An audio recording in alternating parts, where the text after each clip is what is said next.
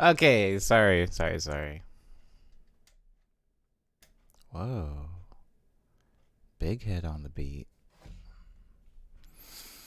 Welcome everybody.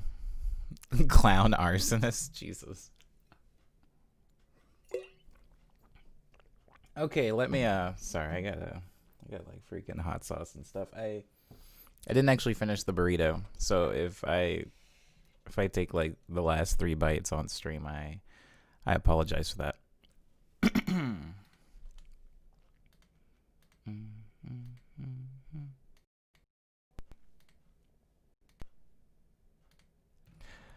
Oh, right. Hold on. Here we go. Okay, I have Fruity Loops open. Let me make some quick adjustments so that my computer doesn't attack me.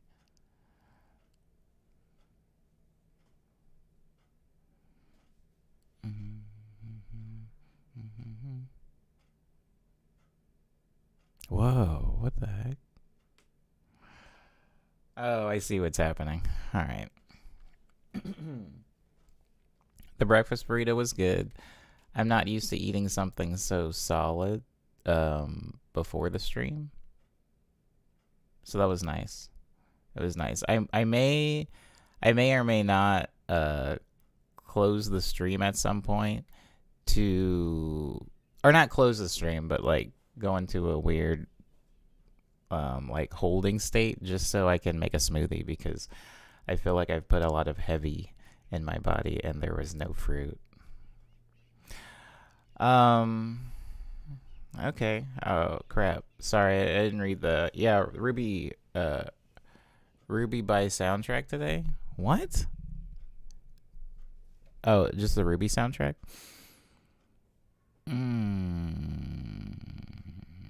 Normal clowns will suffice. So this was a thing that I was already kind of making like late last night. I may make a couple more like stabs at it. Let me mute some of these chords because I did like the drums. The drums here. Ew. Now that I'm hearing that kick on headphones, I hate it. That's so weird. Stuff sounds so different on headphones than it does through my monitors.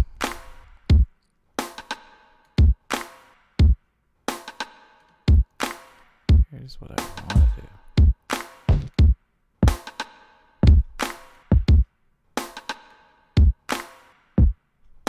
Ugh. Even worse. Wow. Oh, okay. I see what's happening. It autocorrected to buy. What's V7, Dar? You're not always wearing headphones when you produce? I'm never wearing headphones when I produce. Absolutely never. I never wear these things.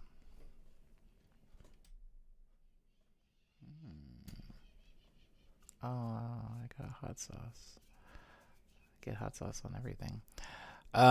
No, I don't. I don't wear headphones when I produce. I don't wear headphones when I'm recording things. The only time I wear headphones is when I'm streaming, when I'm doing the production stream. Okay.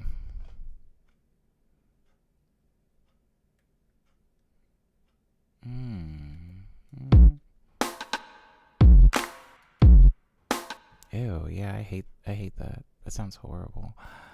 I'm gonna sub this kick out for. I should have just left it out as it was. Hold on, I'm gonna go back to as it was, and then I'll just edit that kick.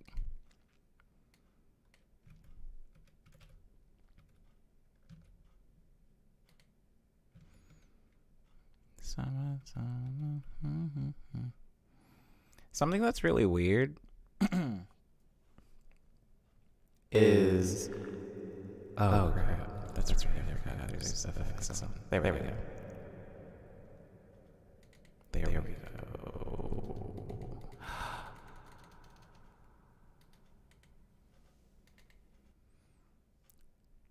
Hold on. I have to restart everything.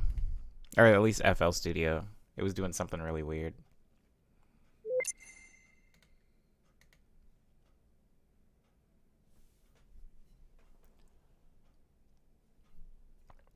You know, something really interesting happened yesterday when I was working on music. I had a bunch of, well, not a bunch of, I guess I had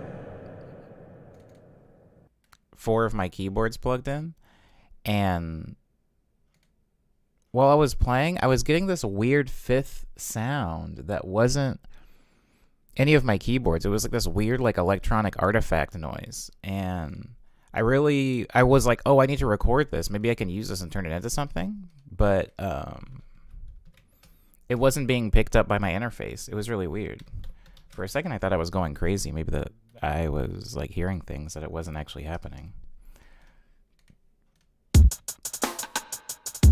Yeah.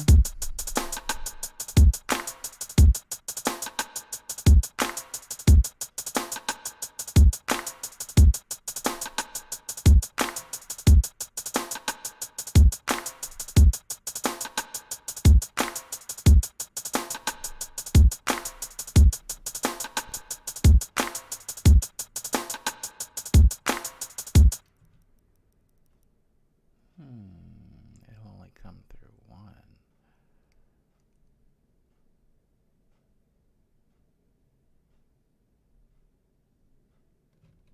It's worth trying. Okay. Hello, Chibi. Welcome. Yeah, I can't do that. Hold on.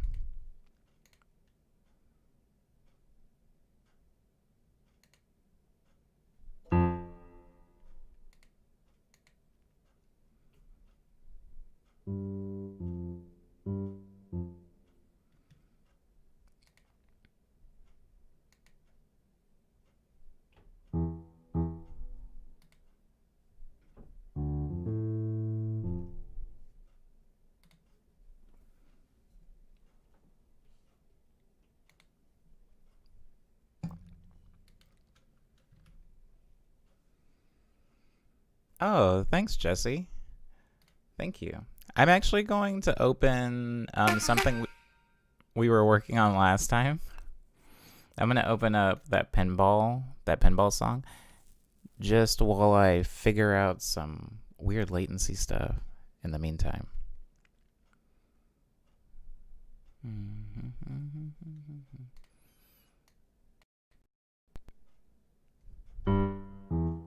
Oh.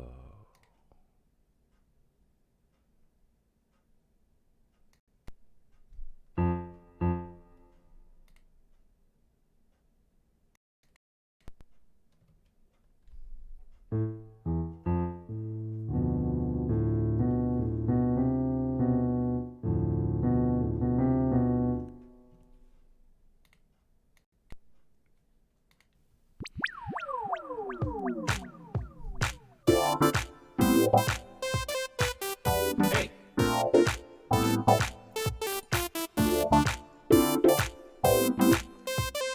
Ah!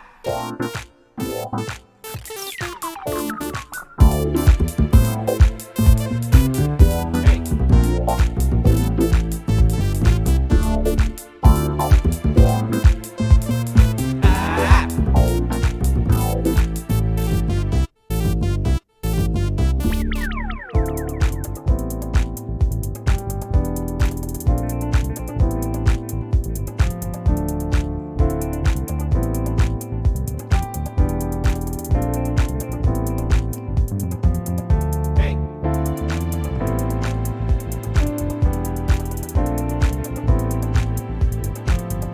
Hey. Hey.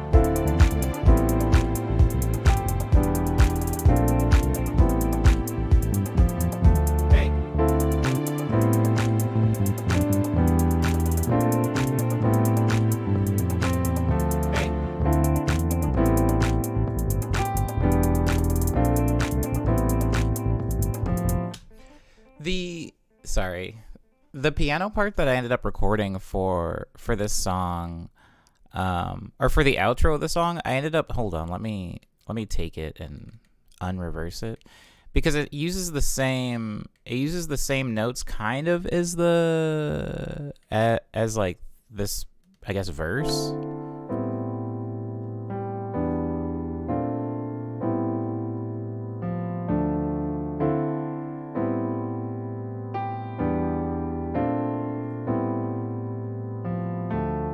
It uses the same notes as that. But it kind of hold on, expands on that idea.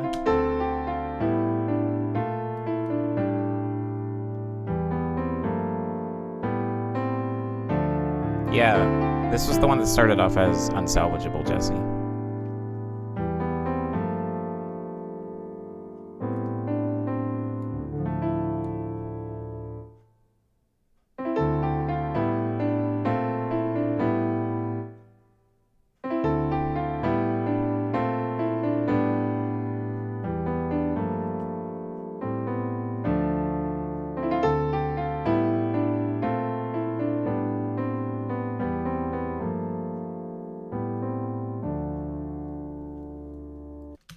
But I ended up actually moving it and playing it backwards.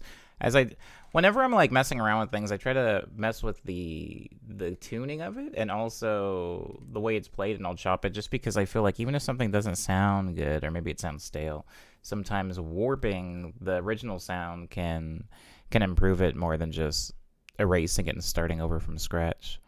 I hope you're enjoying vacation though, Potato Gaming.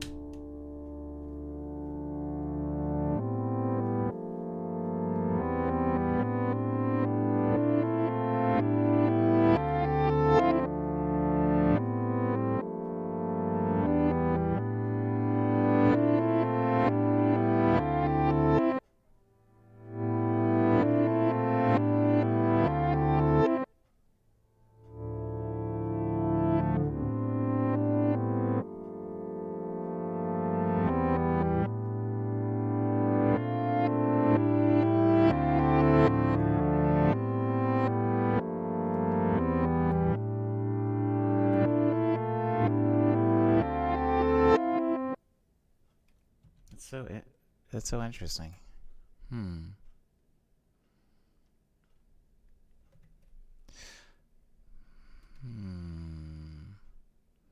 Hold on, guys. I'm gonna try something really quick. Let me know. Let me know in the chat if you can or cannot hear me. Yeah, just give me one moment.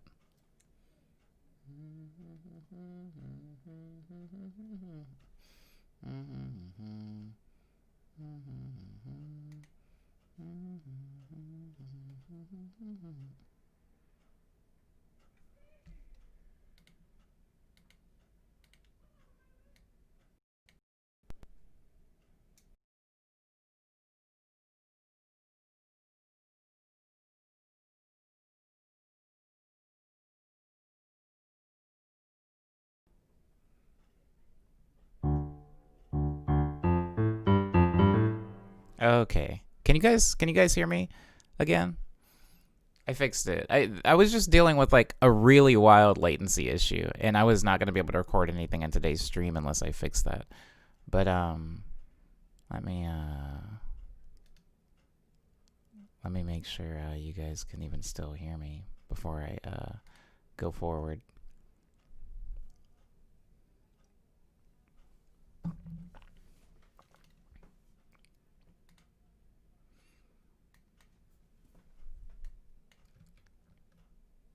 Okay, cool. Oh my god. Guys, you have no idea. Well, some of you actually might have an idea. Working with like latency is like whatever, but working with latency in music is so like crippling, and I didn't want to have to do that.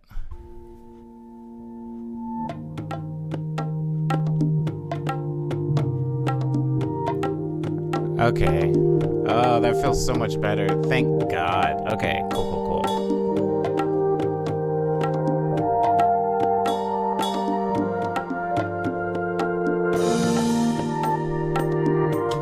So some of you will remember this track. This one started off as like more of a lo-fi hip-hop vibe.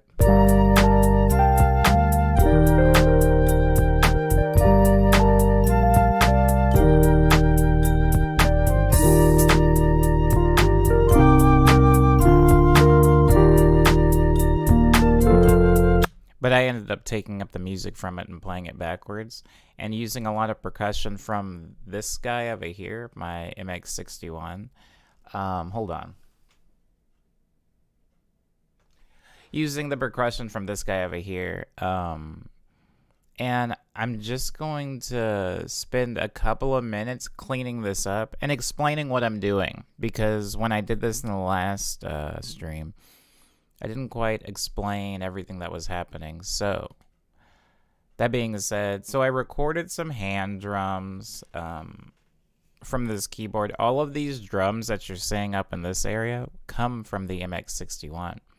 However, since I played them live, I do want the, like, what's the word? I want them to not be exact, like, on perfect time, but there is some things that I still want to clean up. I want to clean up some of the timing just so it's not super sloppy, because I'm hopefully going to be taking this thing, this build,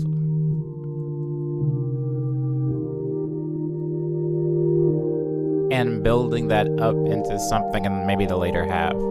And so in order to do that, I'm going to need solid percussion to like give the, I don't want to say illusion, but create the emotion of rising. Because I'm not just going to throw like a random riser on here. Somebody says dirty keys. I'm not exactly sure what that means.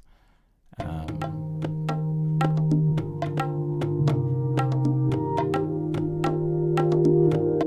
on. That's sick. How did I do that? Is that coming from you?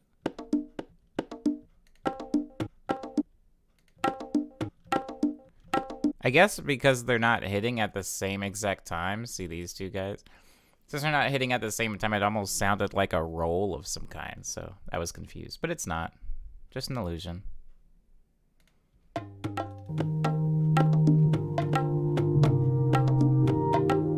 Oh, sounds like an actual band. Dirty Keys sounds like an actual band. Oh, I said I was gonna clean something. When I said clean up, what I was talking about was cleaning up the performance on some of these, because as you can see these lines here, these grid lines. None of these drums happen exactly on the line. Like if you zoom in close enough, they're all pretty far off of them, and I'm okay with it being a little bit off because that's human. But I mean, I don't want it to just sound out of the beat of the song.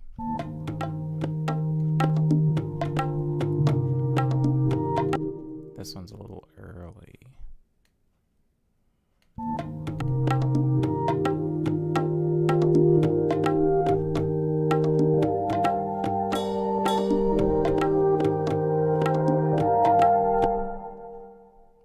Metronome really quick.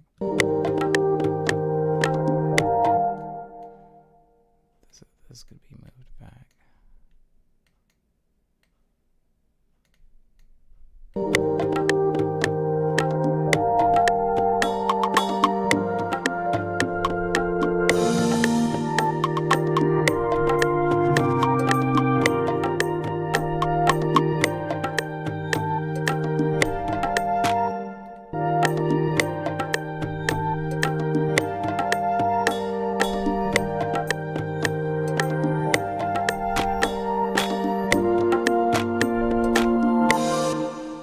I think I could loop at that point, maybe.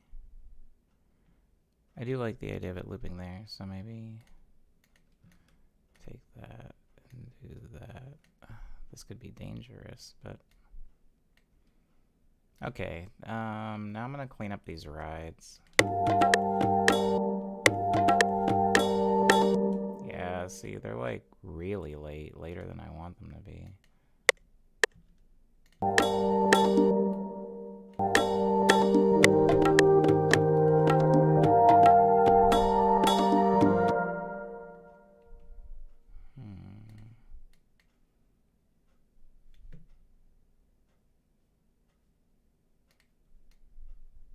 Whoa. Oh my god. I'm so impressed by human rhythm. Okay.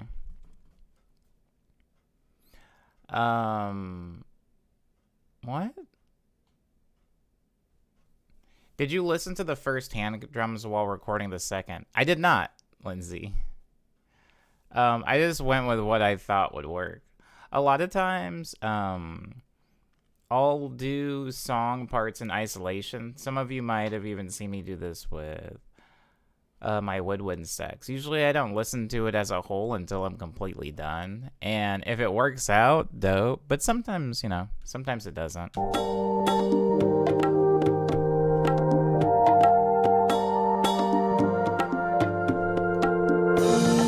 There we go. That feels weird. Hold on.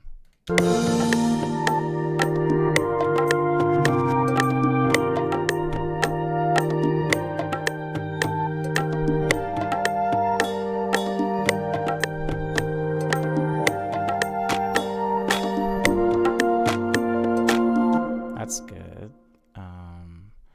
Just gonna turn down these rides actually and go down to this sound now. Yeah, that's way too loud. I call it knock.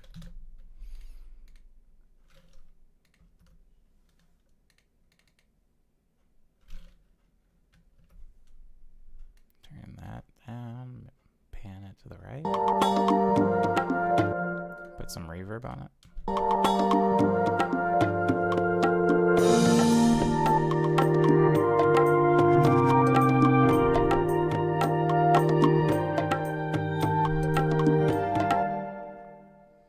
Maybe. Wait, hold on. Yeah, one of those is really early. Yeah.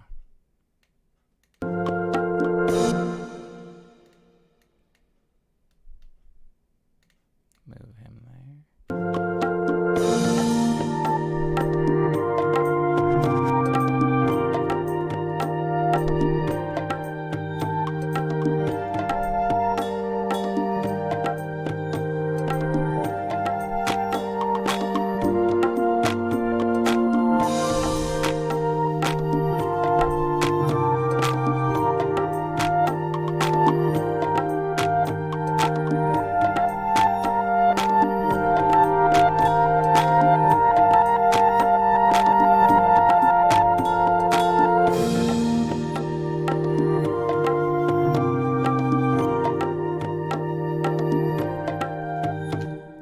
Dar's telling me to wear headphones more often. Why, Dar?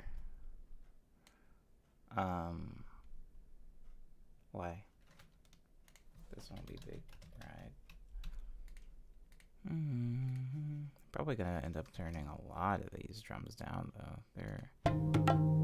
I like where the hand drums sit, but not necessarily anything else. Thanks, Cause.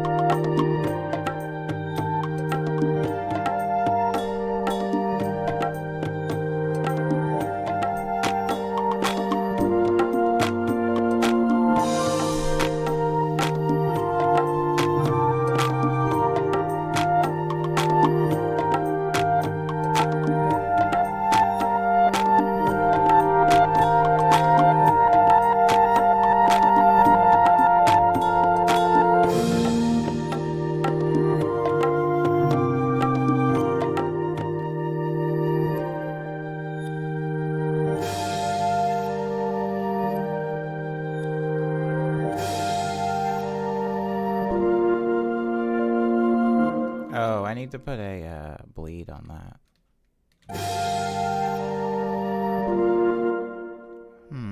Somehow that didn't have the effect I wanted it to. Smooth bleed. Yeah, there we go.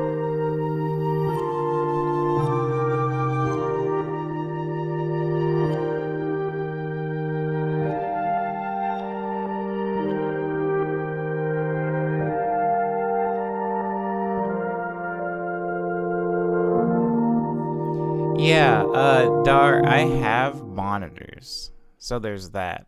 Here's the thing, Dar. Um, not all headphones sound the same.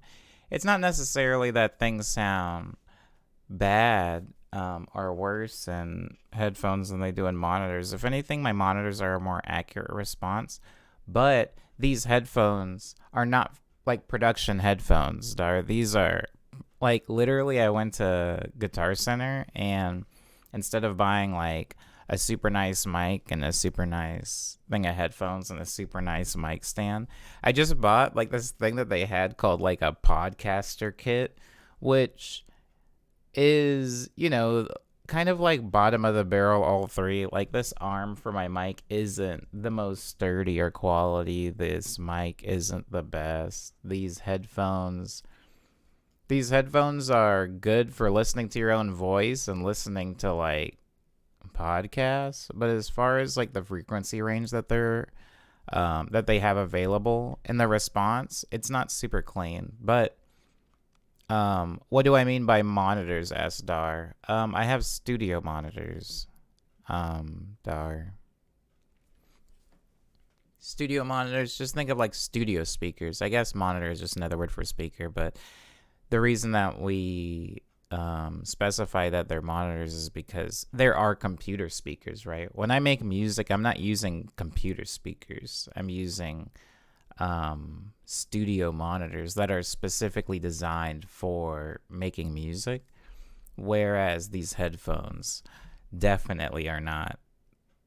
Production headphones are not cheap, by the way. Just in case anybody on the stream was like, yo, I should think about getting some production headphones, just know that those things are a pretty penny.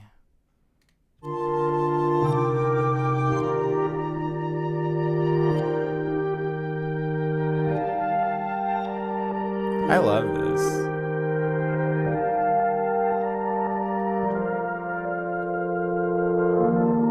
Did you make a song out of the one you thought of that got stuck in your head at Medley 178? I'm gonna be real with you, D. I do not remember Medley 178. I don't even remember Medley 188. But Dar is saying I did, so that's so cool. Wow. I'm very productive, I guess. Okay, guys. Does anybody on the stream? I'm gonna dilly-dally a little bit, but if anybody on the stream has a song they want broken down before I get into actually creating a new song, now would be the time to bring it up.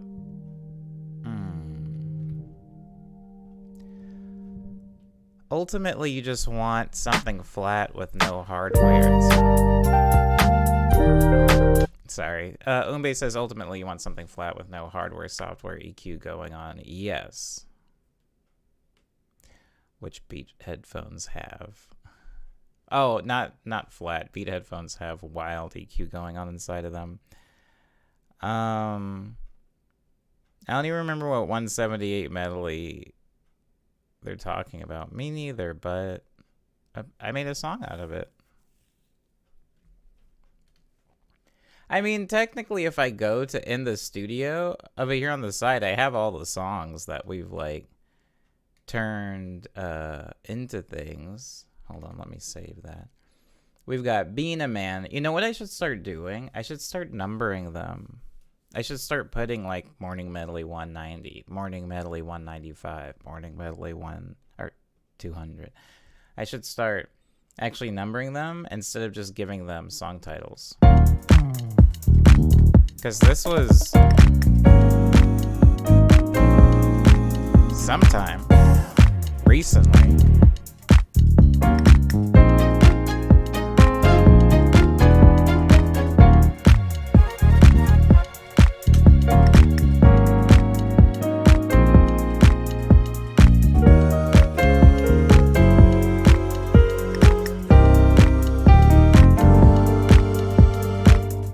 By Raycon, says D. Raycon.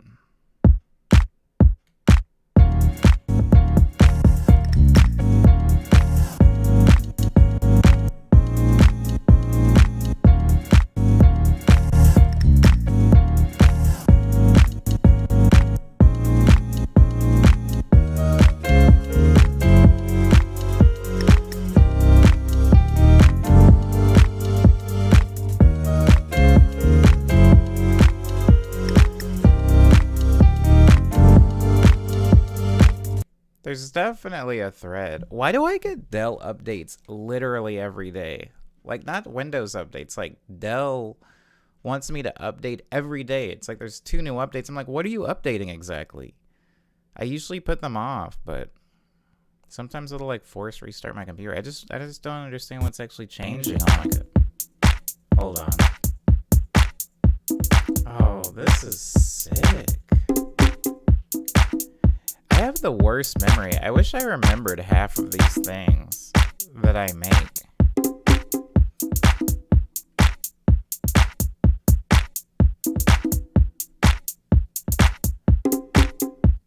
Oh, I remember this. Doom, doom, doom, doom, doom, doom, doom, doom, doom, doom, doom. Yeah, I remember this song now.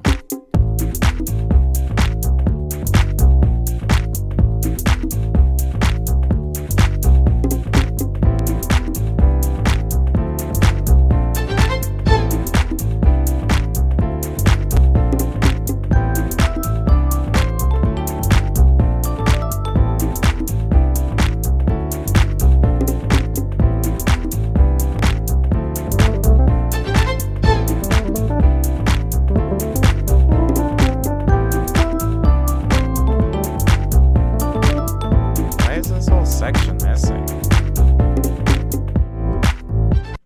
Oh, never mind. It just moved up.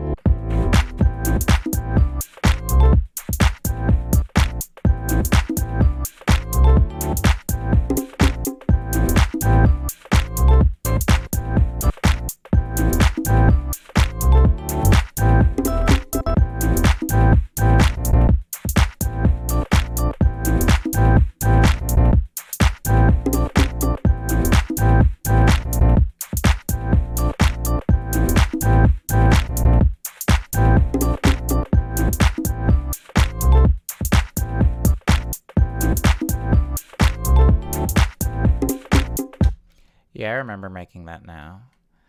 Huh. Okay. Potato Gaming's out of here. Goodbye, Potato. Thank you for being in the stream, even for only a moment. It's been in like an hour.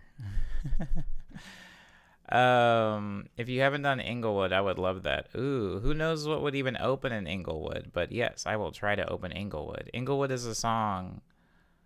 Inglewood is it was a fun song. I feel like my vocals for that song won't open, but we're gonna try it. There's an Inglewood in a lot of places, Dar. There's an Inglewood in New York. There's an Inglewood in Los Angeles. Well, yeah, there's an Inglewood, I believe, in Illinois. It's a pretty popular neighborhood name. There's a song that sounds kind of like that in Trackmania. I've never played Trackmania. Thank you for the compliments for anybody saying they would like to see me paired with Atlas. But the reason that likely will not happen is something... Listen to me coming in with the like Debbie Downer news. Something that I think a lot of people do sonically, but they don't think about business-wise, is they're like, yo, this person makes music like Final Fantasy music. They should hire him. And the reason that won't happen is the reason why you would think that song sounds like, I don't know, a Persona game or something, is because there is music similar to that in Persona.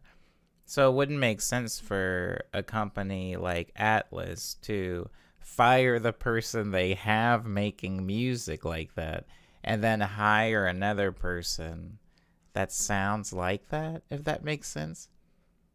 Does that make... Business-wise, it makes sense, trust me. Like, why would you hire me when you clearly already have somebody doing that job so well that they have, like, iconicized that sound? It doesn't make sense professionally. Hey, what's up, Wildflowers? But, why did I open this? This isn't... Oh, this is the stupid thing again. I'm gonna try to open Inglewood now. So...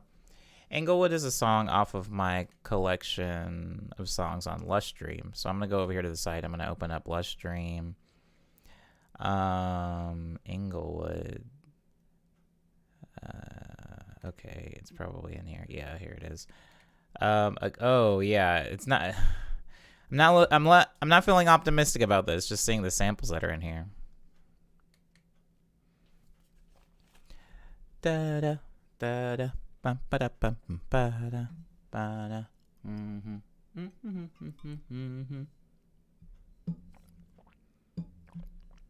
Uh-oh. We've got some errors. I get I get the logistics of it and why it wouldn't work, but putting two things I like a lot together is a fun idea. Absolutely. I totally understand that. Absolutely. I get why anybody says that when somebody's like, yo, Omni, your music sounds like Animal Crossing. They should hire you. It's like, I get it. At its base, it's like just a compliment. But it's like, of course, they're not going to hire somebody that makes like the poor man's version of their own music. Whoa. Hold on. I think everything opened. So the first thing I'm going to talk about, guys, is this sample. For those of you that have heard my song Inglewood, you recognize that. But for the people that haven't,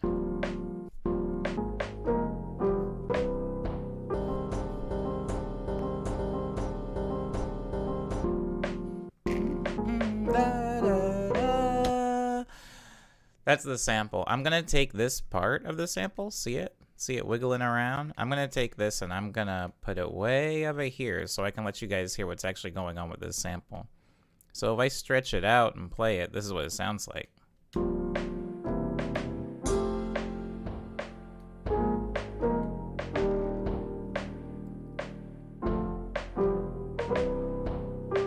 Yeah, it's a I mean, if you can see the text on it, it says it's a signal sample. This song.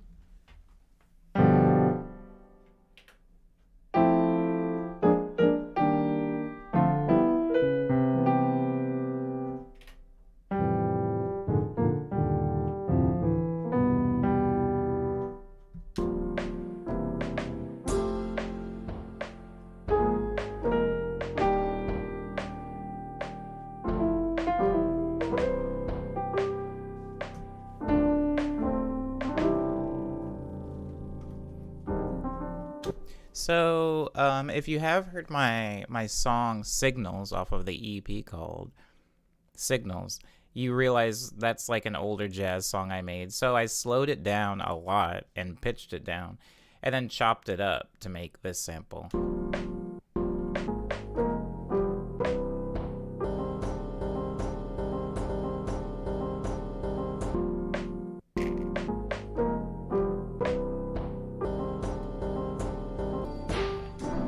Then I put drums on it. Halftime drums, just a kick and a rattle. And then I go 4 on the floor kick.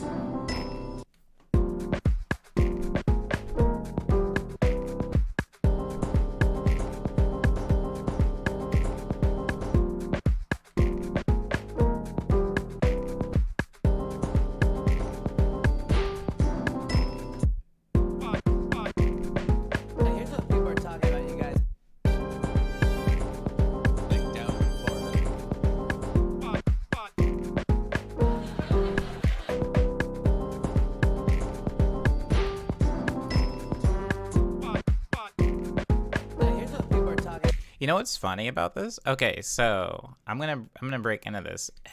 For some of you that know synths, this will be familiar. There's a little synthesizer called it's made by Teenage Engineering. It's called an OP1. And oh, I'm glad that you didn't recognize it, Lindsay. I did something right. For some reason, I didn't think to chop and screw the samples I use from my own tracks. Yeah, you know, why not? It's yours. You own it. Do whatever you want to it. But speaking of things that we do not own, somebody sent me, somebody came over and they had the OP1. Jesse knows what the OP1 is. The OP1 has a function on it where you can pick up random like radio signals. It has like an FM transmitter where it'll pick up broadcasts, and you can like use those in in your I guess compositions. So a friend of mine came over and had the OP1 and was like pulling up a bunch of random stuff, and mostly I used it for risers. But there is like this really cool one that sounded to me like people laughing. And then later, after like picking through the sound file, after like way after I used it and the vocal bits in the song Inglewood, we were picking through it because it's all like one fat waveform. And I was picking through it and I was like, you know what? That's Jimmy Fallon. That's like an episode of Jimmy Fallon. And I felt really bad because I was like, this song's already been out for like 6 months. And there's just straight up Jimmy Fallon in this song. And like, now that I know it, I can't unhear it. It's like very obviously him. And so I went back and I opened up the song and I even named it Jimmy Fallon. Like I named the thing like Jimmy Fallon, the sample. And I still feel weird about it, but he is in the song, as is his crowd. His crowd like laughing or applauding or something. Anyway, y'all have fun with Inglewood. I'm microwaving rice, says GB. Word up, word up. Word up, word up. Yeah. The OP1 looks nice. I have my own personal things against the OP1 because in my opinion, it's not fun to do performances on, but I realize that that's not exactly what it's for. It's not a performance machine. It's more so an engineering machine, like a VST. And when I usually buy hardware, I want to be able to use it like a drum machine or a keyboard, like my MIDI fighter over here. And so that's why I don't have one. But it got me Jimmy Fallon down. Where is it? There. Here. Here's what people are talking about, you guys. That's Jimmy Fallon. Down in Florida. That's obviously Jimmy Fallon. That's Jimmy Fallon's crowd laughing. Here's what people are talking about, you guys. I mean, he sounds gross, but that's clearly him. Anyways, this is Inglewood.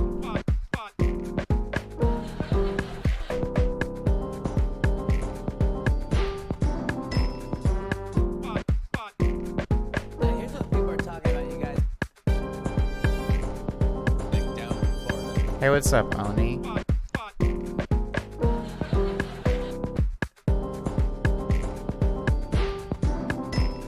So this part is just, even if you look up here towards the top where the signal sample is, it's just being chopped smaller and spaced out more. That's the only difference.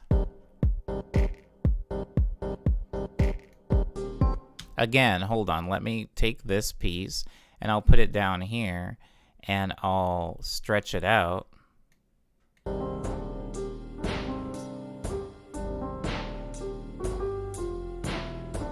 That's what it sounds like stretched out, chopped up.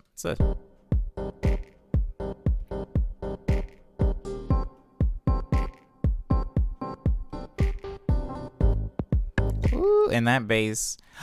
What is this? Oh my God. Guys, this is a morphine bass. Since when?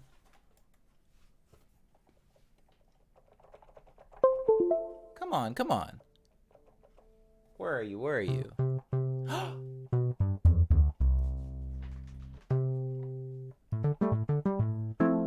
What?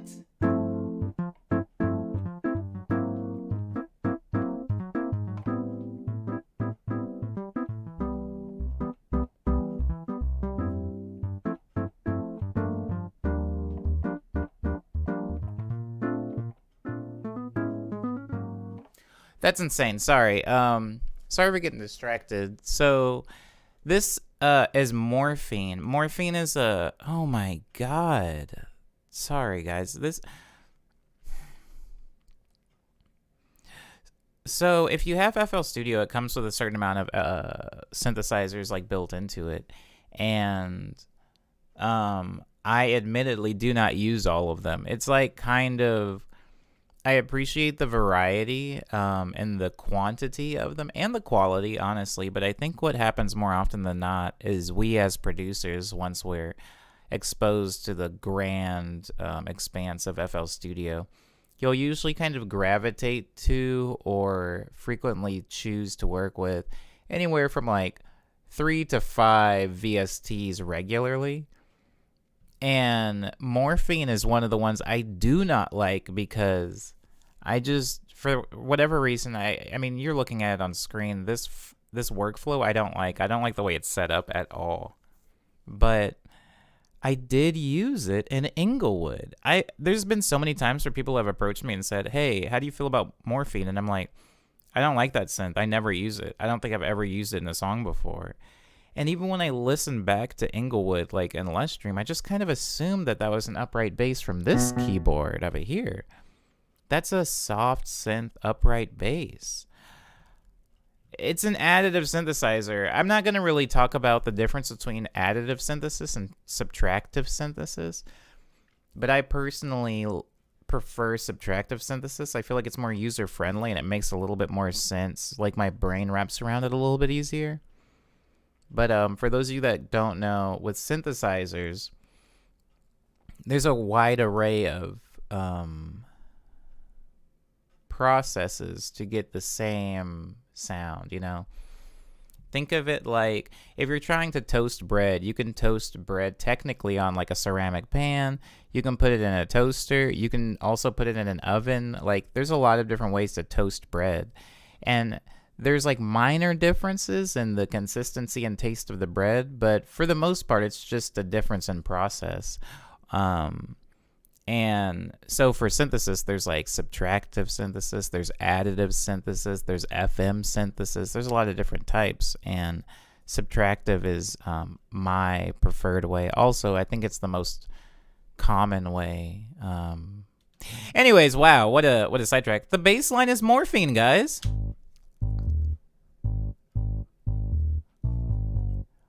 Oh my god. When I hear it like that, it doesn't sound like an upright bass at all, but somehow in the context of like the jazzy sample, it tricks me.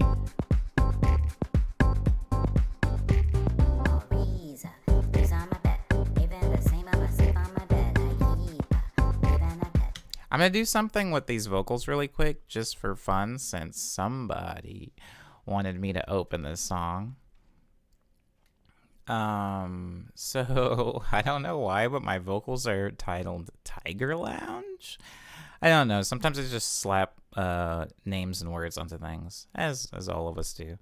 But these are my vocals in the song. Please on my bed. Even the same, I'm asleep on my bed. I keep living at that. Something really funny about my vocals is you can hear me tapping on my desk in the background of the vocals because I was just trying to keep time because I didn't have headphones then. So here's how I would record vocals, and honestly still do because I don't use this mic to record vocals, or at least I haven't yet.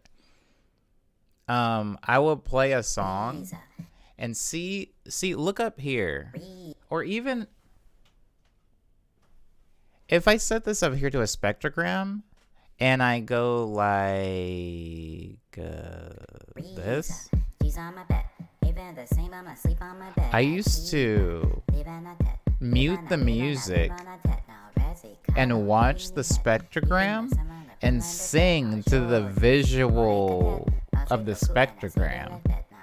I would use that to find the beat of the song, because if I played it through the speakers, it would pick up the music in my vocal performance. And this was before I started going into the closet to record my vocals, especially like jokey vocals like this. I was like, I'm just going to put this on my cell phone really quick. And so what I did was watch the spectrogram and just like beat on the desk to keep time, which is why you can hear like a faint tapping in the background. She's on my bed, even the same, I'm asleep on my bed. I keep living at that. Live on a tet now, Razzie, Carlo, Fipini head. If you must have on the phone line bed, aujourd'hui, Moleka tet, Mousy Boku, and I say bed. So, the vocals, let's say the lyrics. The lyrics are a mix of English, gibberish, Japanese, and French, and not like sensical things. I'm just saying nonsense, effectively, but I'm gonna put it down here really quick and try something. I'm going to put it back down to its original pitch. G's on my bed. Even the same, I'm asleep on my bed. I keep. See, like sleep on my bed, I keep Even the same, I'm asleep on my bed. I keep. Live on a tet. Live on a tet. Now, Razzie, Carlo, sleeping the head. Vivi me sama the phone line bed. Aujourd'hui. Today. Aujourd'hui. Mole catet. Mousy boku and I say bed. I hear beaucoup in there, which is a lot, which just means a lot in French. Anyways, it's gibberish. It's gibberish, guys. There's no, I know, what's girl's name? Reliever transcribed all of the lyrics and was like, I need to put this up on Genius. And I was like, well, I mean, you can. And it was really funny to me, but I was like, the lyrics don't mean anything. I really don't want anybody to try to like find meaning in the Inglewood lyrics. It's just gibberish.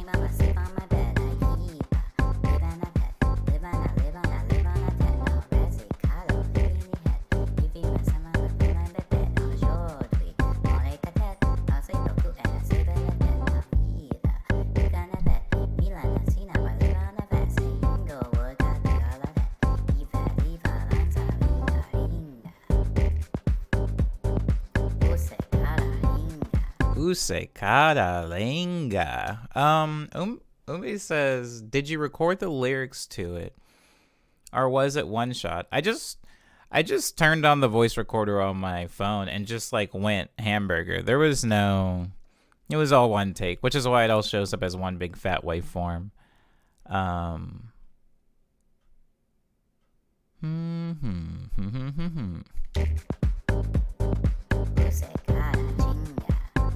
Usekada Jinga. That's sick. Oh, I forgot there is a little Rhodes piano solo in here.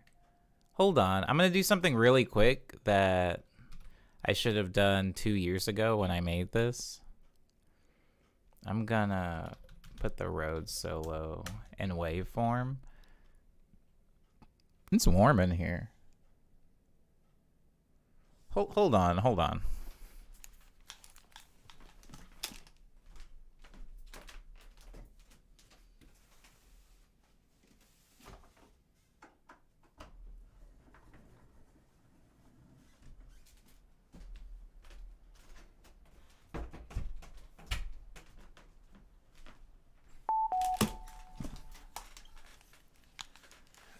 Okay, sorry. Wow, that is a world of difference. I'm just gonna put the Rhodes solo in here.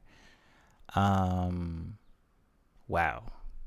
That is long. I was looking at this thing yesterday because I was having a time. I was looking at a documentary about the song Take On Me by Aha. It was just kind of like the making of, and although like I know enough about the music industry to know when I'm being like kind of sort of lied to.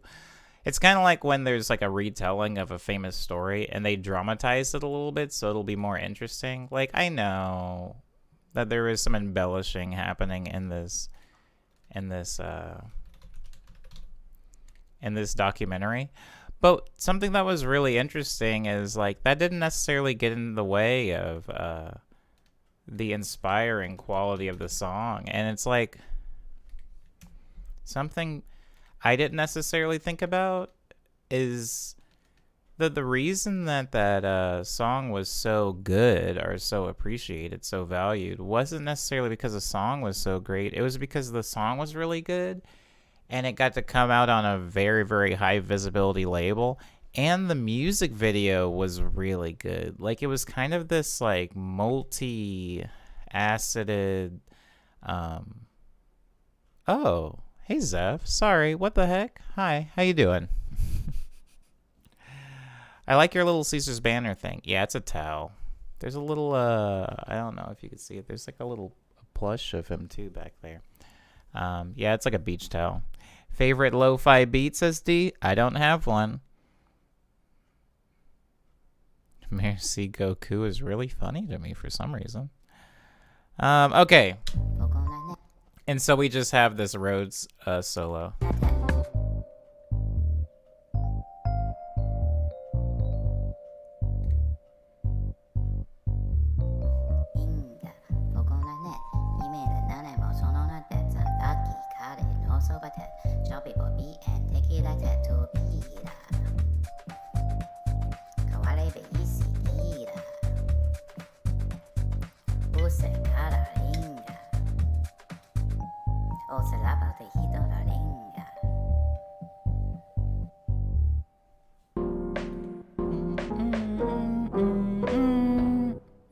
That song's fun. It's very to the point.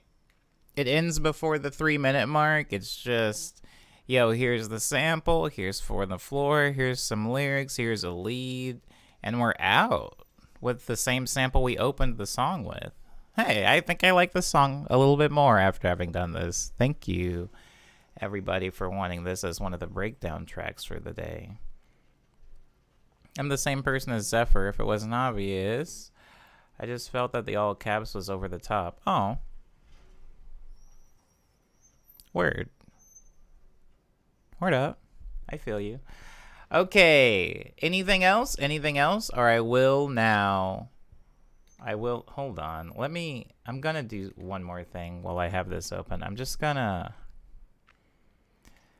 make sure these vocals are saved in the Fruity Loops file, because 59, 1323, 59.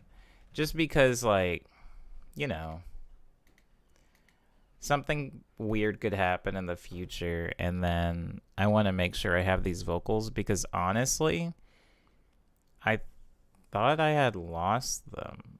I didn't think they would show up. So I'm just gonna do some really quick salvaging of this. Put him in there. Go in there. Vocal, call it Tiger Lounge. Oh. And save that. Oh, what? Oh, no. Did I just ruin everything?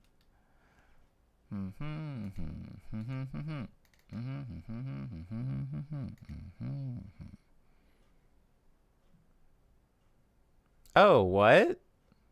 Huh. I have no memory of doing that, but that's cool. That's cool. Okay. I'm checking. Have you broken down Not on My Watch before? I have. I think I might have done it in just the last stream or the stream right before that, as far as the production ones. Can you make the Signals sample its original pitch? I'm just curious how much of Signals is left in the chops.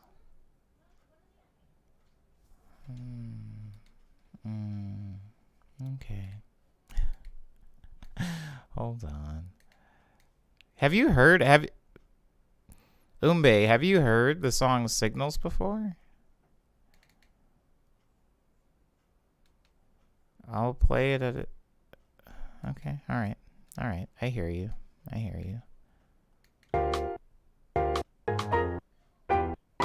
Those are the chops at that pitch.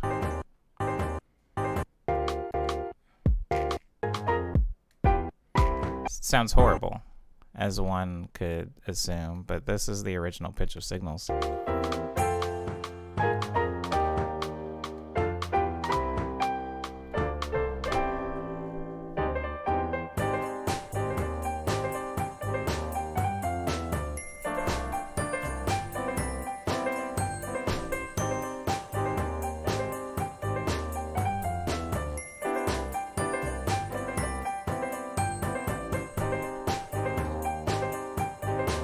Button Willow would be another one. Okay, I'll do Button Willow, but then after Button Willow, I do need to start producing something. So, Button Willow was also on Lush Stream, so let's go Omniboy, Lush Stream, Button Willow.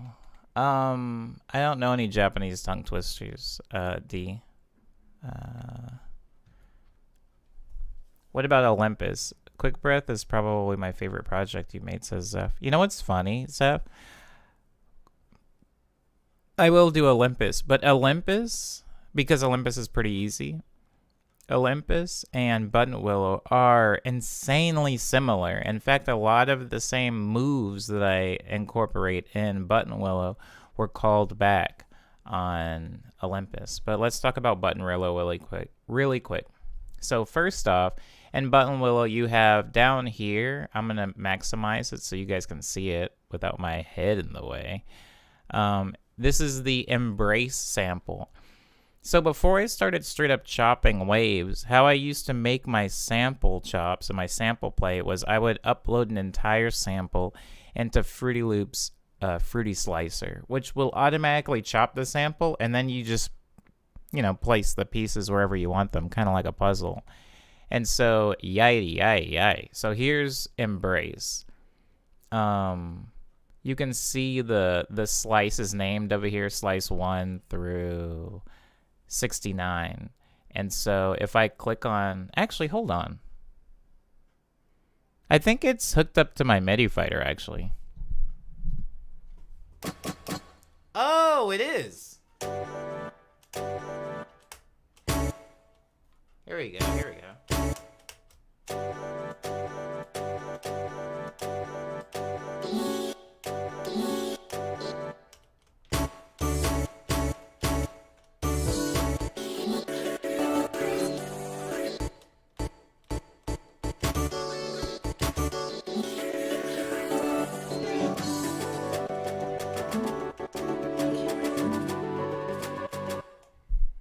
You get it. Anyways, I had all of the pieces chopped to a MIDI controller like I do here. And then I just played it out. So you can see where a lot of those sounds appear in MIDI right here.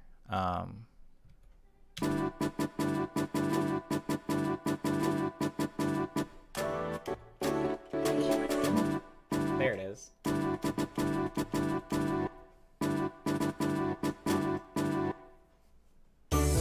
That's so funny, actually. It starts higher.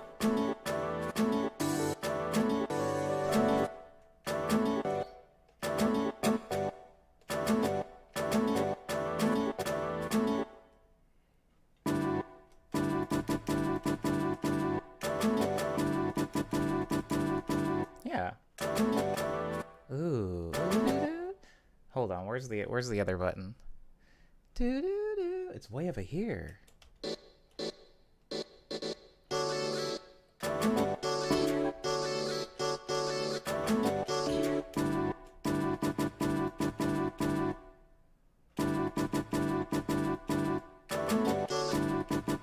Anyways, sorry, I'm not going to play the entire song live here, but that's how I chopped up Embrace. Now, if you don't know my song Embrace, I recommend listening to it. That's where this whole chopped sample comes from. It's a song that I wrote with another artist that goes by the name of Academy Garden. So I'm going to go more through this chopped sample really quickly.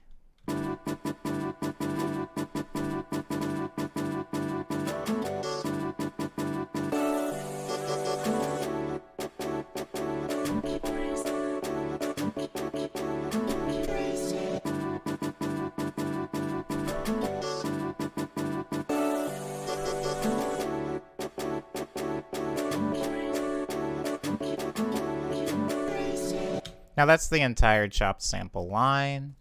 Yeah. How long did it take you to get so fast on that MIDI button thing? This is called a MIDI Fighter 64, for anybody that was wondering what the actual name of it was. I see your videos on it, and it's super impressive every time. Well, how long did it take me to get good at it? Not very long. Something really interesting about the MIDI Fighter is that you can play it in a lot of different iterations, right? It's not like a piano where I'm going to say a piano is two-dimensional. It's kind of more one-dimensional, but technically I could hold one backwards in my lap and play it the other way, which would be weird, but you can technically do it. However, the MIDI Fighter is a little bit unique in that it has a lot of different ways you can play it. I would say that there's 8, right? You could play it straight like a square on all 4 sides, or you could play it on like a diamond where the corner is facing you, and then you can do it all 4 sides. Now, if I just had this the MIDI fighter hooked up to this like a saw sound, you can see the orientation of the MIDI fighter. You can see, hold on 1 second. I didn't actually know how I look in this. Oh, you can kind of see it, but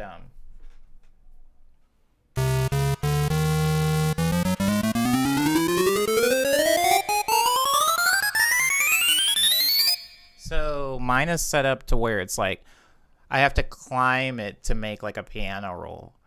And then I just messed around on it. The same way I taught myself how to play a keyboard, Zeph, I just messed around on it.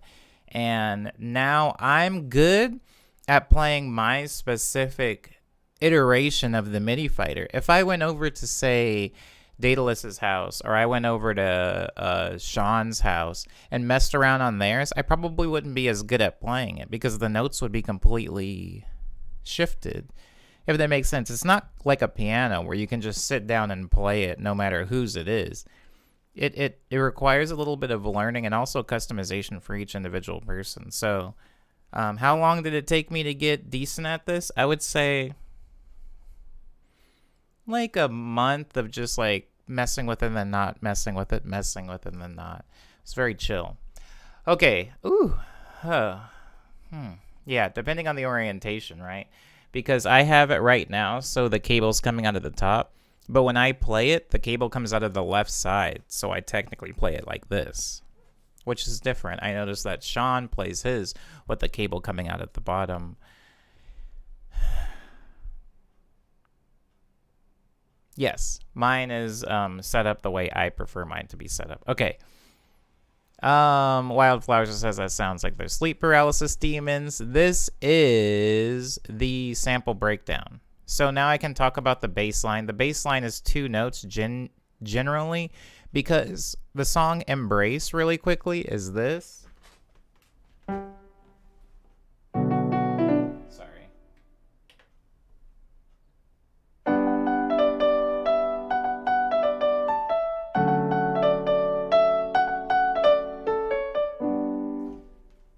So it's only 2 chords. The 2 chords from the song are this and this. And so if I play this bass line, the first note is going to be for that note.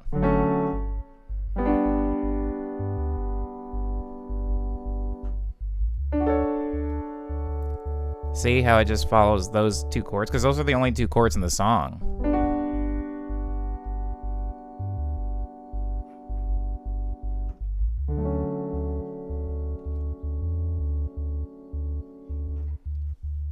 Okay, you're gonna put that bass line on top of that sample. It sounds like this.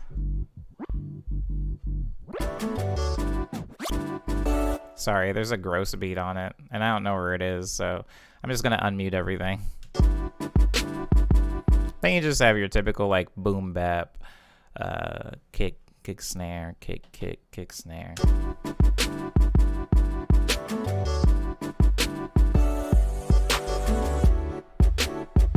Now, something that's really important to bring up right now is if you listen to the sample is of the entire song Embrace. So there's some drums in the sample. You can hear like a side stick. Hear the drum?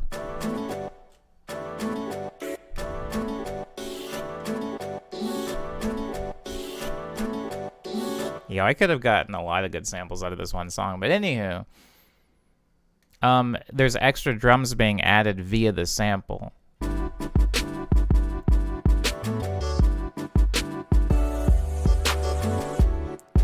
I add a bell melody here.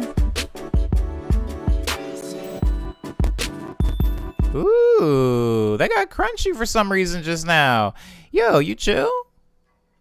Chill. I don't know why they got so crunchy.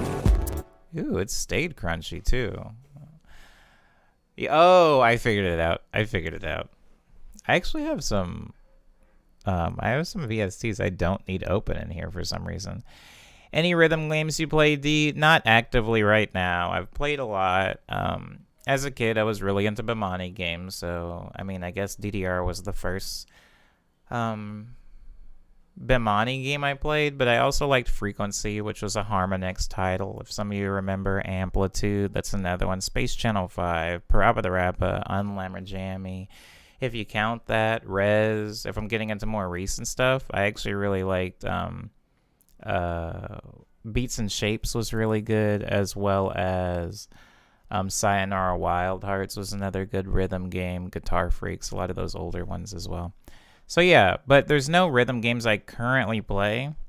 I think the last one I played was probably that Hatsune Miku game a few months ago, but I wouldn't say I regularly play any rhythm games now.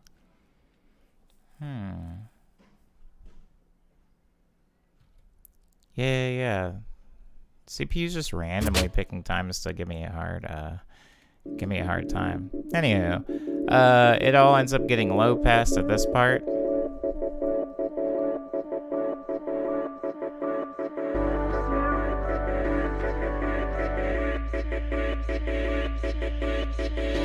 Whoa, how do I do that, actually? Where's that second sample coming from? Because this is just repeating this part. Where's that second part coming from? It must be with the bass, maybe? It's not. Where's that second part coming from? Sorry. Oh, it's up here. It's up here. Oops. Yo, where is that gross beat? I'm gonna kill it. Always remember to label your stuff, guys. Don't be like me. I just don't be labeling stuff a lot of oh, I found it. No, I didn't, actually. This is just me and Academy Garden's voice.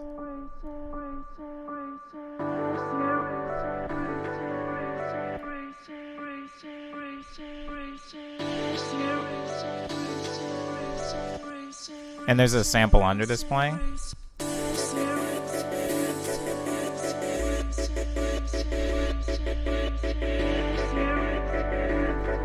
And then I throw in the kids saying yay sound effect, except it's backwards, which was a popular riser I used.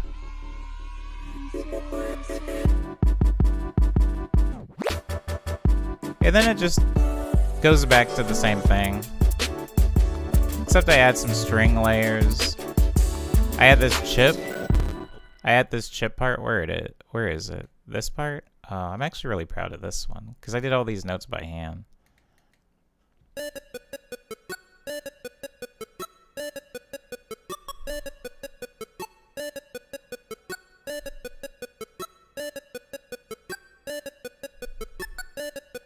And that's 3x everybody.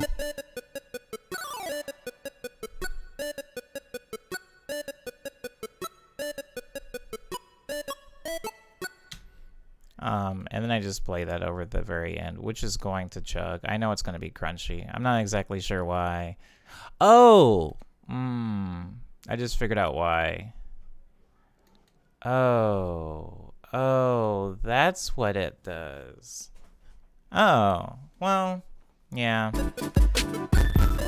It's because there's like 3 instances of demo version of Contact open.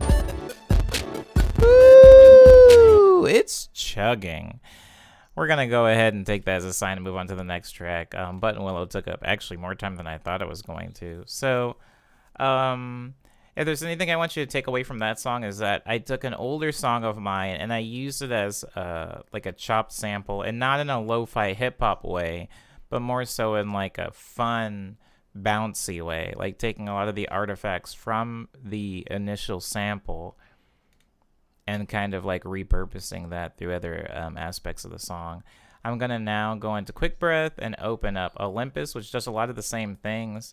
Olympus was heavily influenced by my time in Japan. This was actually the first song I wrote when I got home from my Japanese tour. I was like feeling kind of weird about what to actually write for a pretty long time. And oh man, there's this really cool thing in Tokyo, guys, called Tokyo Dome City, which it's like there's an There's an arena there. Oh man, sorry. There's like an arena there, and there's an amusement park there, and there's just like all these restaurants, and you can't really see it when you're riding up in the train. It's like you're in the train, at least the line that I was on. You're on the line and you're kind of underground-ish, and you're seeing like all these like buildings, like apartments. You're like looking directly into like these people's windows, seeing people eat. It's like apartments, dark, dingy. And then you just kind of emerge, and the first thing you see is like this huge roller coaster, and then this big dome, and it's like, yo, where am I? Is this Disneyland? And it's just right in the middle of the city. Like, it's completely surrounded by like office buildings and stuff. Anyways, this was inspired by that kind of big reveal, and I called it Olympus because of its kind of like juxtaposition in my head to the like majesty of the mountain of Olympus when people like. Anyways, this song is called Olympus and uses a lot of the same techniques in filtering and chopping a sample that I use in Button Willow. Now, the old sample for Button Willow was made from a song I have called Embrace. This sample, I'm going to play the first section of it. Woo! There's a lot of reverb on that. Hold on. For the sake of me showing you the evolution of this, I'm going to turn off that reverb. And now I'm going to play this over here. So that's what the sample sounds like. It's this guy, this big orange guy up top. Now, if I extend this, you can hear a few like sucking sounds. Those sounds are the sound of a snare backwards. Whenever you hear anything like that,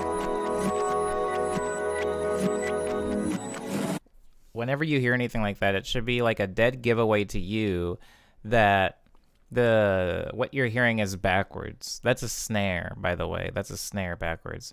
Really quickly, Zeph says people sleep on 3 exhausts. With the right effects, that can be really, really nice. Absolutely. I'm a big proponent of 3 exhausts. It's easy on the CPU and very, very easy on the ears.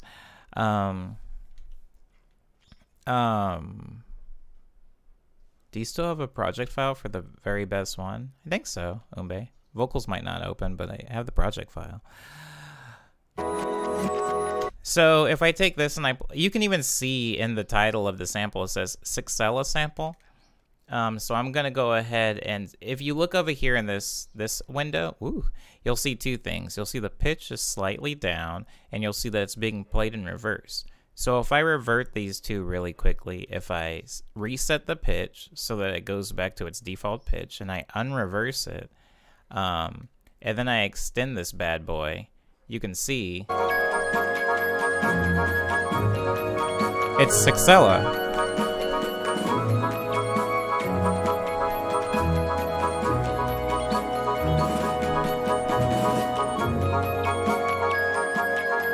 Truly a fun song. I haven't heard this in a while.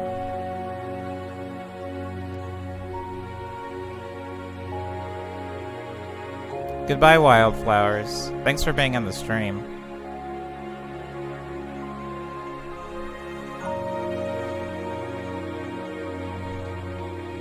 Whoa!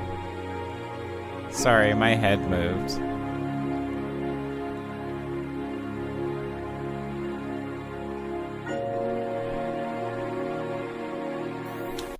Anyways, it's my song, Sixella. For those of you that haven't had that, heard that song is off of my body of work called Daydream. It was originally going to be an intermission track, but I ended up kind of salvaging that and putting it on Daydream as its own like independent song.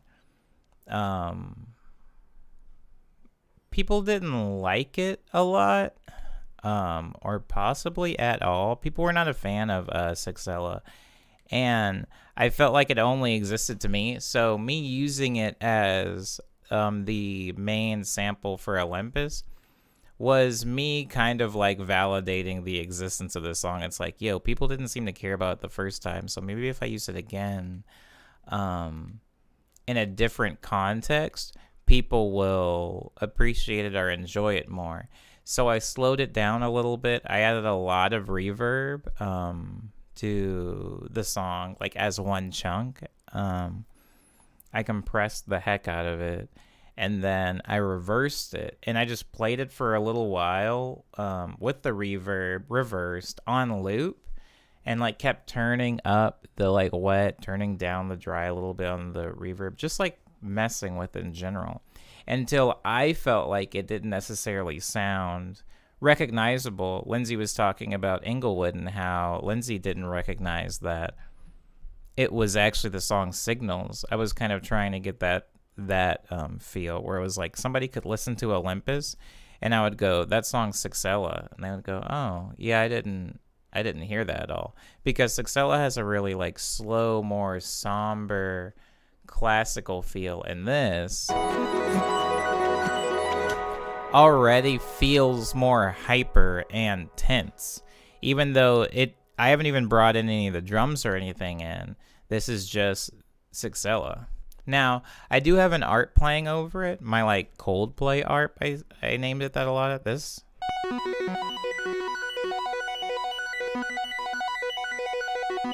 I mean, that's playing over it, but it's not adding so much harmonic information. It's just adding a texture.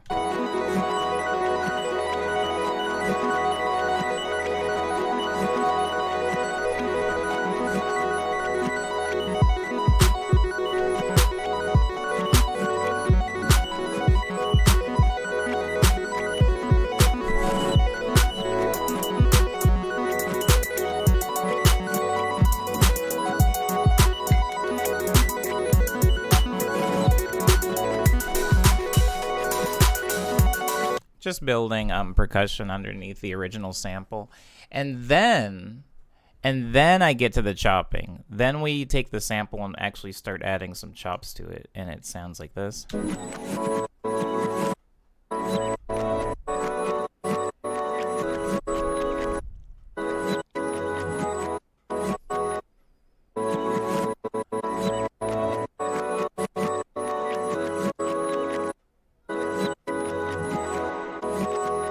So it's 4 chords. I'm taking 4 chords from the initial Sixella progression. You'll see some automation. So there's a lot of automation stuff happening, right? Like you can see these little lines going up and down right here. You can see this.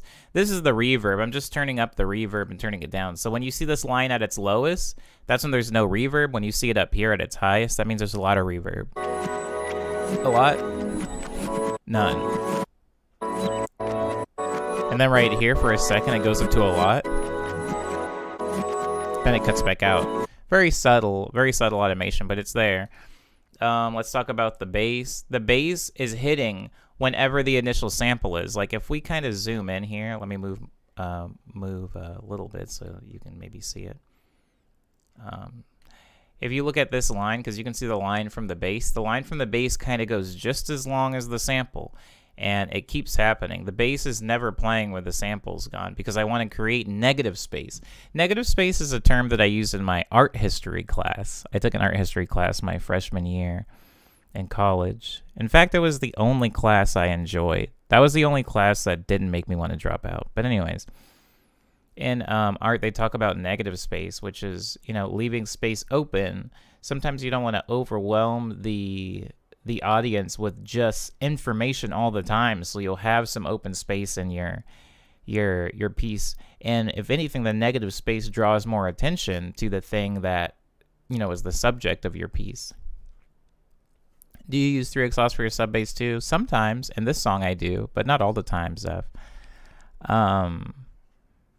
But yeah, talking about negative space, this is the thing I talk about a lot, especially in my like disco tracks. You want to leave spaces. Well, you don't want to maybe, but I want to leave spaces. So there's a space here. There's a big space here you can see between the sample and the bass. There's a little space here between the sample and the bass. There's a little space here between the sample and the bass. There's a little space here. I like leaving spaces because even when you listen to it,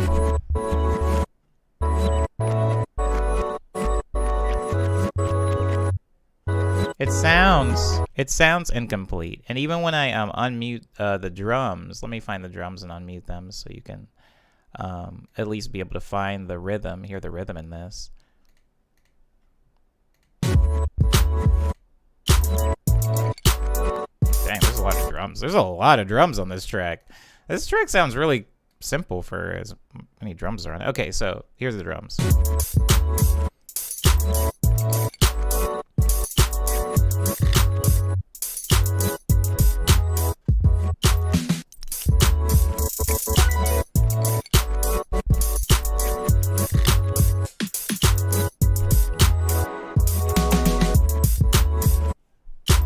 So there's still those spaces. So now that I have all that negative space that I've crafted, I can fill it with whatever I want. I can fill it with whatever I want. So let's start unmuting some of these things, and then we can like pause and call them out. What exactly is happening? So first break, you know, it's a dog bark. That's what I do a lot. So that's the first break. What's in that? But this is the second one. Hear that?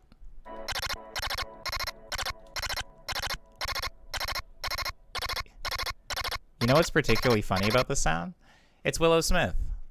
I use this sample of Willow Smith, guys, a lot. And the reason I use this sample of Willow Smith is because, one, it's so finite.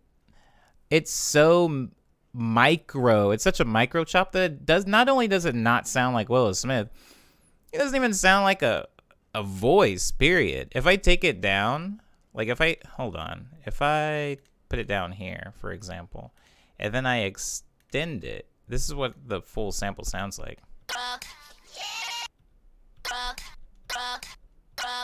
What is she saying? Crunk? Yo, this sample is also screwed to mighty heck. Hold on, let me find. Where are you? Oh my. Oh, here. What's up? That's pretty sick. What's up? Yeah. Ooh, that's such a sick yeah. What's up? Yeah. What's up? Yeah. So I'm taking the from up, Up. and I'm chopping it very, very small. And then I'm like just repeating it. And that's what that sample is.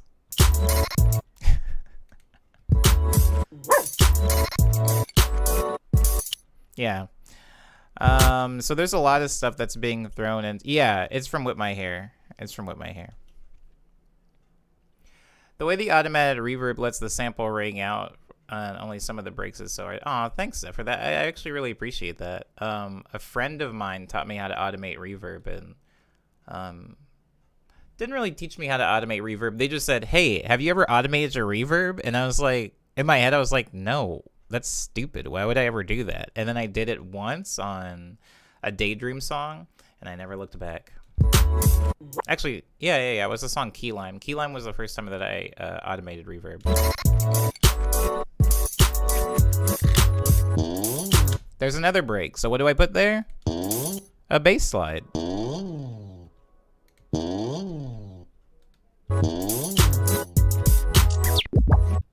Now here's some more break stuff. First thing is a bubble sound, which is 3 exhaust. And then the other sound is birds. Hear that? All these stuff without context don't sound like anything. What is that? That's also Willow Smith? Oh my god! Yeah, what the heck? I don't even... Hold on, let me extend this. I gotta hear what this is. Oh. Oh, word.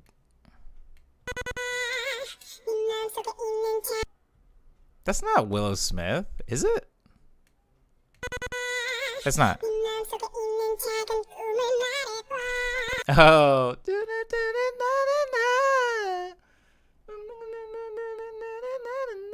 Hold on, I gotta hear this.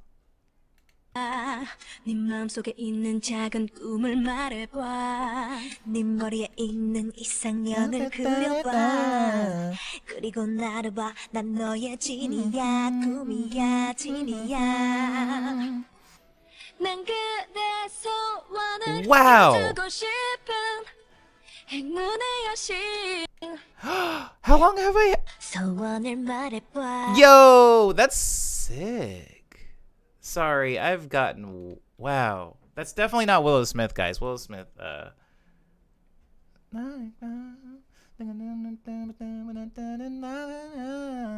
Wow, I used to listen to some weird music. Anyways, I have a lot of random acapellas, and so that before I knew how to sample my own stuff, what I would do is I would take those acapellas or the straight sample of the song, and I would chop it so small that it just sounded like and then I would like put those in random parts of my song. So that's why that's where that is.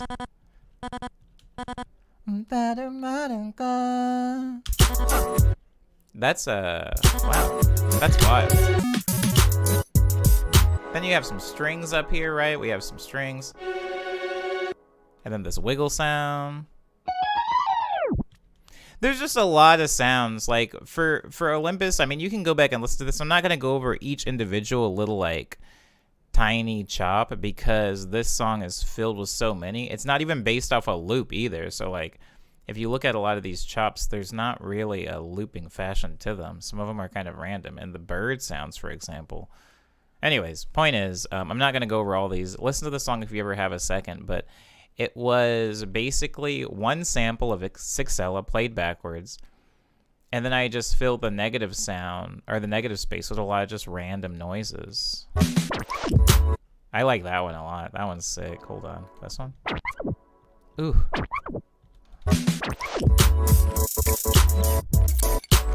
This guy right here.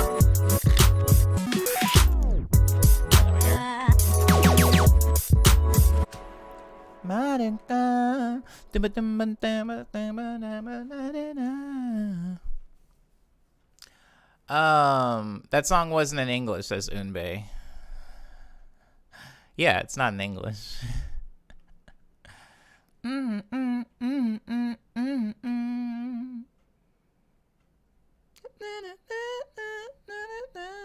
Sorry. Okay. I hope that explains the Olympus song. And then at the very end, I have the Olympus I'm sorry, the Sixella sample ring out with some white noise.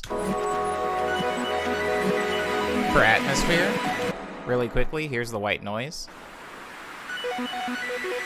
And the art, Coldplay art. Add the Sixella sample. Add some Omniboy vocals.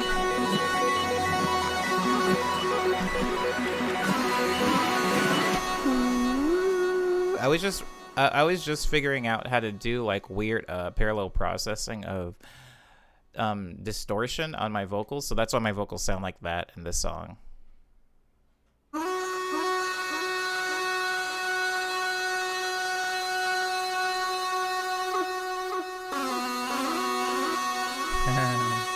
Yeah, it's just my voice. There's no words, just crooning.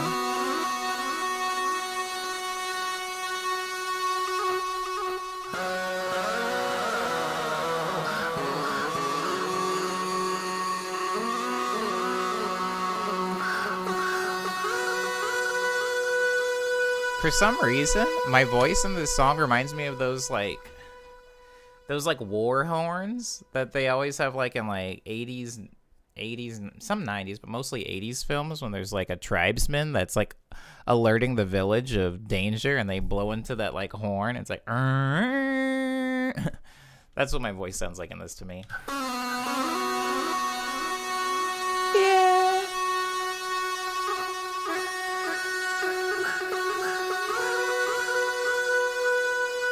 Yeah.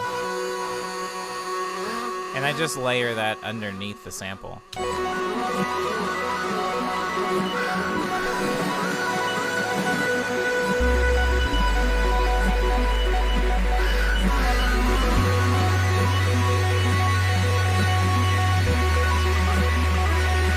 So Zephyr, parallel processing is taking the effects. Okay, parallel processing. I did this in a previous production stream, but I'm pretty certain you were not present. So,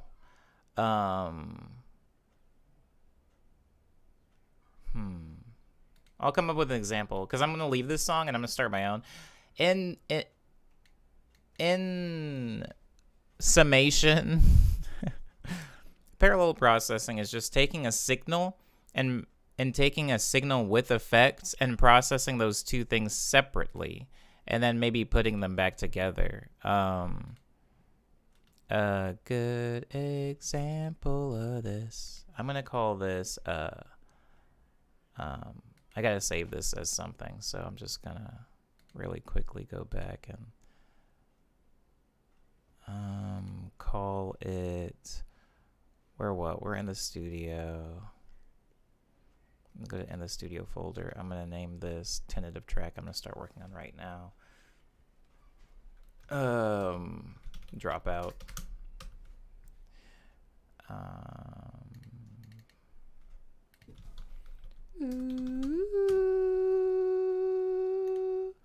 So really quickly, I'm just going to record 3 chords. Just 3 chords.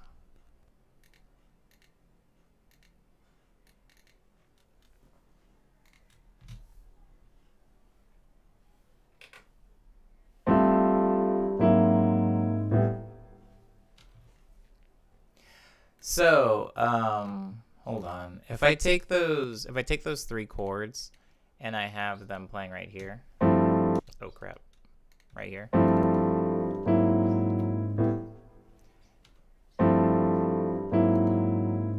And I send them to stop trying to add melody to this. So if I'm gonna try to explain really quickly what's happening on screen, but Zephyr, you work in FL Studio, so I don't really have to explain too much. This is where my piano is. My piano's on track 2. We're gonna make it this color. And it's being sent, if you look down here at the bottom, every track is default being sent to your master channel. But if I send it to channel 5 and I call channel 5 piano reverb, and I color this color, and then I have the reverb there, I can turn down the dry, right, and have the wet only of the reverb. So you can hear some reverb going on, but if I turn down the reverb channel, you can still hear the original signal. And if I turn up the reverb channel, you can hear all of the wet from it. Now, I can also... hold on. Oh. Wrong. But if I take the piano and I mute it going to the master, you can still hear the reverb from the piano, Zephyr, even though you can't hear the original piano. So essentially what's happening here is I have the reverb, or the effect for the piano, playing on one channel, and on the piano channel, I have just the original signal. Now, the reason that this can be important is, say, you want to have your original piano playing, right? Maybe you want the reverb EQ'd differently than the original sample. So doing parallel processing, or processing the two sounds parallel to one another, can allow you to apply, say if I open, you might already know what I'm doing now, but I'm just going to be thorough. If I add an EQ to the reverb channel and I cut out all of the low end of the reverb channel, what this effectively does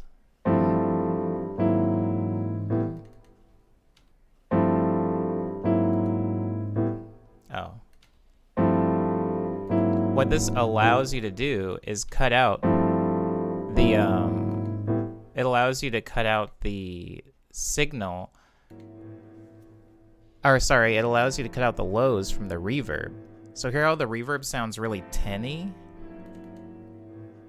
Or you can make the reverb sound really bassy.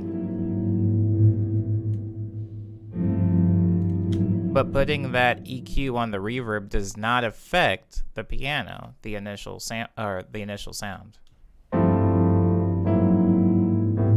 Or you could go to the piano and sorry, didn't mean to put reverb there, but you can put like an EQ on the piano and cut out all the lows out on the piano, so the piano sounds really tinny.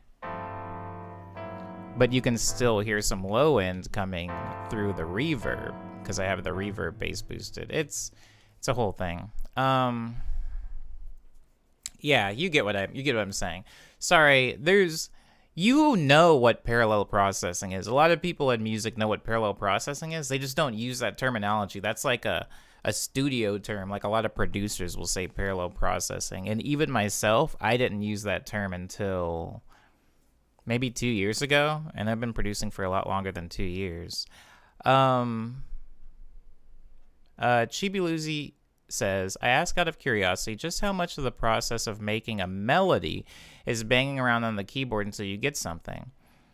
It's hard, but I would say half, I guess. A lot of the times, and I'm pretty sure you've even been in a stream and seen it happen, where I'll already have the melody of something in my head without actually having to just bang around until I find something. There was this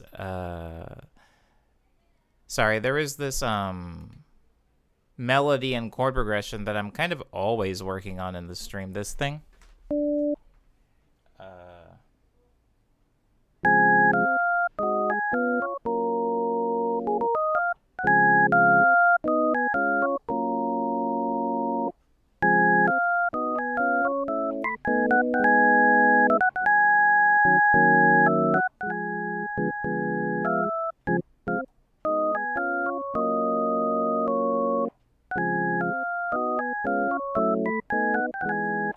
That thing, I knew what that melody sounded like in my head, and then I just had to find it on a keyboard. But sometimes I'll just have like a chord progression, and I'll have to mess around until I get something.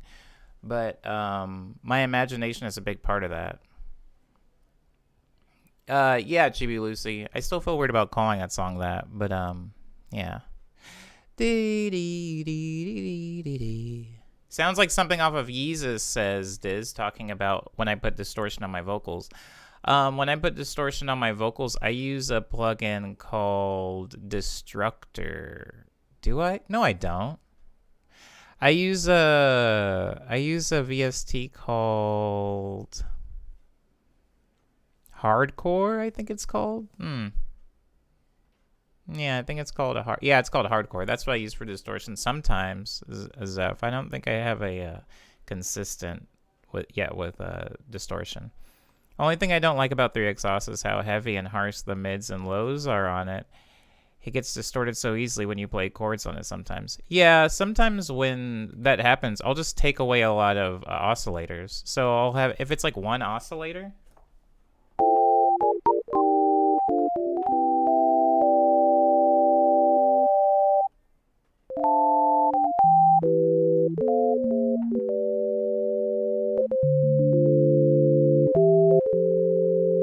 Sounds a little bit better when it's just one oscillator. Or if you do add another oscillator, like, hold on. If I turn this oscillator down and I put this one up and I just make it really quiet.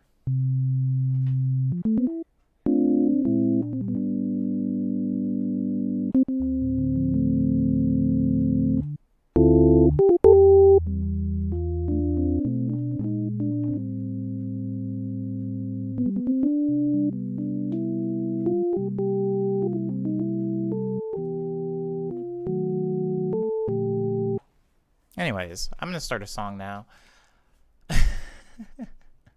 After wasting everybody's precious time. We're going disco. I'm going to keep trying to hammering out this whole like disco thing until I feel like I have a lot to work from. I didn't even know you could tune out, turn one off. I'm tripping, says Zeph.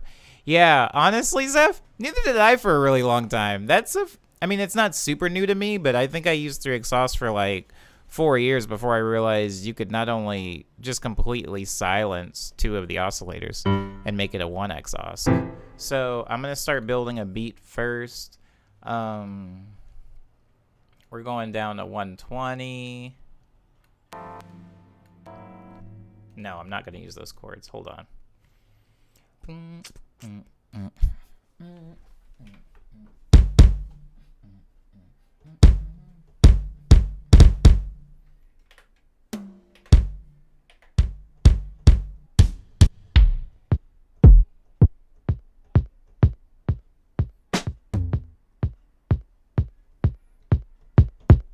I like that kick. It's very dead. Flat response. That's sick. Hold on, let me get that.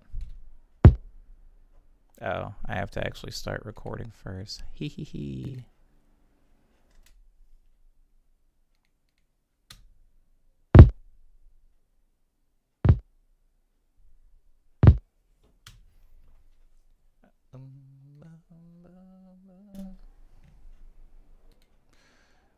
Okay, I'm just going to take that kick and line him up. I want that one. It's not too fat.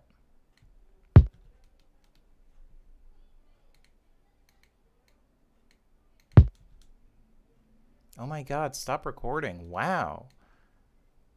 What a problem. Problem child. Okay.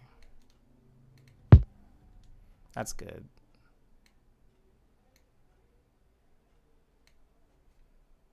That's really good. Yeah. Yep. Yep. Now I just need to get him on all 4.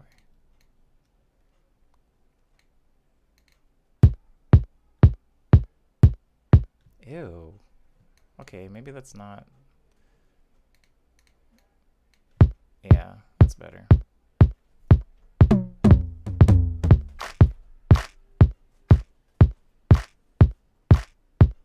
Oh, I can make a song with 3 exhaust chords.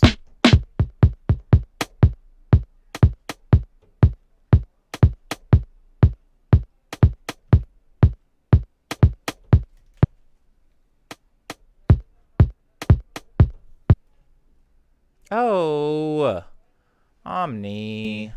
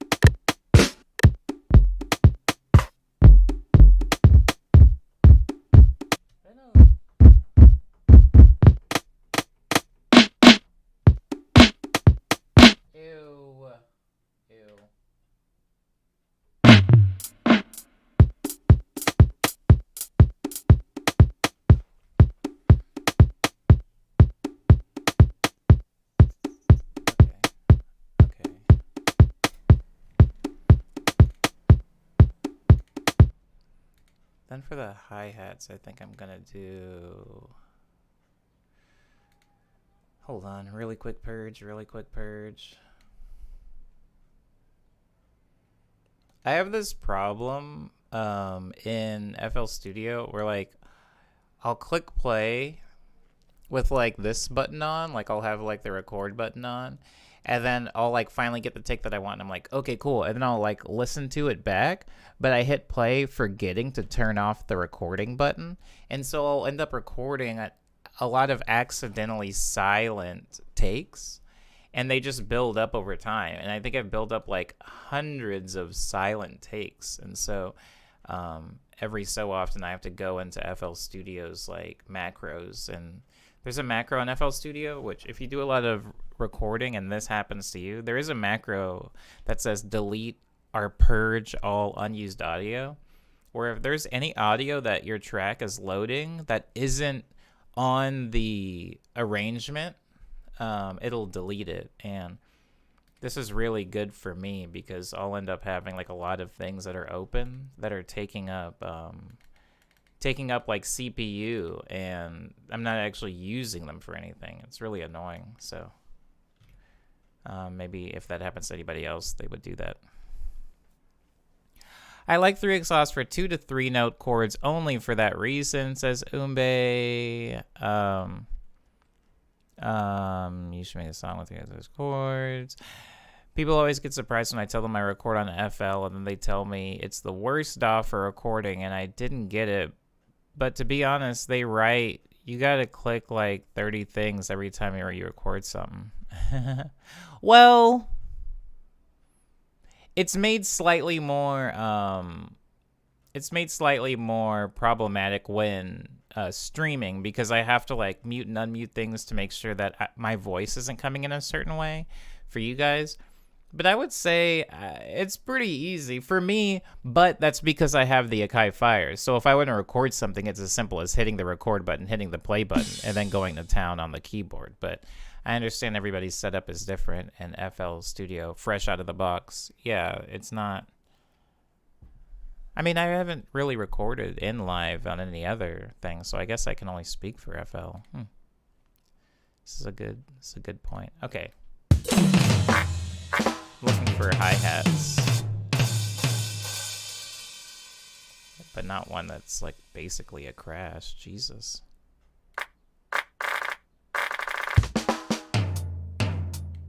There we go.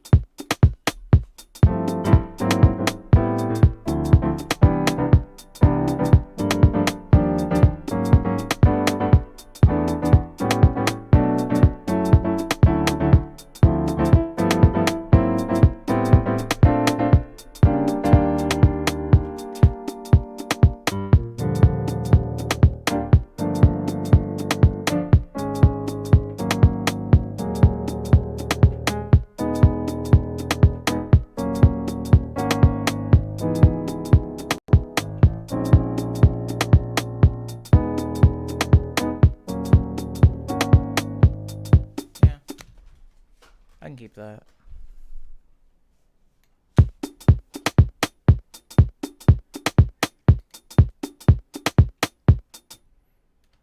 So maybe make it longer, I guess. Do, do, da, da, da. Do, do, bum, bum. And then maybe add like a couple of variations. And then on the fourth one, it'll be like a like a 4 climb. Like that. Yeah.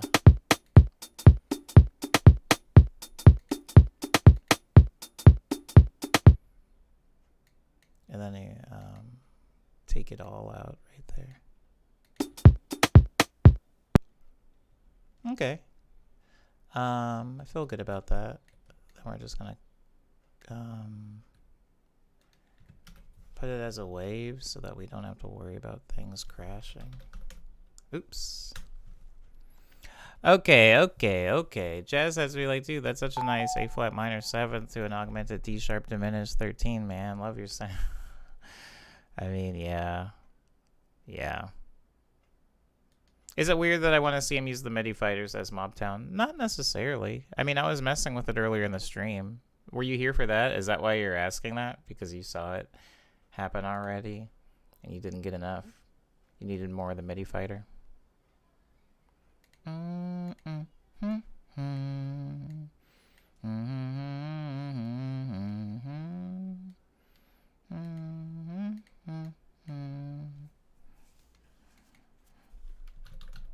just gonna call this hi-hat.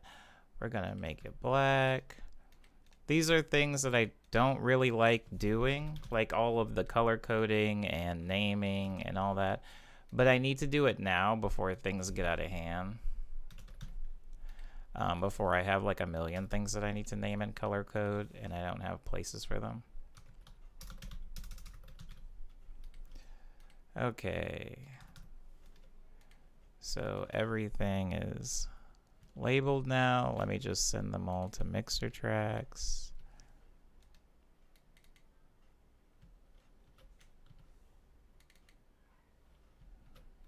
Bada boom, bada bing. We got it. Okay, so move that up. Yeah.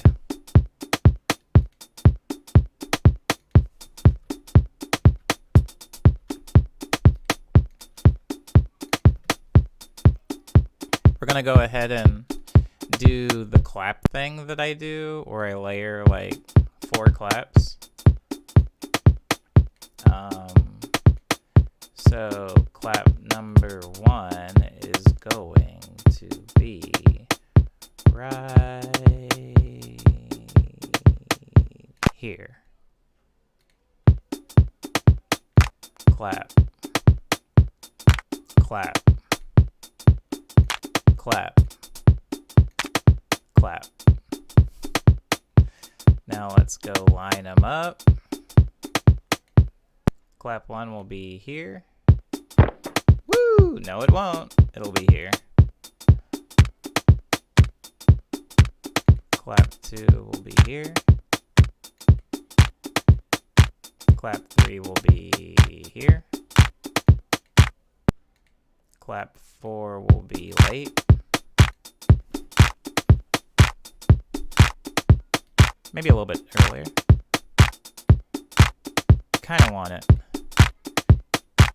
Yeah. Now we're gonna pan the claps left, right, left, right, and we're going to send it to track 7. That way, once they're in 7, we can put a little bit, and I mean, oh sorry, they should not be in 7, they should be in 8.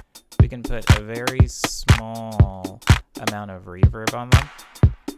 That's way too much.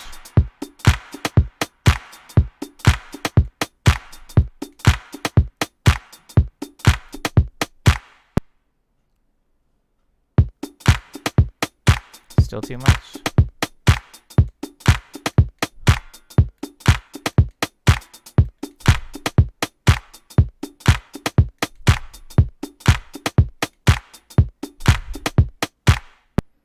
And then we turn it down.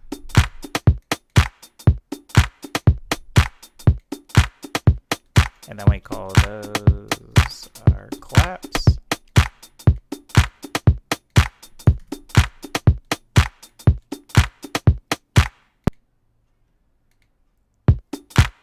Now we're going to, if our contact hasn't died, we're gonna put in a tom here.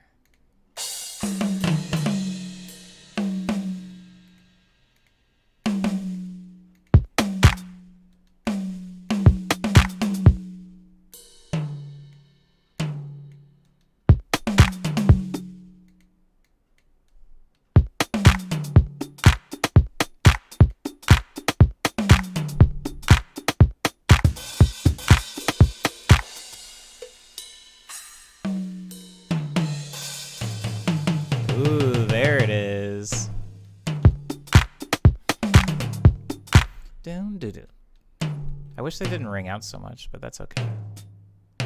Whoa.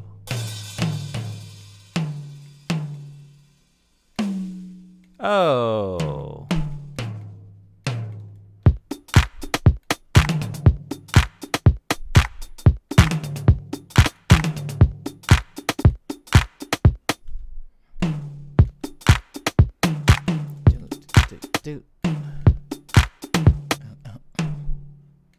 Let me do it like this.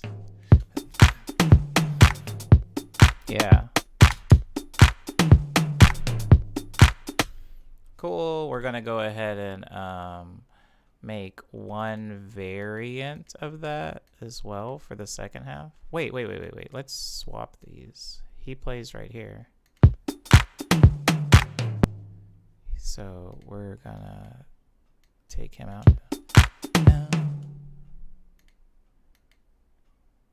We'll put the kid.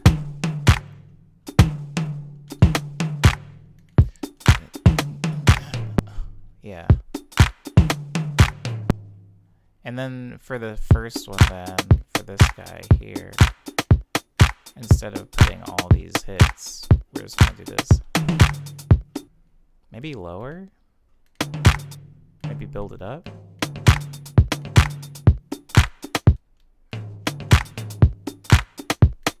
Yeah, okay. Toms. Whoa, Cyber. Hi, Cyber. Hope you're enjoying vacation.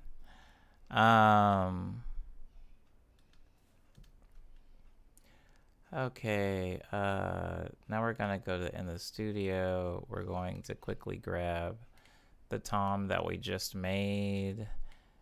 We're gonna sync him up here, and we're gonna call him Toms. Voici, voila, baby. And then we're gonna get rid of contact because he's taking up too much space.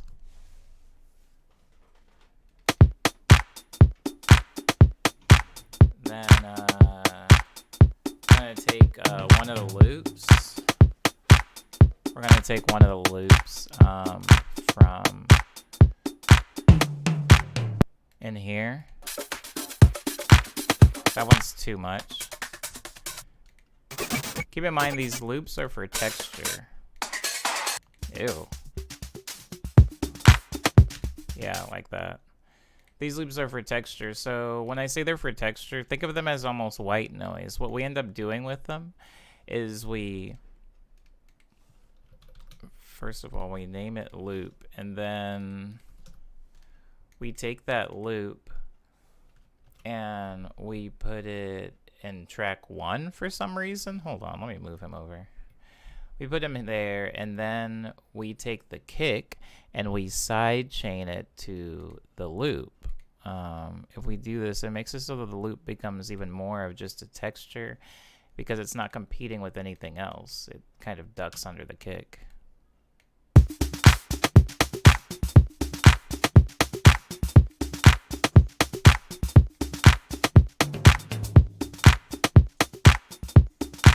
Yeah. Marvelous.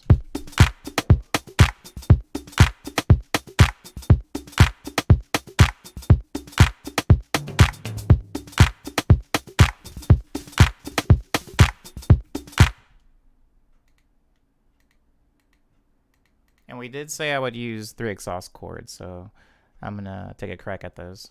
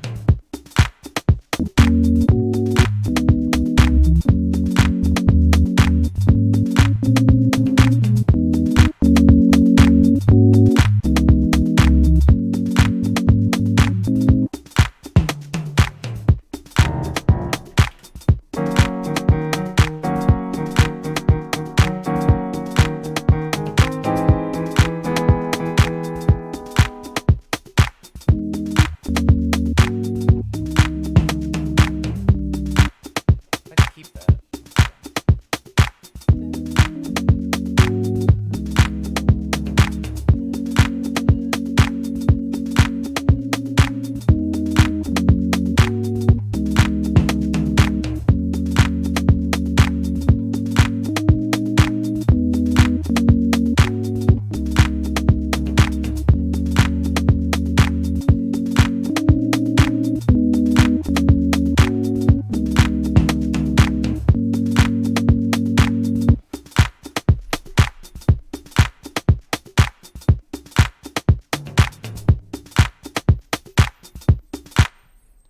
Diz says, are you going to make the drums louder in the mix? I don't know, Diz.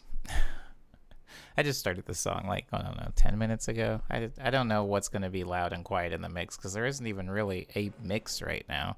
There's only drums. I haven't even gotten a chance to add any actual harmonic content to the song. Hold on. Let me get rid of these on the side.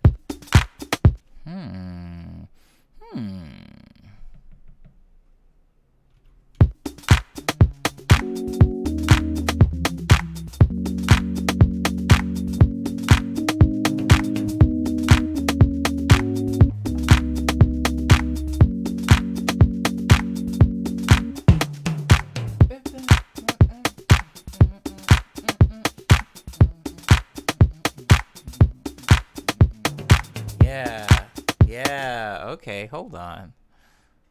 Ooh. What is that? What is that? What is that mocking of mine? That's I've made a song. I've made a song that sounded like that. Bum, bum, bum, bum, bum, bum, bum, dun, dun, dun.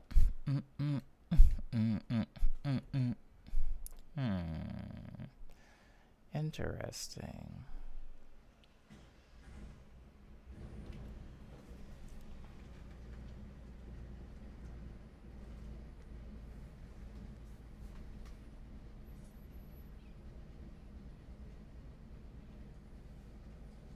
I don't know what they're doing out there, but it sure is noisy.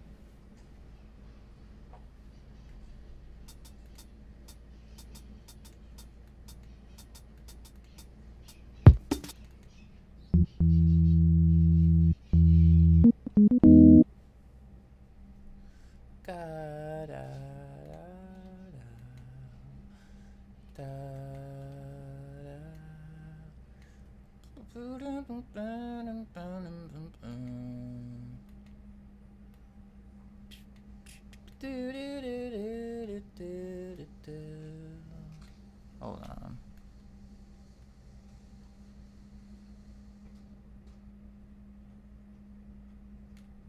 just gonna give it a couple more.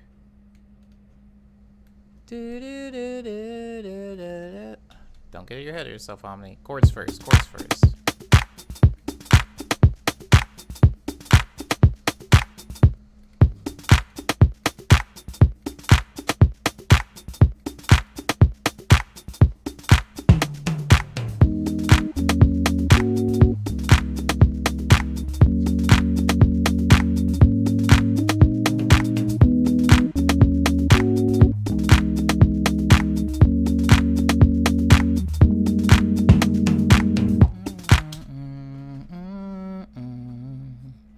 Ba.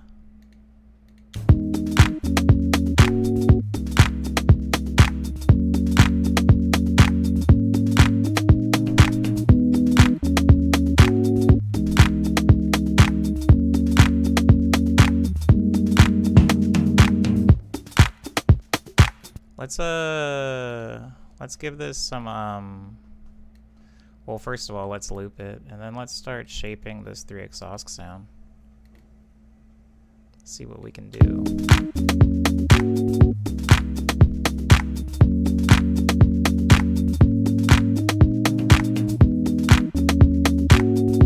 So I'm just going to be going to the oscillators and seeing what I can add for texture. Let's get like an octave on that. Really quiet. Triangle.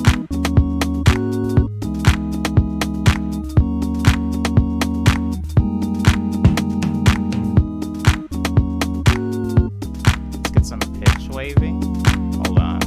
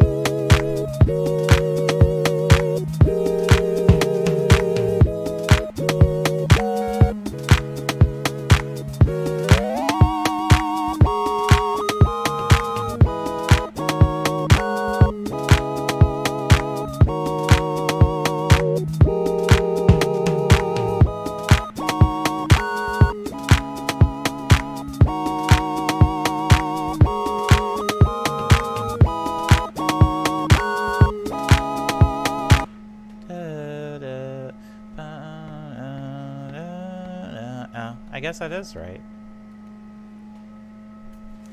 What actually are they? Hold on.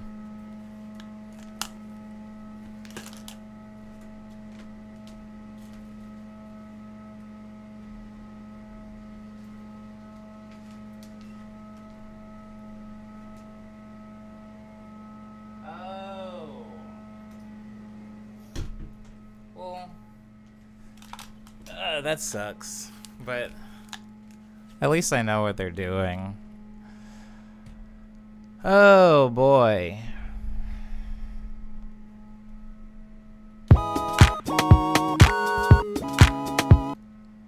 God, I hate the velocity on that it makes it that much quieter. I wish there was like a way I could bring it up without making them all the same, but oh well.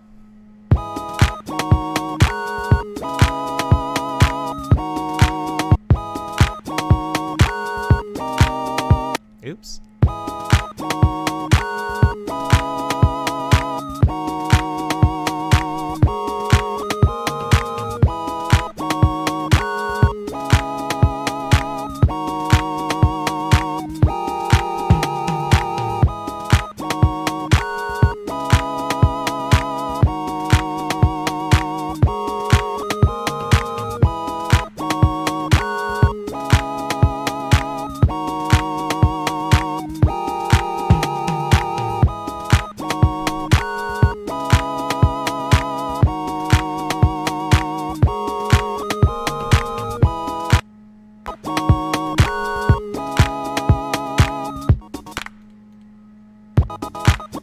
No.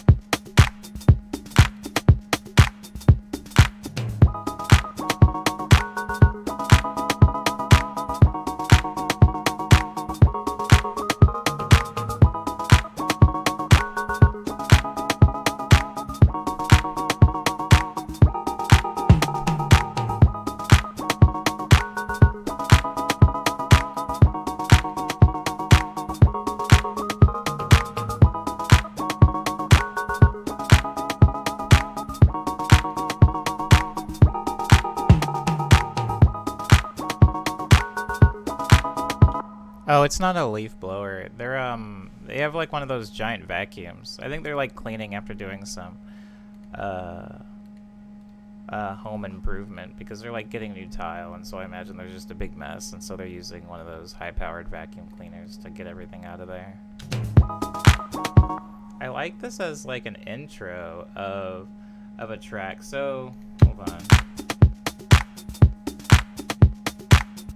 So I'm gonna start doing some things. I'm gonna start like actually constructing the song. So first we're going to have your drums. So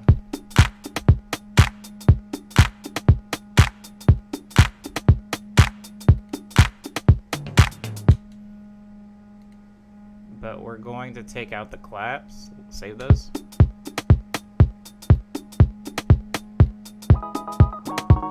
Maybe the hi-hats too.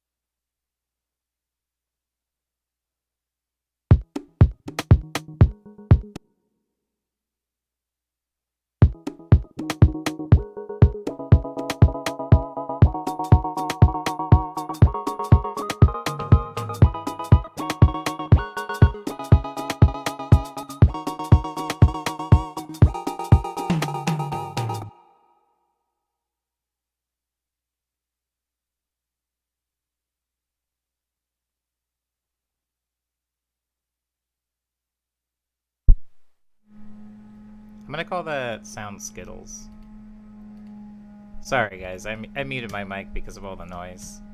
I don't know exactly how loud it is in the stream, but I wanted to try to save you guys from that. Hold on, let me call this what it is.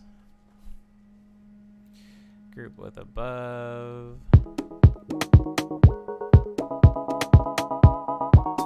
Good morning, Kit.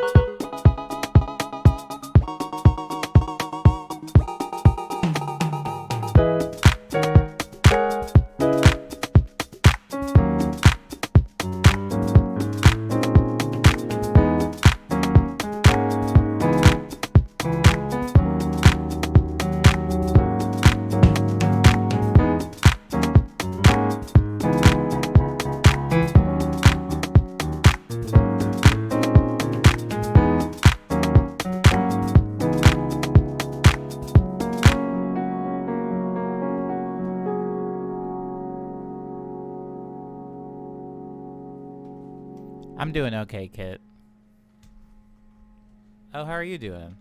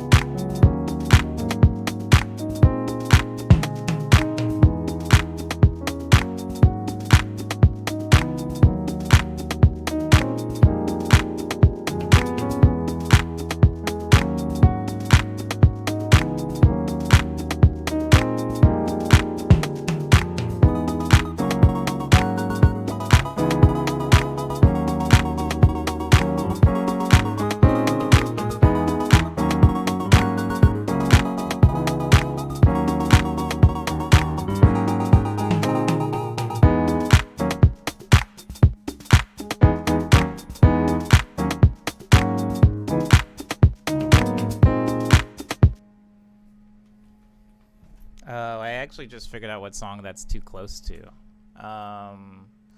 It's close to my Blame song.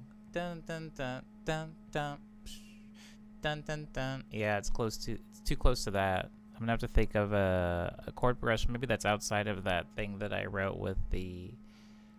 Maybe a little bit further away from the thing that I wrote with the 3 exhaust. I'll keep messing with it though.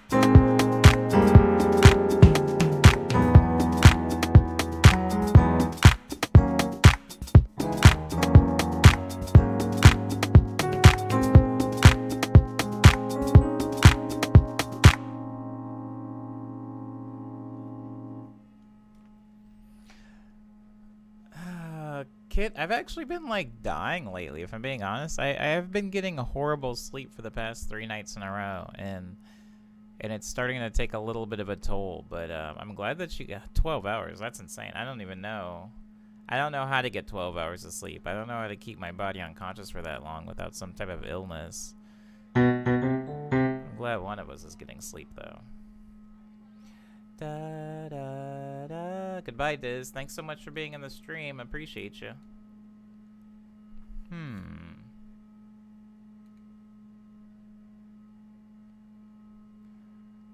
I might...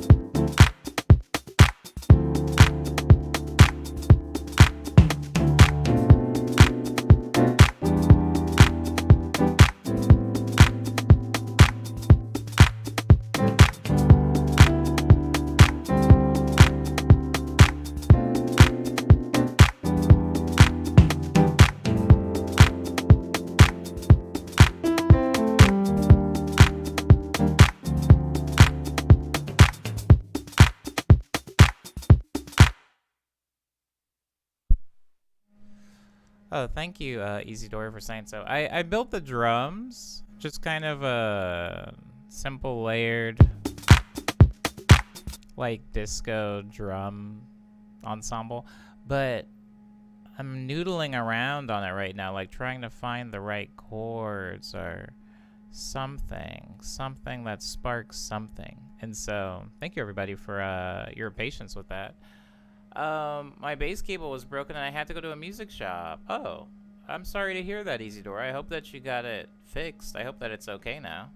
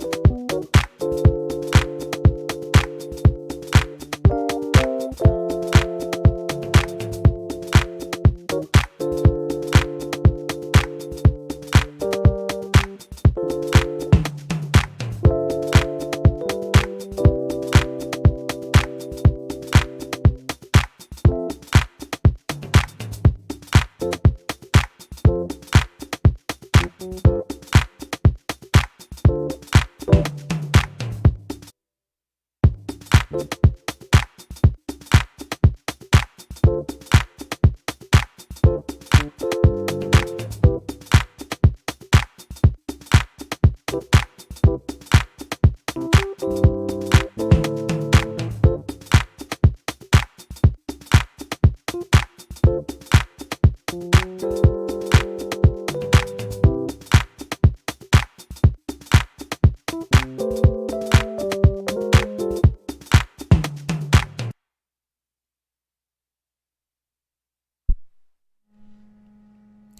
you guys remember the scat vocals from like a few projects ago?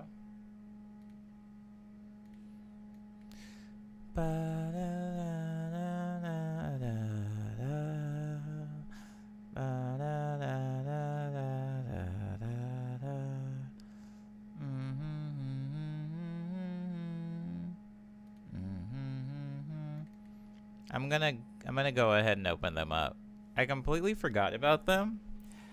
They're like, I got Omnisphere for a project that I was doing, and I don't use this thing nearly as much as maybe I should. I mean, it's loaded with a lot of cool sounds for sure. Like, it's definitely a very powerful synthesizer, but I feel like typically in my, and this can be heard like in the actual production, but typically in my songs, especially more so recently, instead of relying on really big, complicated sounds, I kind of just go for a long list of layering of smaller, more simple sounds.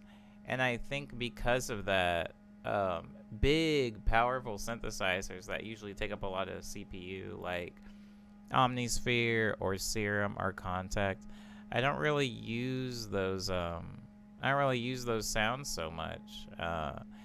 And usually what'll end up happening is I will like find one, like a really good example of that is the like jazzy vocals that I'm about to use in Omnisphere. Usually I'll find like one sound that I really, really like within the entire thing, and it won't necessarily... What the heck? Oh, it's literally just like... Oh, that's horrible. Anyways, I'll find one Japanese children's choir. I'll find like 1 to 2 sounds in this huge, powerful synthesizer that I end up liking and want to use.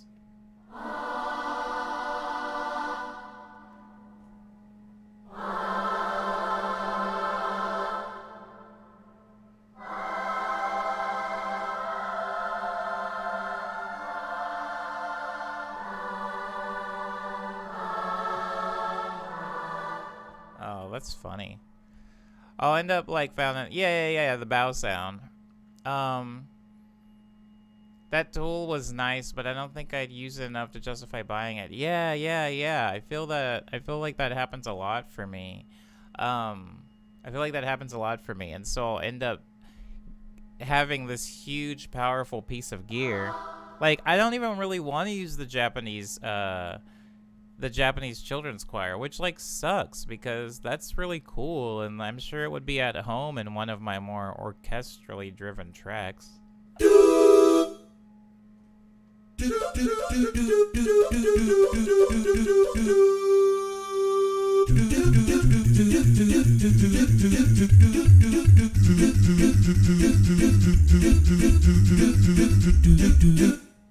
Like, but the jazz ones, for whatever reason, like the jazz ones are the only ones I feel like belong in my music.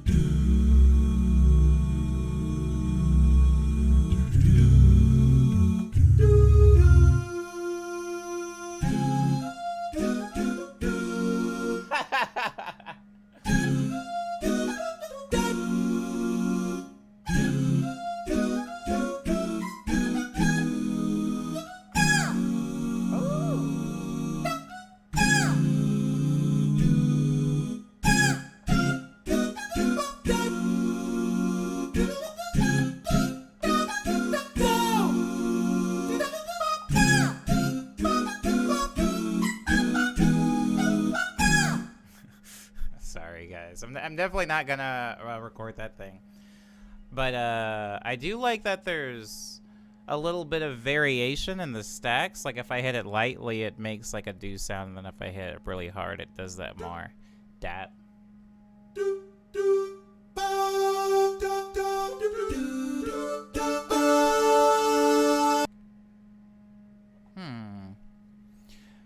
But I do like the way that the jazz vocals sound over like the jazzier,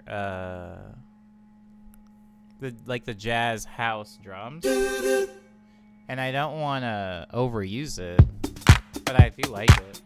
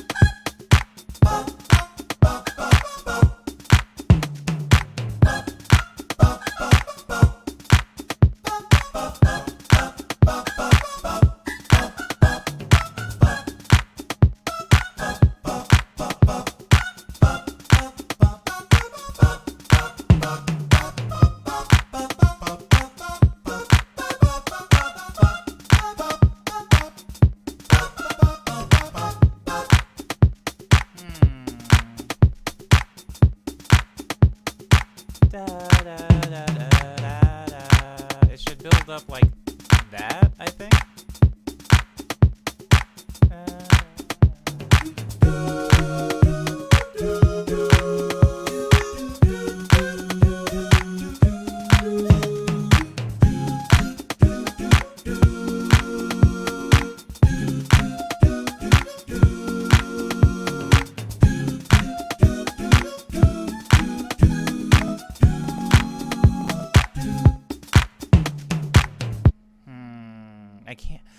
I can't use that because I really like the way that song sounds normally with the piano, and I'm saving it for something.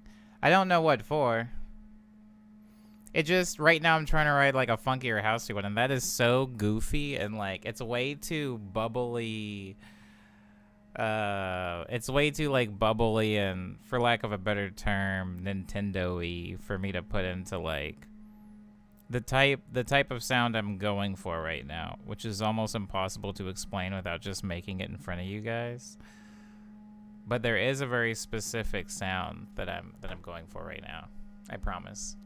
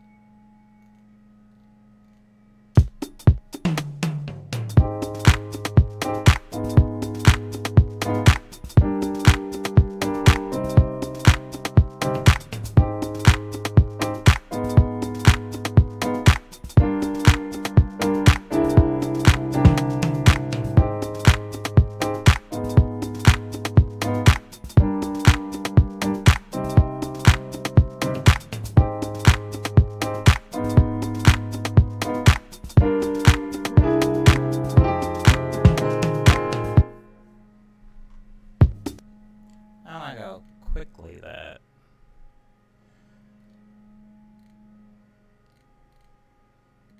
I don't like how quickly that killed itself, but I'll leave it for right now.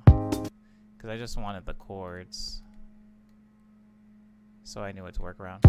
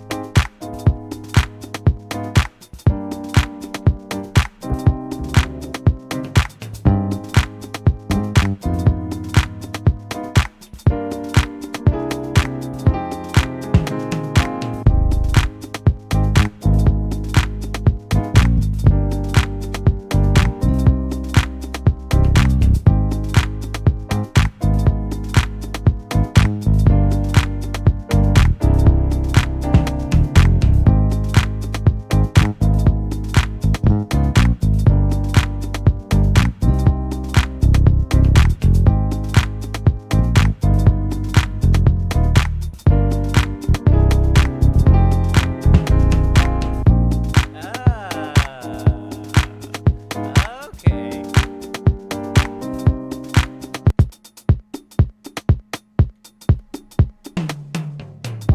Oh, almost had him.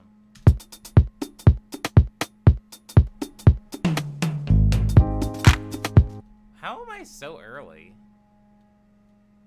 Hold on.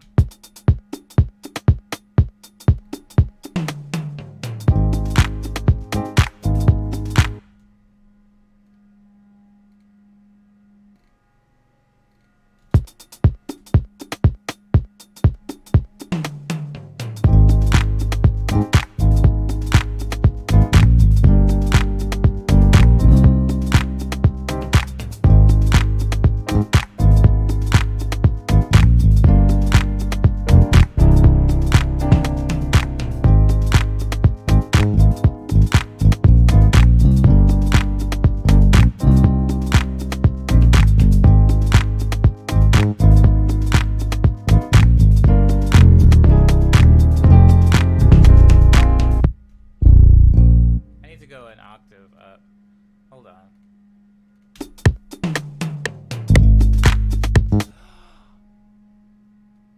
Where are you?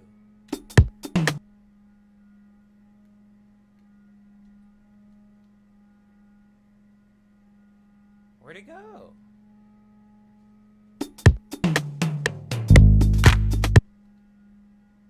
Uh-oh.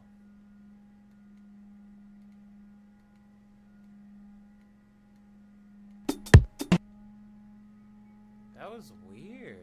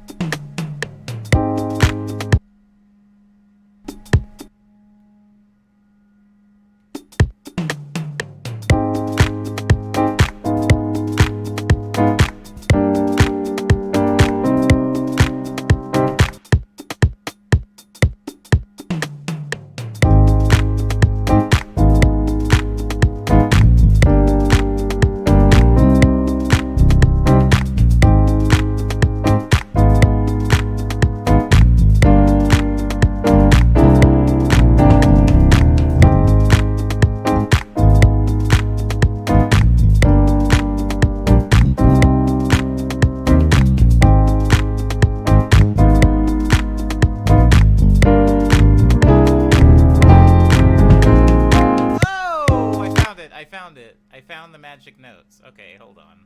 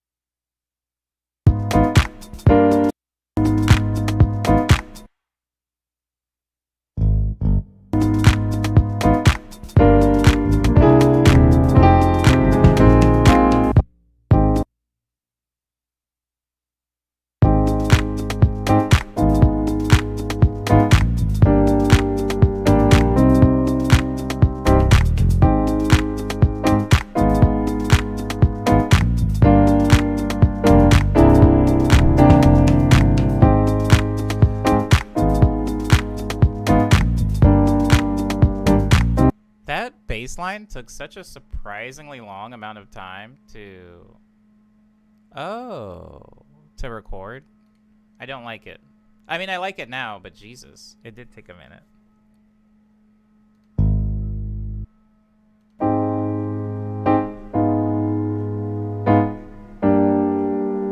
Oh. But I do need to re-record the piano now. My bad. Hold on.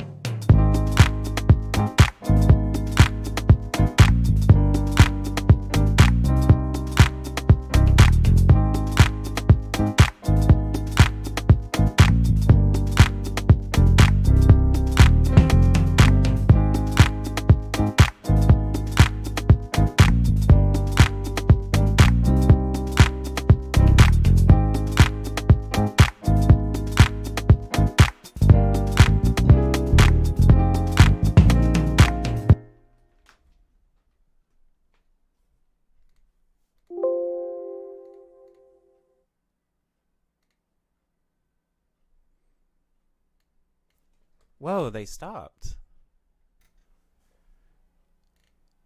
I think they stopped vacuuming. You know when you get so used to a noise in the background that when it goes away, like everything sounds scary quiet?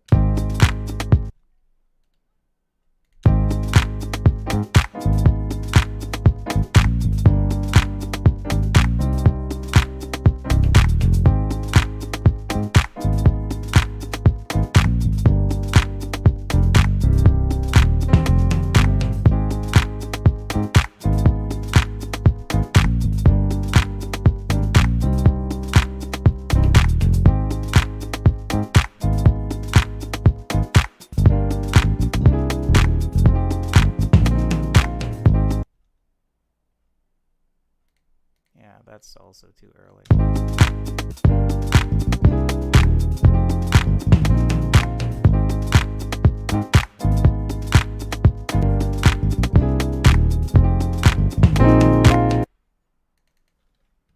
Gonna go ahead and apply that to a track. Wow, all that just for some piano and bass. Mobtown's getting impatient because they're waiting for their headphones.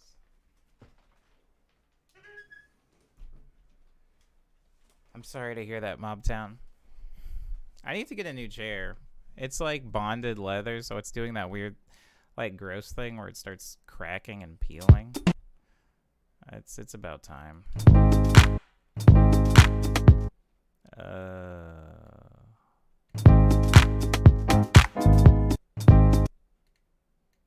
Are we gonna do this? I'm just gonna start cleaning everything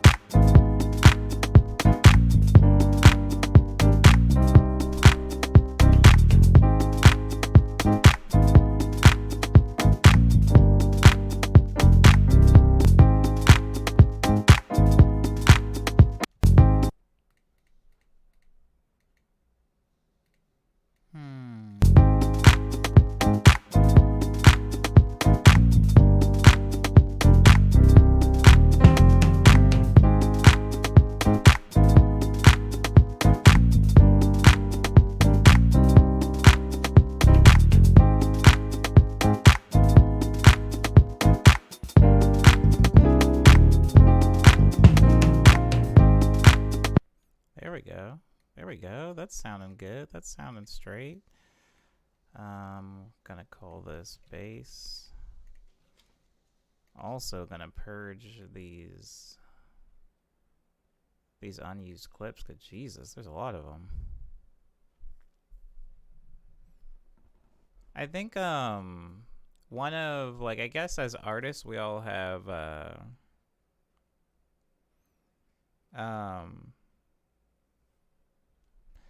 oh, about the chair, getting a new chair. I did say that. I've been saying that for about a year now, about getting a new chair. Chairs are just not cheap.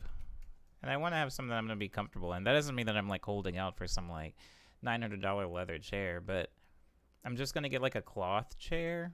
If that makes sense? Like a cotton or something. I'm going to get a cloth chair, and it's been a nightmare looking for one that I want. It's weird. I mean, I guess it's mostly weird because for a chair, you're gonna be spending a long time sitting in it, like a lot of time, and I just want to make sure it's something that I'm not going to be uncomfortable in. And since I'm going to be buying it online, that's like nerve-wracking for me, because if it comes in the mail and I don't like it, you know. Okay, so these drums, for the people that either joined the stream after I did these drums, or they were, maybe they just left for a moment while I was making them. Most of these drums actually come from my MX61 keyboard. I think the kick didn't, but like the rims, the sticks, the hi-hats, the claps are not either the toms, but lots of MX61 drum work going on. This is kind of just like a chill, pretty typical disco chord progression. There is a very specific, I would hate to delete all this stuff after I just spent this long cleaning it up. Aaron and Embody over most. They are reasonable second hand from collapsed companies. Oh. Word, Jesse. Thank you. I highly recommend Herman Miller's chairs. Herman Miller's.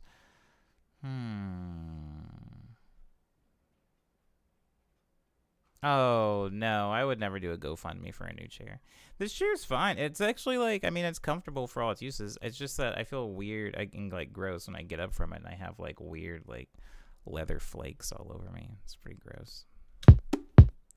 This is a far cry from our original chord progression. Which was that?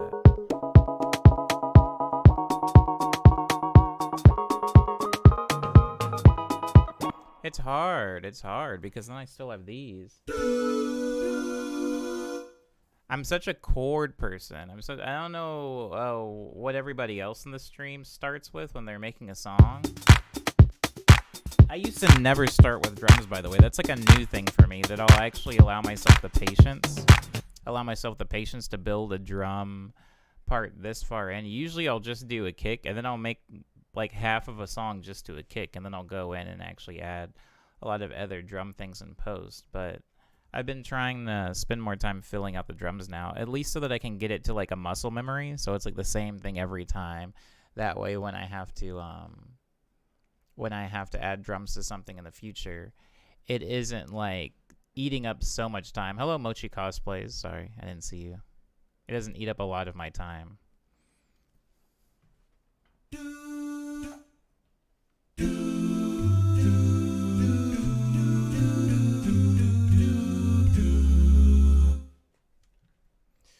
Hold on. Because those are not the only ones I have.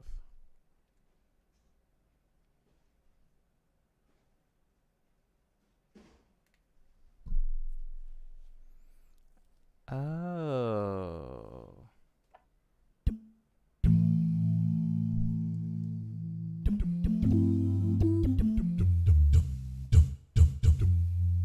Why? For what reason?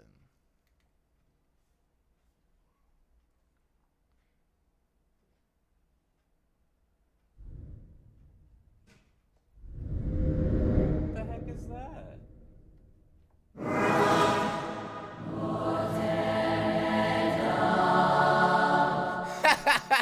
What? Who is that for? Who is that for? That doesn't... Who's using that? Who's putting that entire phrase in it? Whatever. Um. Did someone ask me? Somebody used to ask. Here's the funny story about that, Zephyr. Wow, you have a really good memory. Somebody asked me to use Omnisphere as a joke because my name was Omni. And I was like, no, I don't really like Omnisphere. It's too big. And what I would actually use it for isn't big enough, you know, or it isn't worthy of like eating up that much CPU. And then I got commissioned for a job that required me to use a sound that Omnisphere had, and I got Omnisphere for that one sound, and now I just have Omnisphere. I didn't know canned mangoes were a thing, says Lindsay. Canned anything is a thing. There's like canned whole chickens. Has anybody had the canned chicken? Like bones and everything. It's all in the can. But yeah, canned mangoes are a thing. I'm not particularly a fan of the canned mangoes, but that's just because all canned fruit has like this weird taste to me versus fresh fruit. It's not gross, it's just weird. It's like getting those pre-sliced apples in the bag in the grocery store. It just tastes a little off for some reason.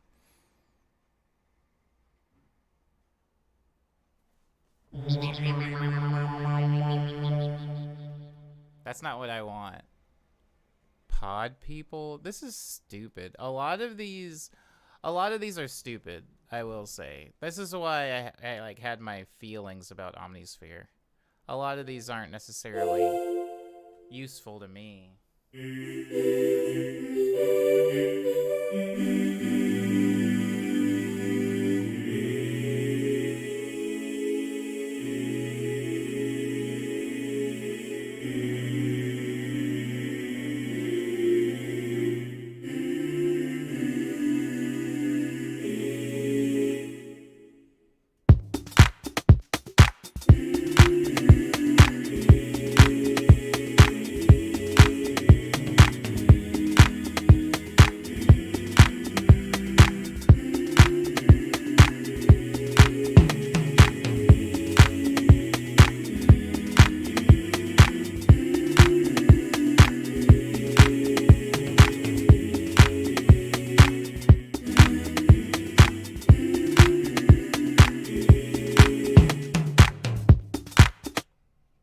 Does anybody know who Fantastic Plastic Machine is? Because I'm coming for them in this track. This is I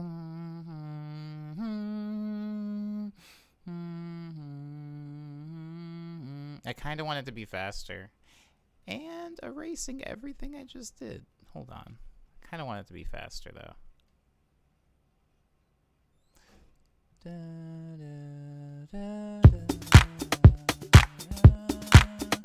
Hold on, let me put a quick stretch on all of these samples so that they don't get all displaced with what I'm about to do. I'm just gonna change the BPM. I'm hearing something.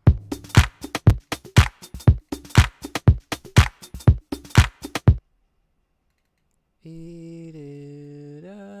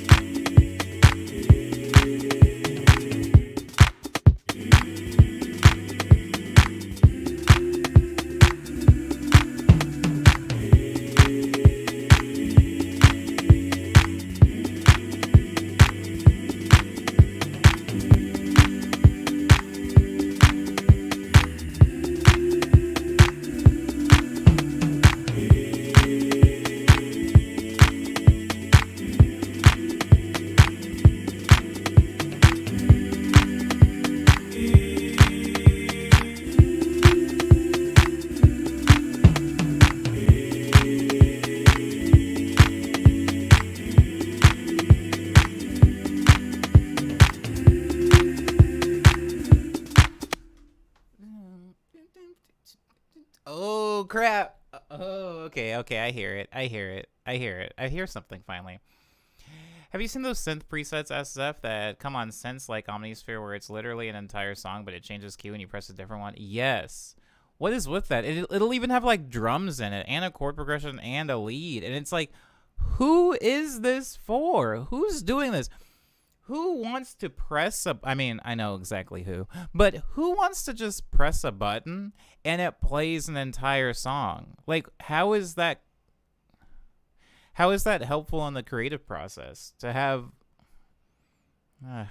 Anyways, also in Zeph, I know you know what I mean, but like, when you play it in the different keys, it doesn't sound good.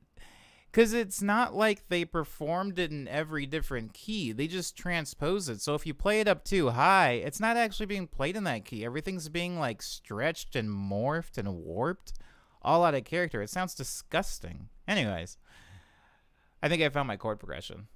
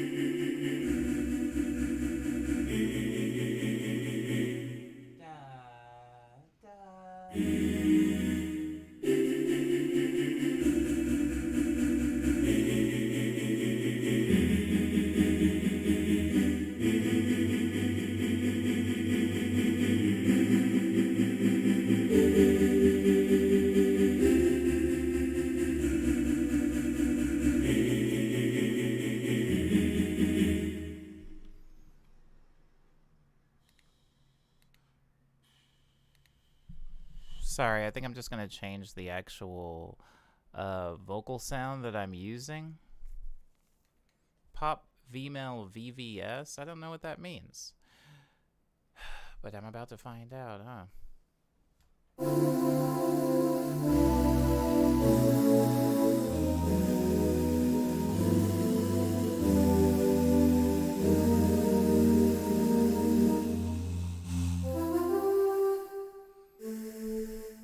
Interesting. Not pleasant, but interesting. Da da da da da da da da da wah.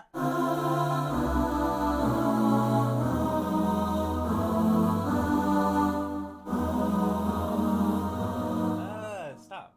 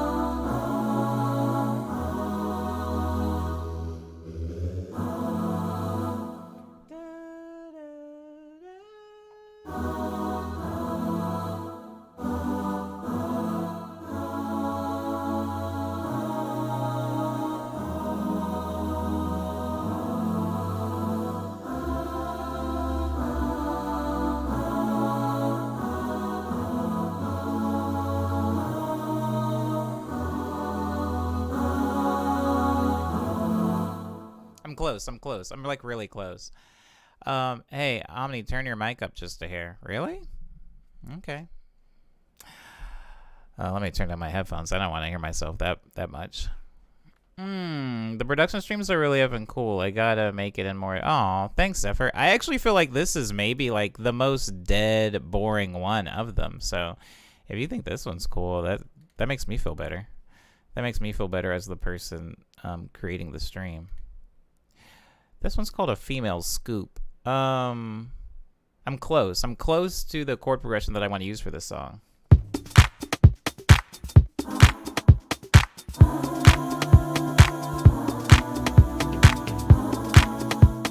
Definitely not using the scoop. I have no interest in the scoop, turns out.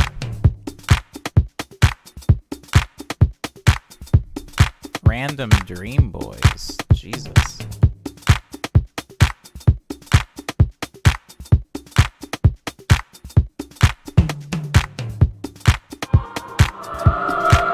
That's not a dream, that's a nightmare. Okay, don't want to use that sound. Jesus Christ. I'm going back up to the jazz ones, guys. Sorry, I did try to be new and inventive, but the jazz ones are the only ones that feel like, I mean, and after this, I am gonna play that song. I'm gonna play that one, the one that Easydora likes, because it uses jazz vocals, and I'm trying to not make a sound that sounds just like that. Those are wiggling way too much. I don't like that. I've decided in the moment I don't like that, and I'm just gonna go right back up to the DAs, I guess. Da da da.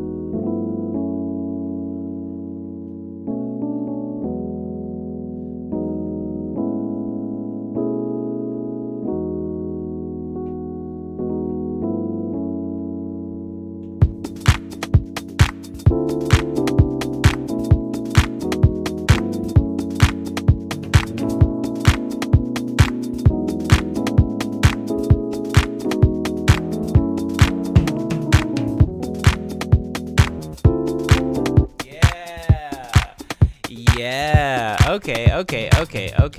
I'm sorry, guys. I'm sorry. Wow, we haven't even reached hour 4 yet. There's a minute. I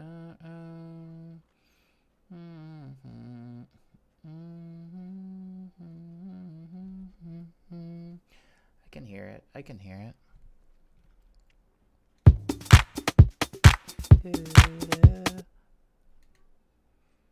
I want to do the MIDI, and then I want to have it snap to quarter beats. At least I think I do.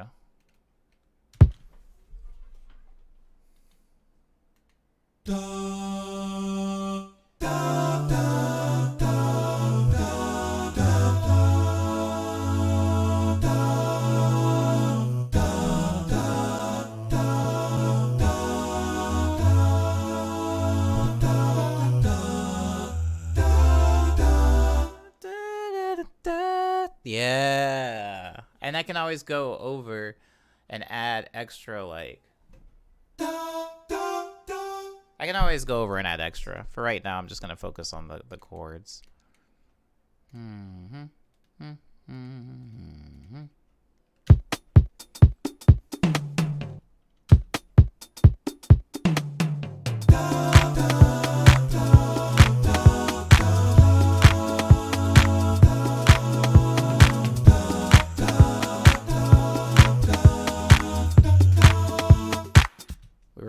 We were close.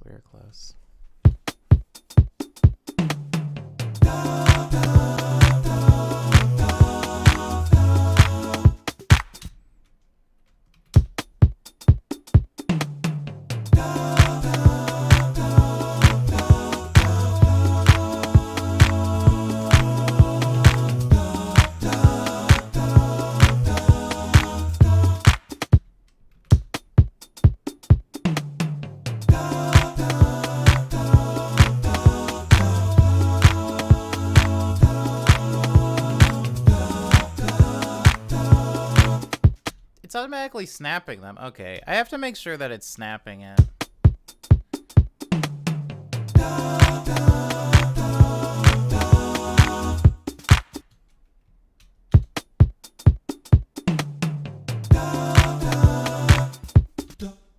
Oh my god.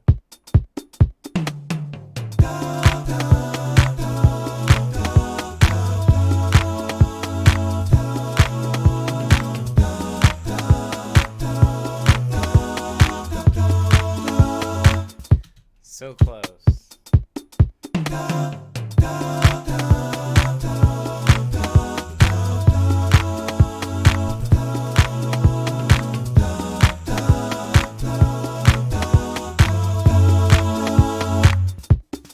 Whoa. Why did it save that?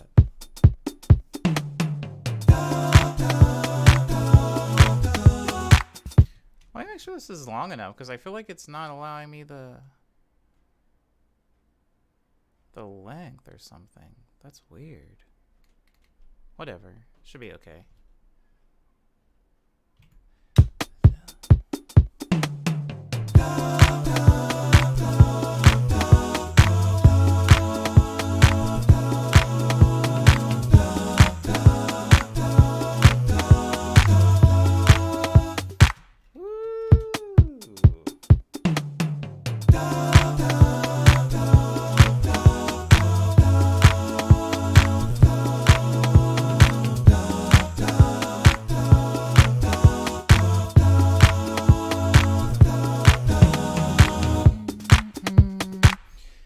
That should be it.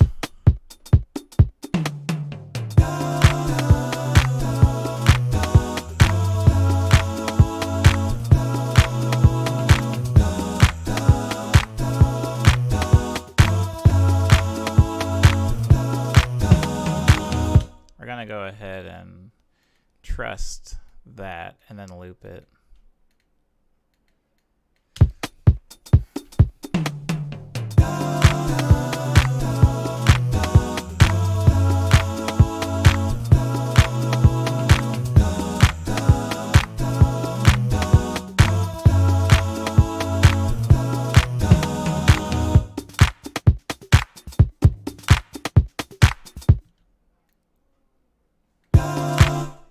for the second time around, I'm gonna go ahead and add.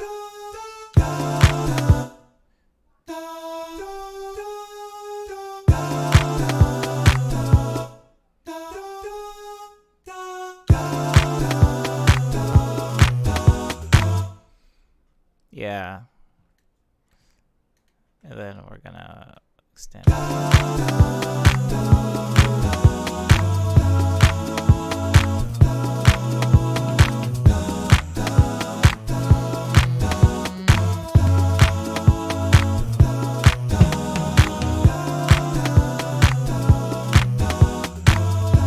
I do like that. I do like that progression a lot.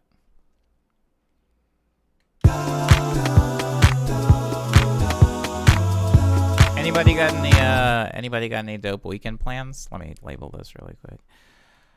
I'm still planning on leaving tomorrow morning to head to Arizona, so that should be fun.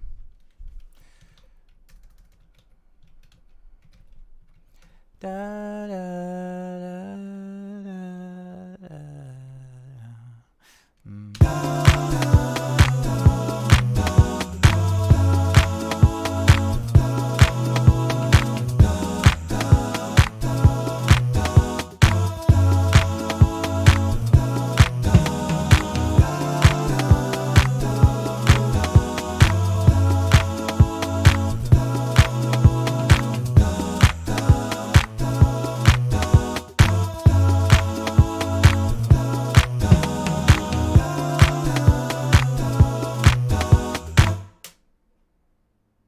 Whoa, nice.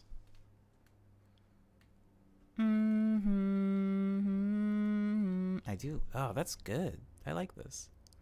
Mom Town's planning to do nothing with their weekend. Oh, that sounds like good plans. I envy your plans.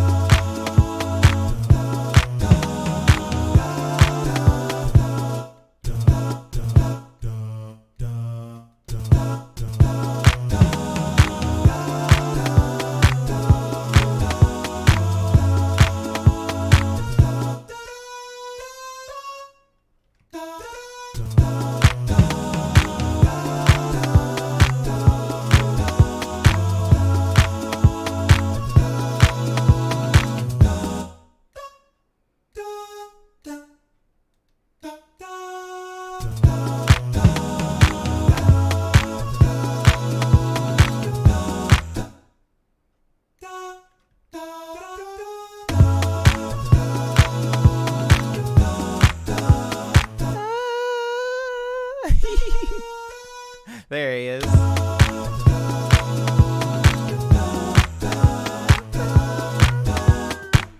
Yeah, that's sick.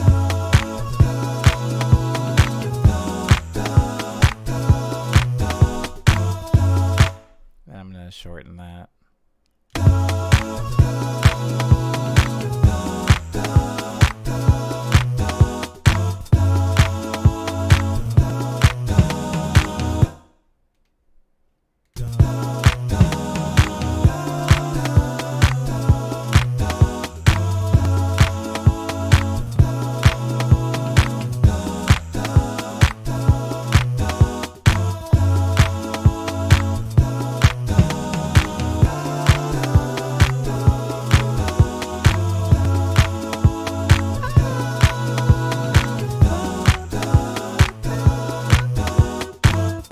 I do really like this. Okay.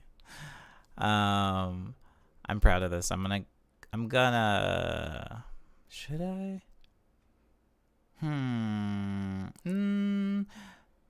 I'm debating whether or not I should resample this. I'll resample it as long as I just say what it's for, because I might want to use this exact sound again. So I'm just gonna say it's called Jazz Stacks DAWs, and I'm gonna save it as that really quick.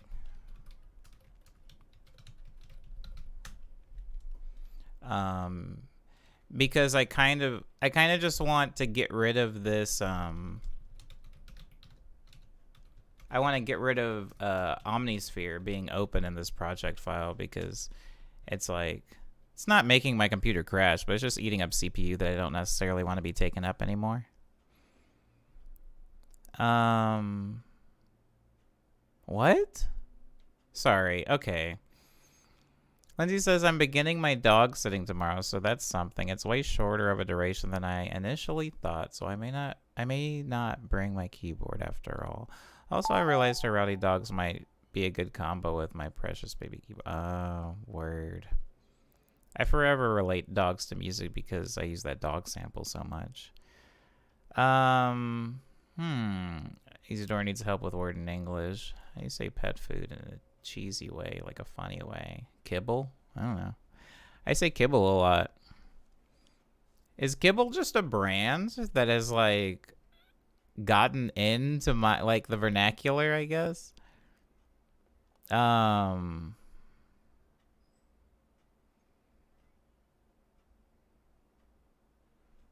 Wow, interesting. Num nums? Oh, wow. I don't like this conversation anymore.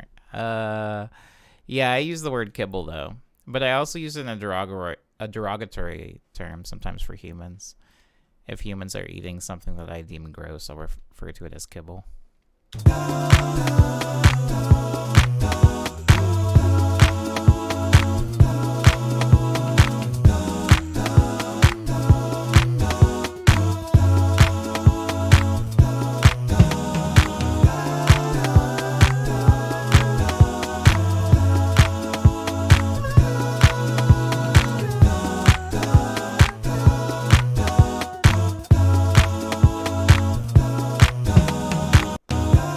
Ooh, guys.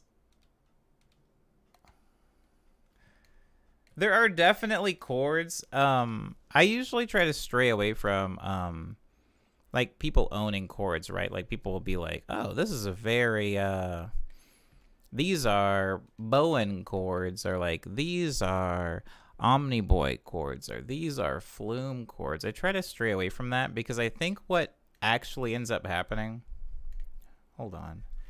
For the most part, especially in modern day, like it's hard to own chords, or it's hard to even have a specific group of chords be often attributed to you. And so whenever anybody in the past has said, oh, these are omni chords, I always felt weird about it because I'm like, I mean, mad people have used those chords before I did, so I don't see how those are mine.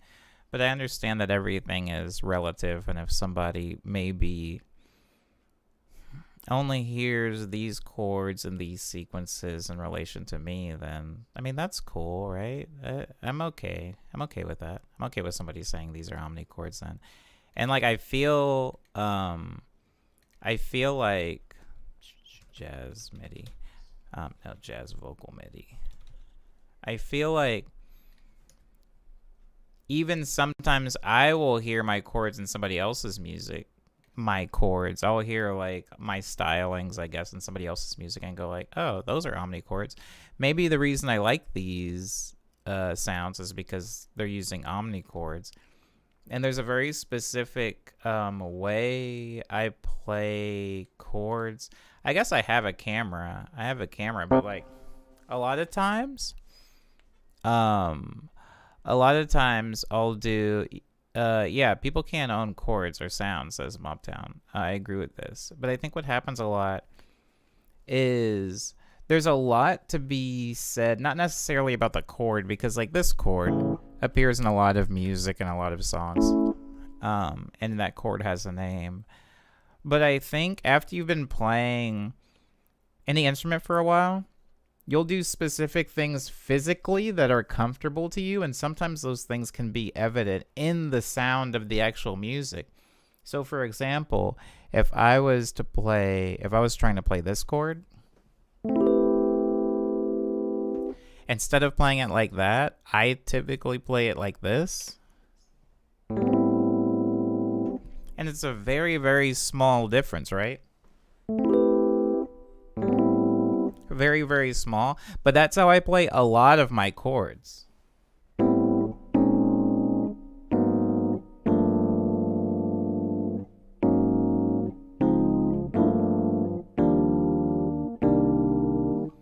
Lots of them. It's a very specific way that my right hand is playing the chord and my left hand playing the bottom note from the chord or the middle note from the chord.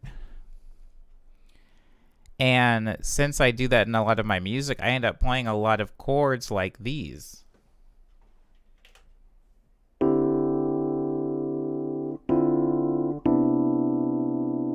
See that?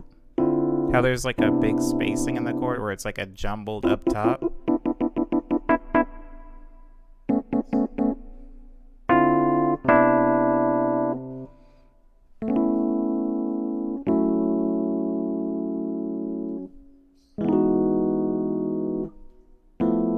Anyways, so when I recognize an omnichord, it's because I can actually hear in music somebody doing that.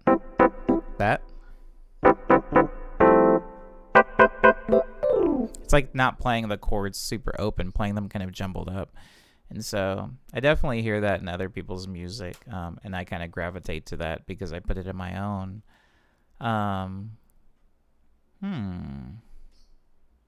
I think it's mostly me just not wanting to do a lot of work with my hands. And so I'll jumble up chords just because it's less stretching out of my hand.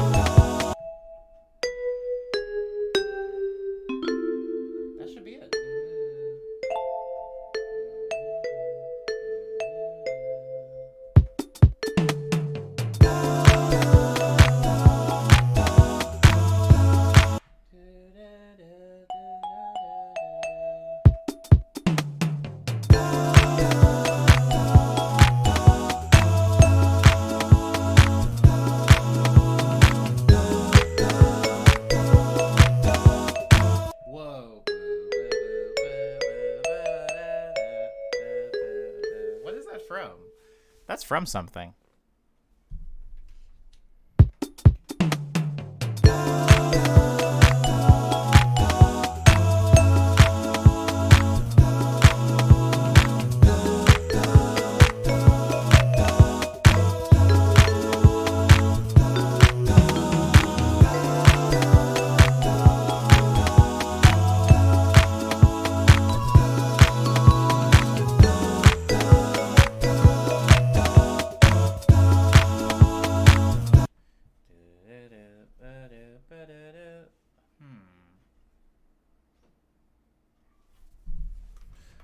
Mobtown got a realistic sounding kalimba VST. That's good. That's good. I love me some kalimba. I very rarely get to use it if not in an ambient track. It's hard for me to find a place for it in most non-ambient songs, but I'm glad that you got that.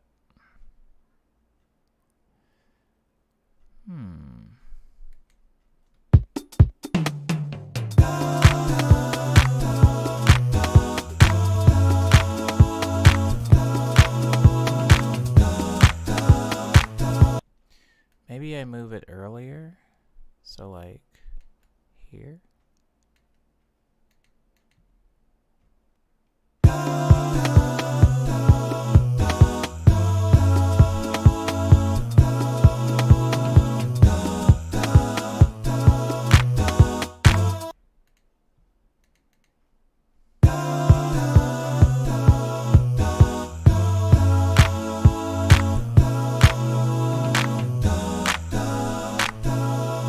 Yep, that's it. It needs to just be the claps, I think.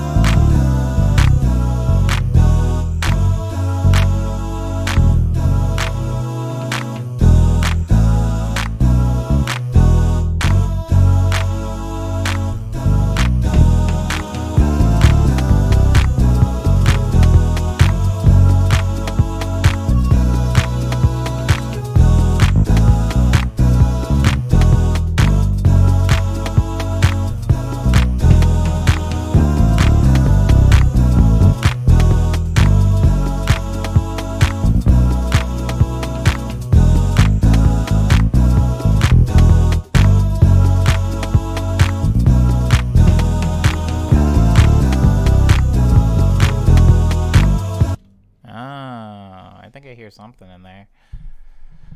Oh, Mobtown says I wanted to use it for some lo-fi tracks along with the actual ukulele. What is your model of headphones, Omni?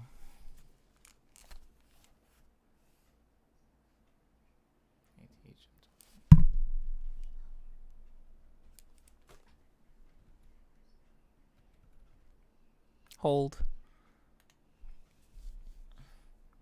Ugh, I love that.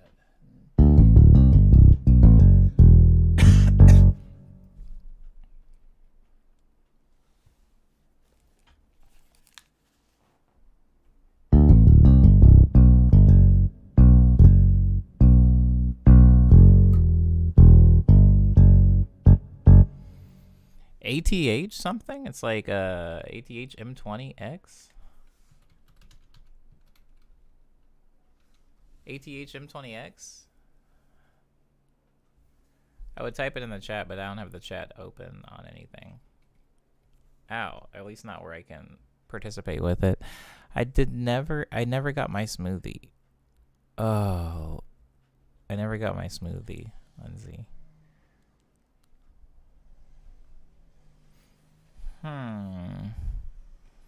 Maybe there will be time soon. Yeah, ATH M20X is the model of my headphones. They're Audio-Technica headphones. Doo boo doo doo boo doo boo boo boo boo boo boo doo. Oh, I like this a lot, guys. Is Easy Door still in here?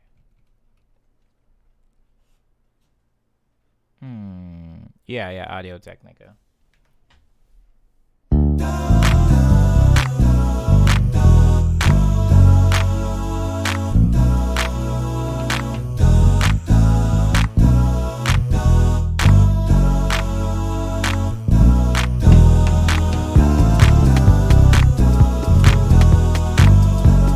Ooh, I like this bass line, guys.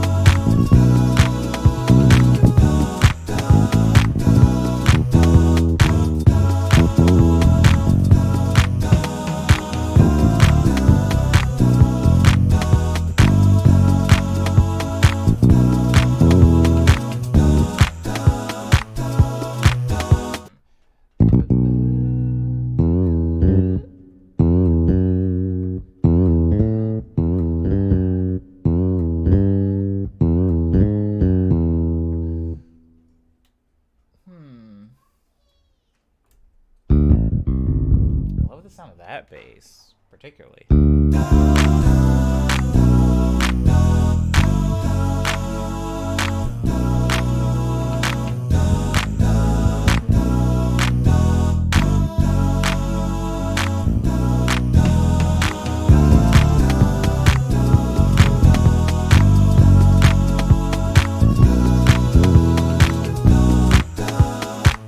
So then.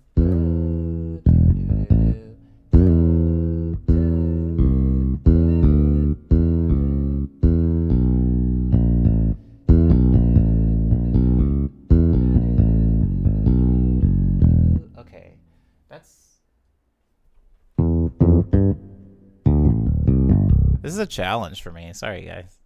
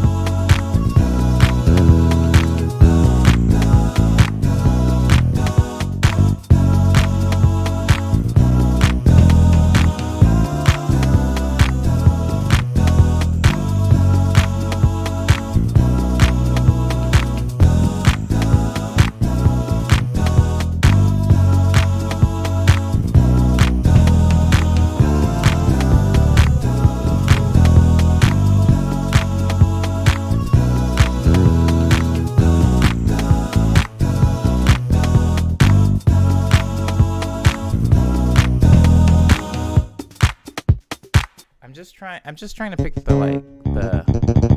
perfect bass sound, even though such a thing doesn't really exist.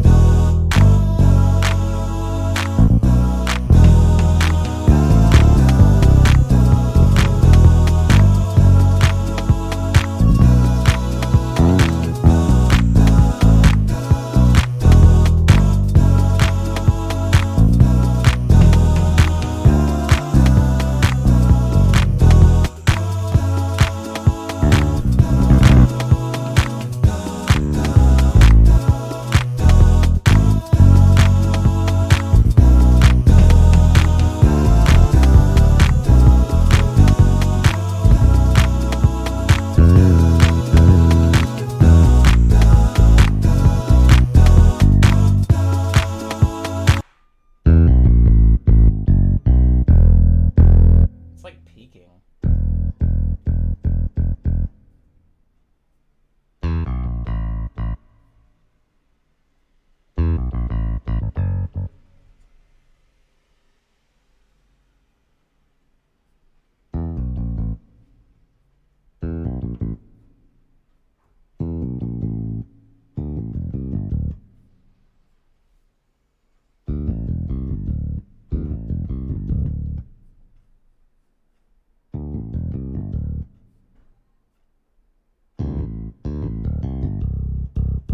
I think that's it. I think that's it.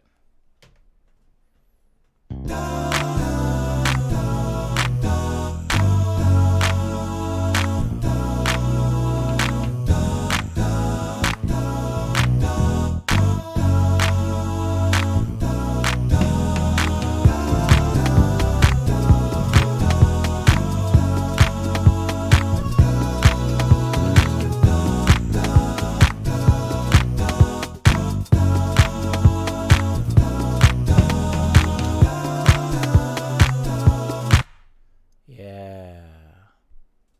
Let me just turn some of this down.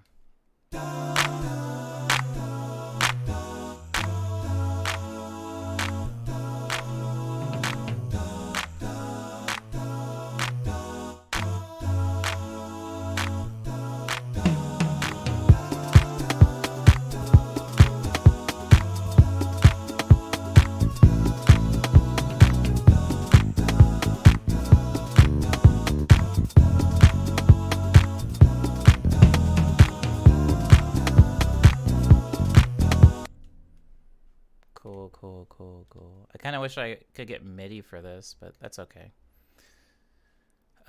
That's okay.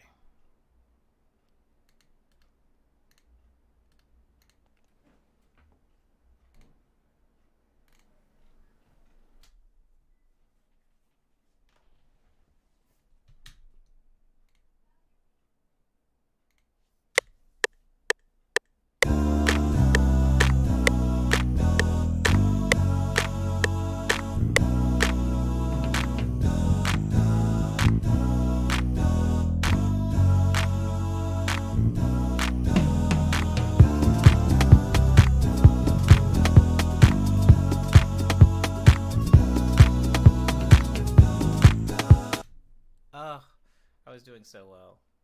All right.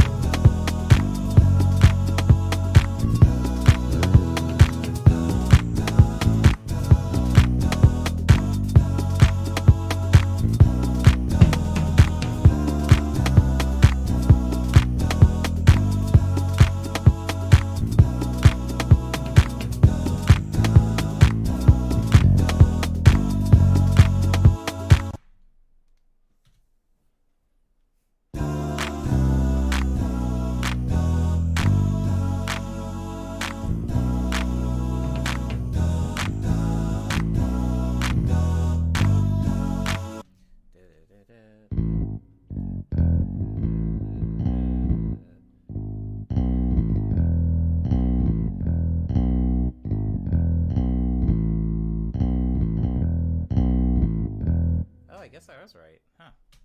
Deleted that for no reason.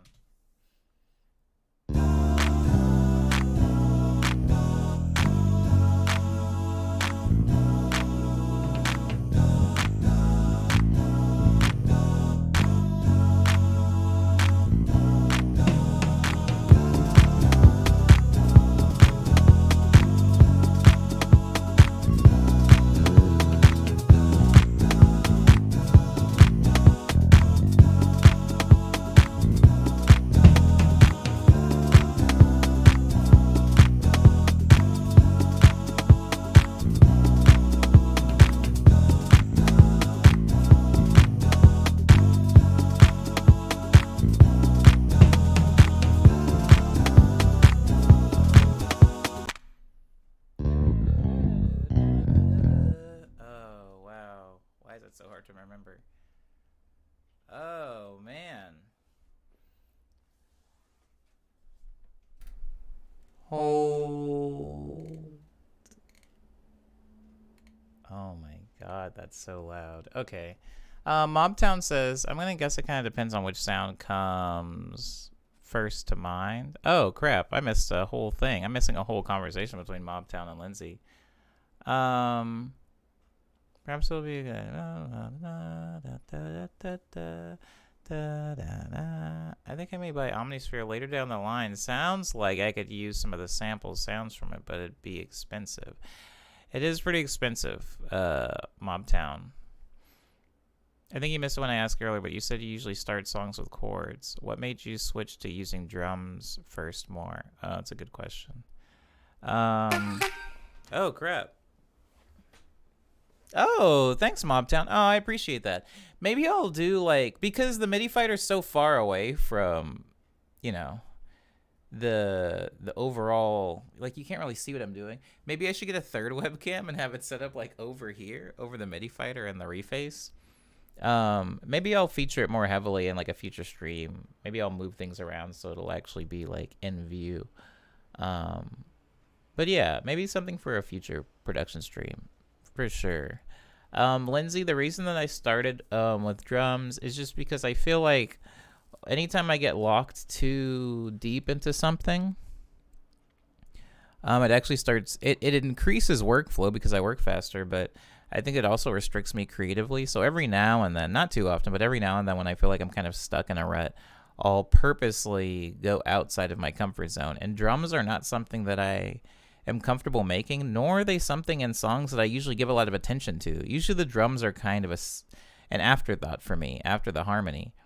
And so I've been trying to spend more and more time building rhythms so that I can kind of understand it better and I guess become more proficient with it. The drums are kind of always in service of the harmony in my songs, like the chords, but I'm trying to make it a little bit more of a symbiotic relationship where the drums can kind of be cool all on their own, which is why I've been doing like a little bit more like of those disco chops. I feel like those disco chops are more reliant on the drums than they are on the actual ensemble. But yeah, I usually never hear drums. Like when I hear a song in my head, when I'm imagining a song, I don't hear drums first. I hear harmony first. And I think a lot of that comes from the fact that I play keyboard so regularly and not drums. Maybe if I played drums, I would hear beats more early. What?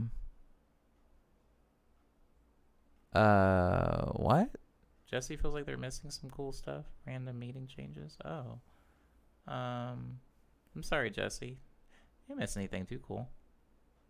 The MIDI fighter is a future investment for me, says Mobtown. Yeah, the MIDI fighter's cool. I think the MIDI fighter comes in most handy for me when I'm making videos because it's like a really fun thing to be able to play with. It's very visual. But it gets kind of neglected in production. I don't use it too much for production. I would say that my most common used things for production are this keyboard that you see, my tour keyboard, and my drum sequencer, and then the stuff behind me, the reface. But my MIDI fighter, not so much in production. It's not used that much in production. It's more of a live show thing. Same thing with you can only see the corner of it here, but that keyboard, my microKORG, not really used that much in production unless I'm doing leads or vocoder stuff. Lindsay feels the same way about drums. Yeah, melody, vocals, bass line. Not drums usually don't come first. For people that don't play them. I think because I think of drums as rhythm and not necessarily as, I think of them as just like rhythm. I think of them as extremely functional and not super expressive, which is absolutely untrue. Drums are very expressive. It's just I don't have a lot of experience expressing myself through drums, so I don't immediately think of them as an expressive instrument. I completely lost my train of thought of what I was doing. What am I doing? Am I recording I'm recording a bass line. Hold on.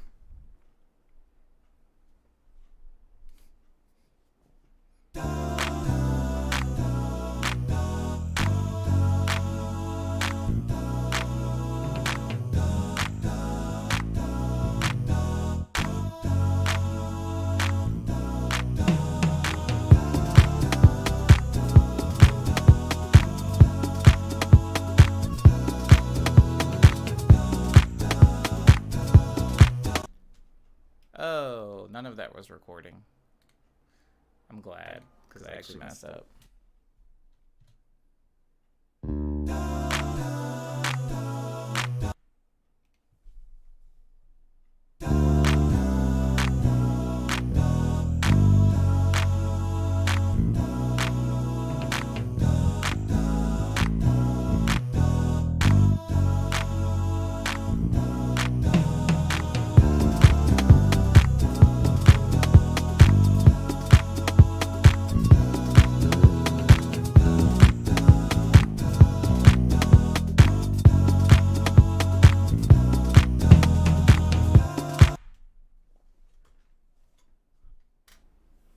Wow.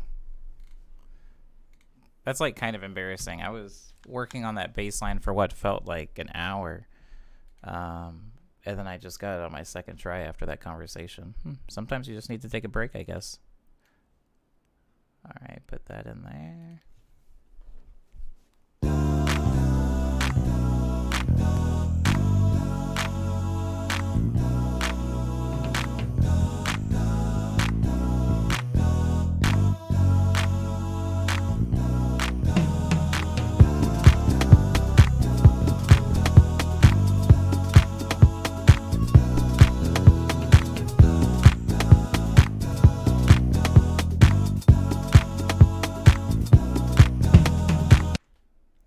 Something I always think of, Lindsay, is I always think of the intro to, what song is that?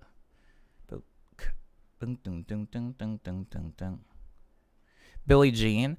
I always think of the intro drums to Billie Jean and how, to me, when I hear those drums, within like 5 seconds of hearing those drums, I'm like, oh, this is Billie Jean by Michael Jackson.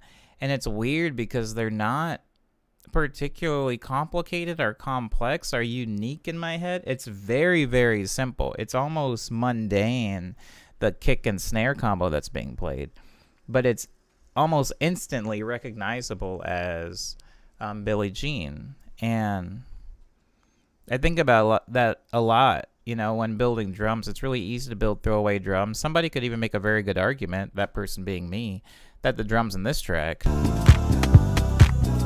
are like kind of throwaway drums. But I think that if you spend a lot of time shaping a specific sound, like the minute characters to it, minute, but yeah, like the small minuscule characters to it, you can actually end up shaping a sound that is unique, and you don't necessarily have to do anything unique with it. A lot of the lead lines that I used to use, especially on Nice Dream and Love Dream stuff, I spent so much time shaping those sounds. Like, I didn't just pull them out of a synthesizer. They weren't presets.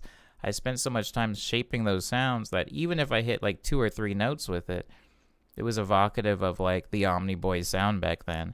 Nowadays, I'm kind of just grabbing like Rhodes, so I don't necessarily have a stranglehold over Rhodes. So I put that time and effort into other aspects of my song. Maybe it's part of my vocal chain where even if you don't think my voice is recognizable, the way that it's being processed is recognizable as like an Omni thing. Or if I'm playing chords with Rhodes, or if I'm playing chords with the 3x behind me, or if I'm playing with them with the synth, the way my hands hit those chords make them sound like Omniboy music, even though the sounds that are being used aren't necessarily indicative of something I would have used.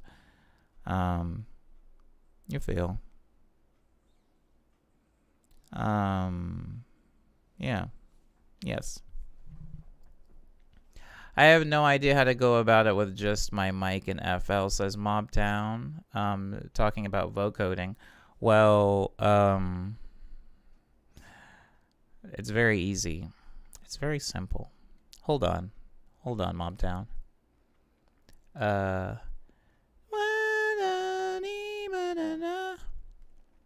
Hold on.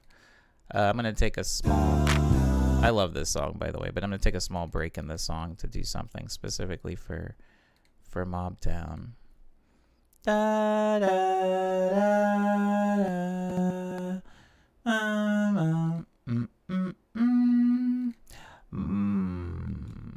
Is it recording? It's recording. Mobtown Tokyo. Mobtown Tokyo. All right. Mobtown Tokyo. So there's some vocals. Is it recording? Oops. I'm just gonna leave in that point. Doesn't matter. Is it recording? It's recording.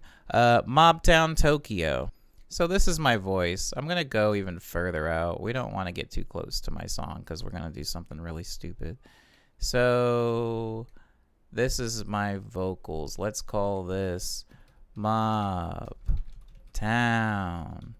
Tokyo. We're gonna color it red just so that it sticks out in the stream.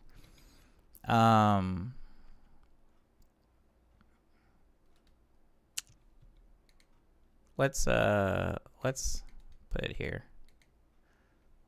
Oops. Is it recording? It's recording. Mobtown Tokyo.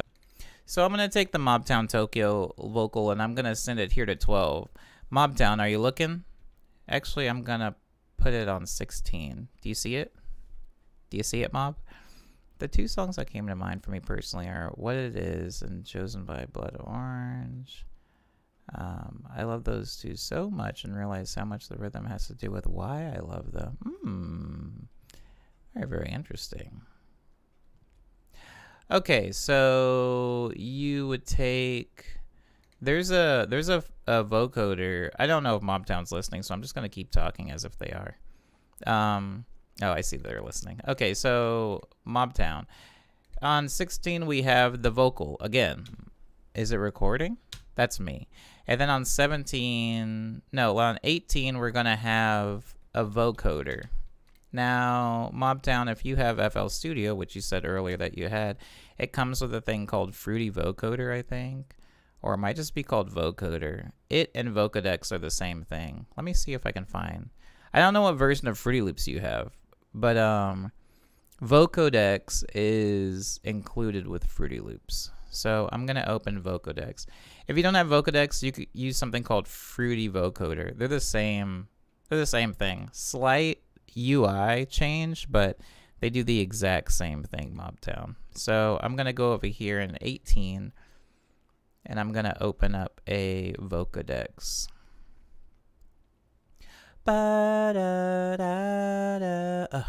Beautiful. Now in 17, I'm going to open a, let's just say synth. Well, it doesn't really matter what synth. We're going to use 3Exhaust just for the sake of it being simple. Please, I hope you are still with me, Mobtown. I hope you're still with me. I'm opening up a 3Exhaust. I'm going to call this 3Exhaust Mobtown Vocoder. And I'm going to make it blue. Don't worry about the colors. It doesn't matter. And I'm going to send it to the synth thing. No, let me just call it synth so that things aren't confusing. Okay, so I have my synth. Again, the three parts, Mobtown, of the three parts of this are the vocal. Is it recording? It's recording. Mobtown Tokyo. Mobtown Tokyo. All right, Mobtown Tokyo. Sorry, a bass line started recording, and I don't know where. Oh, there it is. Okay, so the three parts of this are the vocal you just heard recording, the synth, which is 3 exhaust, and the vocoder. Those things need to be sent to 3 different channels.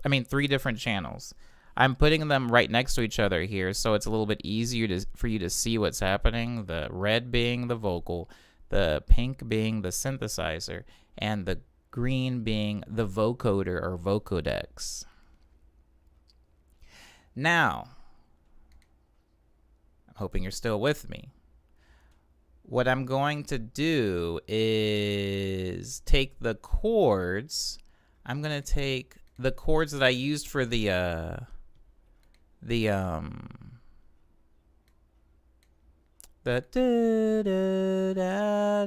jazz vocal. I'm going to take those.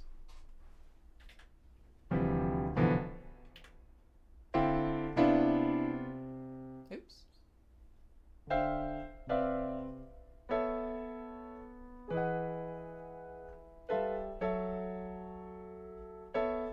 I'm going to take those chords and I'm going to put them on the synth. Now let me play it really quick so you can hear it.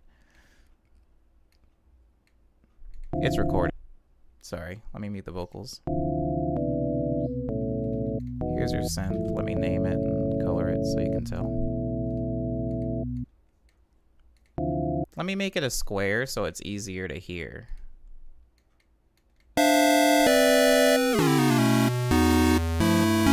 It sounds cool in square, by the way.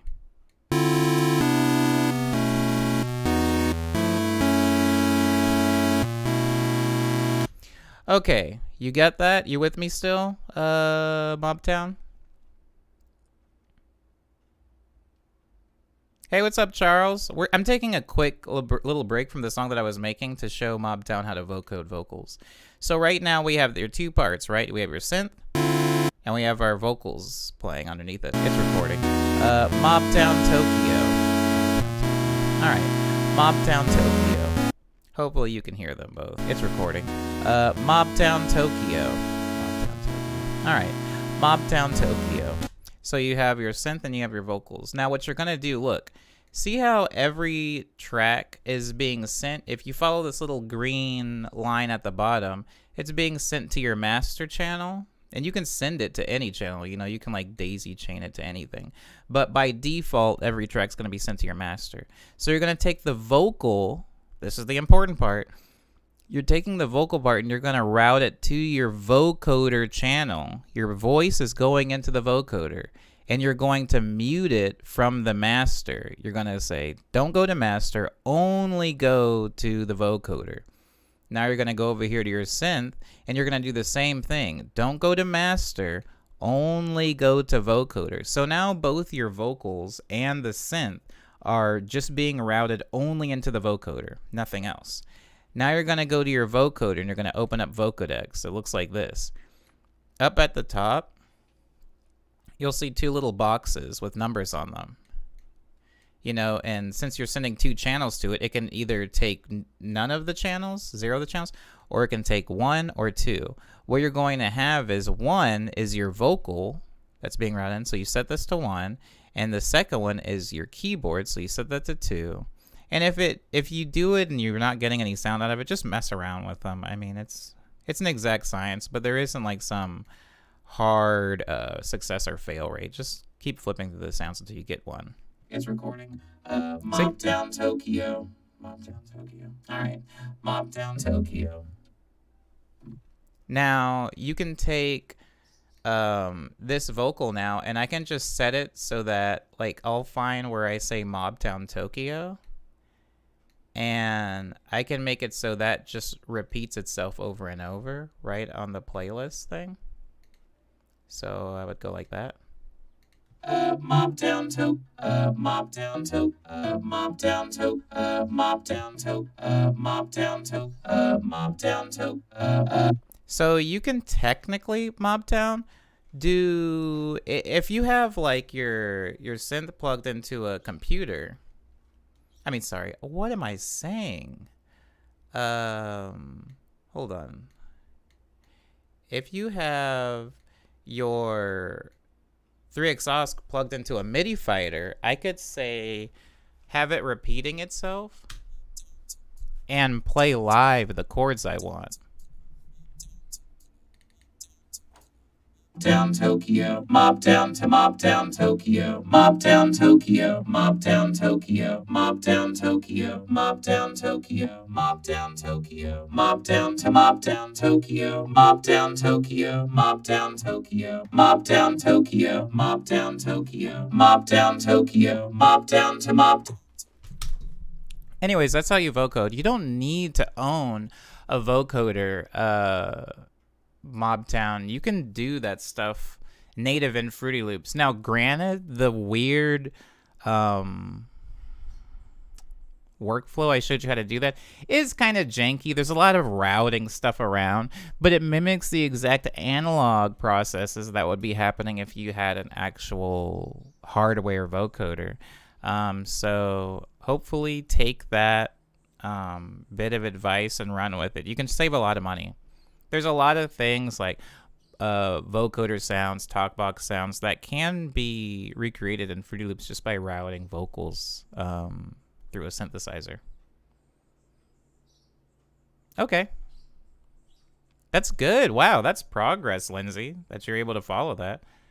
From not using FL Studio at all to being able to understand whatever the heck I just did. That's progress.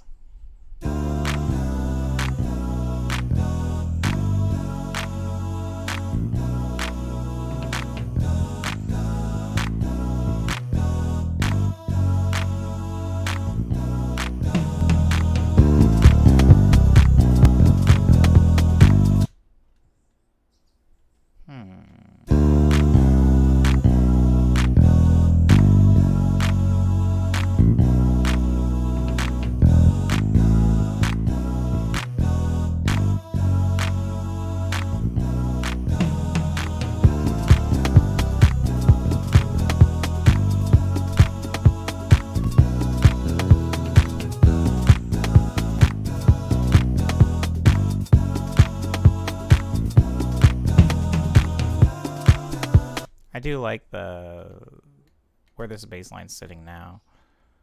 So I'm just going to go ahead and copy that through.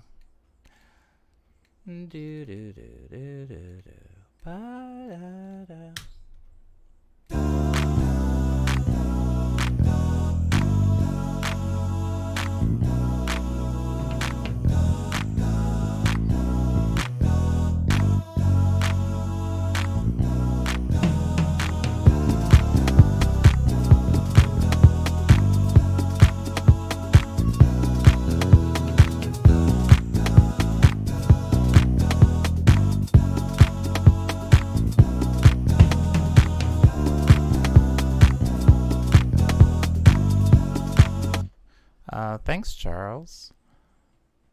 I think that's probably just going to be the intro.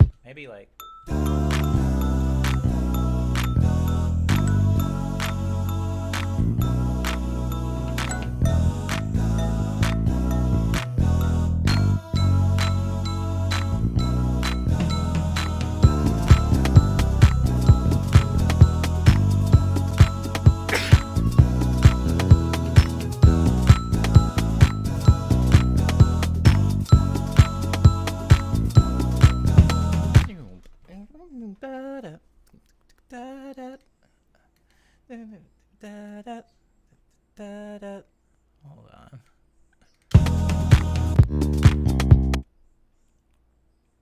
Yeah, that's way too much of a bin. What the heck, Omni? Why'd you put... Yeah, generic. Yeah, it's way too big. Hold on. Maybe I can do some, like, some magic here. Because that won't do. If I get that, and I scoot him up like this, and then I take this, and I scoot him back like that, and I go like...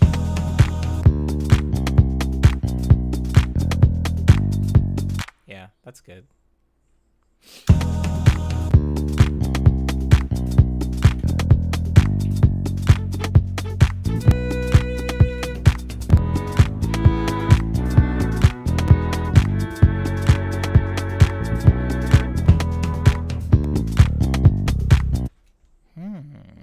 Interesting.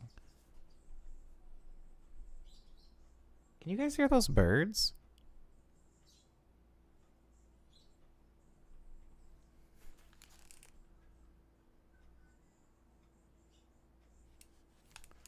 Sorry. I was just making sure I wasn't going crazy.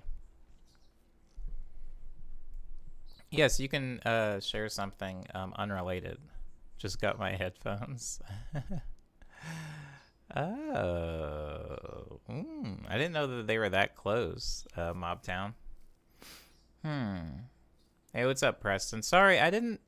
If you guys don't say anything in the stream, you don't exist to me. I mean, I don't mean that as an insult, but it's like I have no idea you're in here. So the first time you say something, I just assume you just got into the stream. But I'm realizing now, probably, that people saying something have actually been in the stream for a while.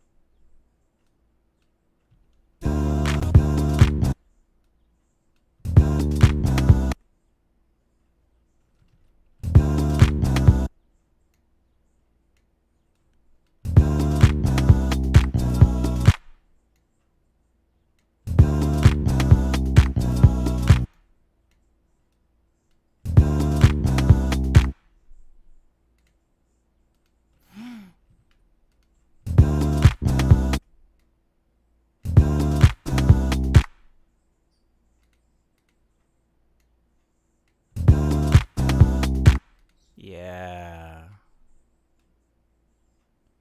Now that I like.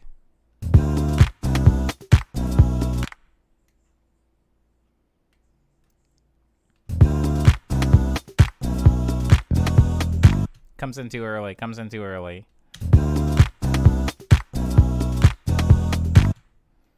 You can cut out that. Maybe keep that part. Hold on. Let me get a snap going. Keep this part. And then go like that. Why is it cutting at a slant? I tell you, these fruity slicers.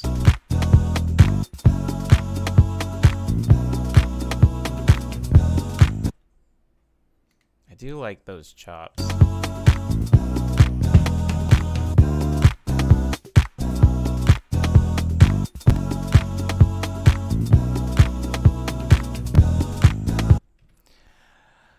Lindsay says, so I've been wanting to get new stuff in Sky, mainly a new cape, but the ones I want require so much, so I finally came and got the instruments. It's so cool. Oh, you got the harp. It's 3 octave, only white keys, so you can play a pretty wide variety of songs. Ooh, you could probably play Flight Plan.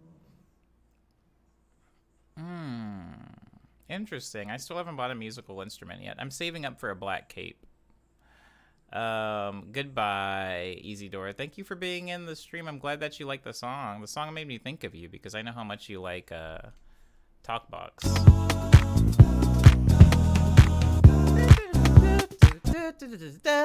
Oh, I'm hearing it.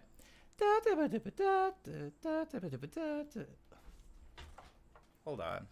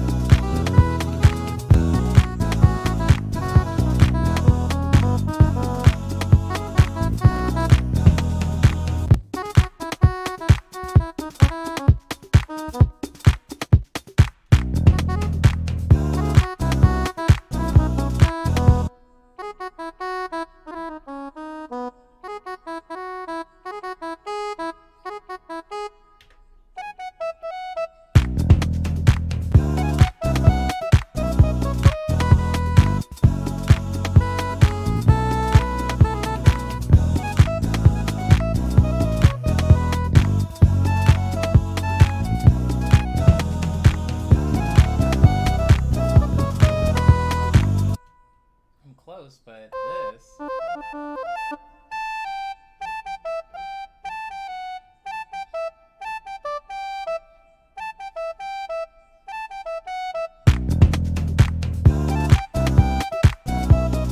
Oh,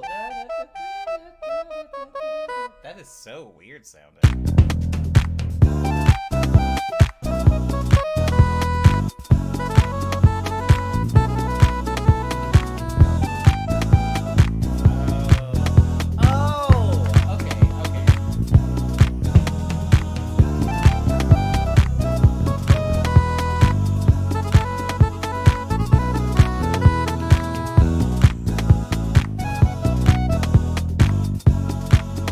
Loop it, loop it, loop it, loop it, loop it.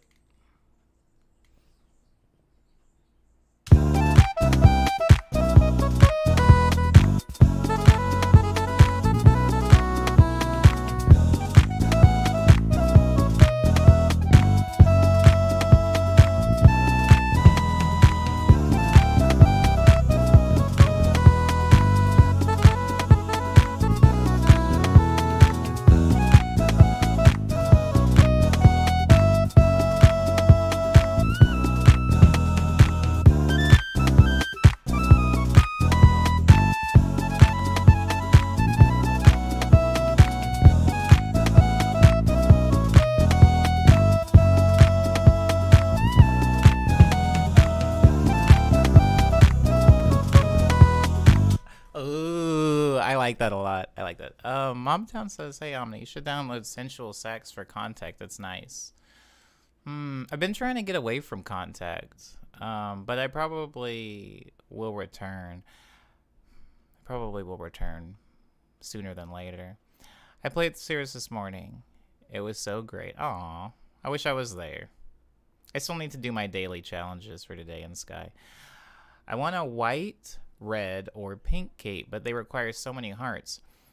The pink cape, the one that's part of the sanctuary challenge. Sorry, this is very alienating conversation, but the pink one that's on Sanctuary Islands, I don't think it's that expensive. I think you just need seasonal candles, but I could be completely wrong. So, but I think I'm right.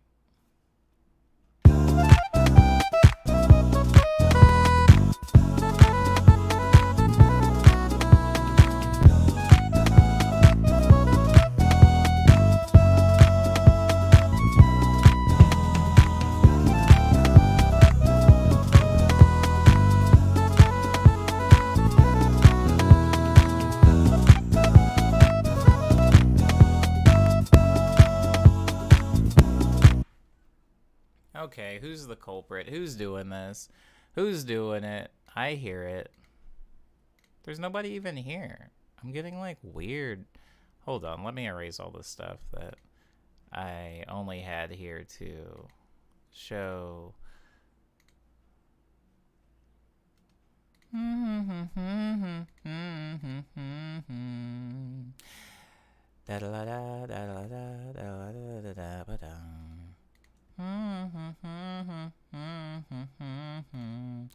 That's so weird for me personally because I sometimes I don't, well, sometimes I never really think about keys when I'm writing music.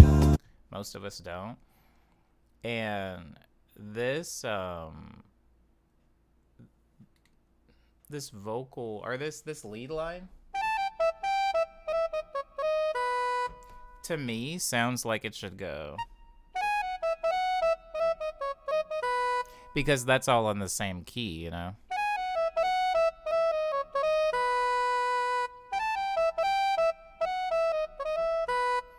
But the chords don't all exist in one key, which is weird. The chords like jump around from one to another.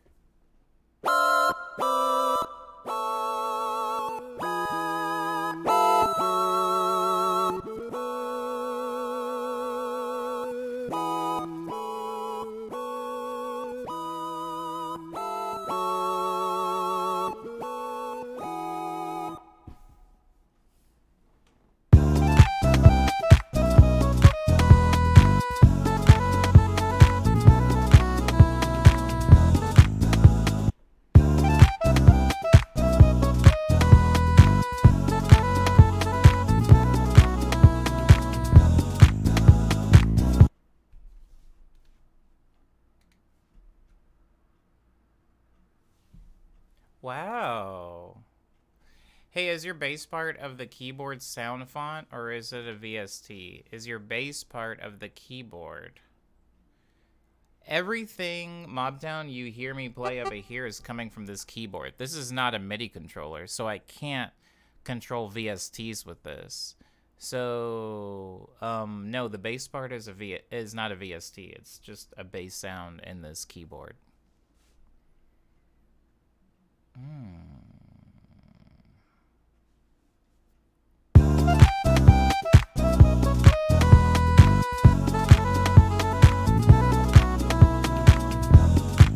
I can't remember where I go from there.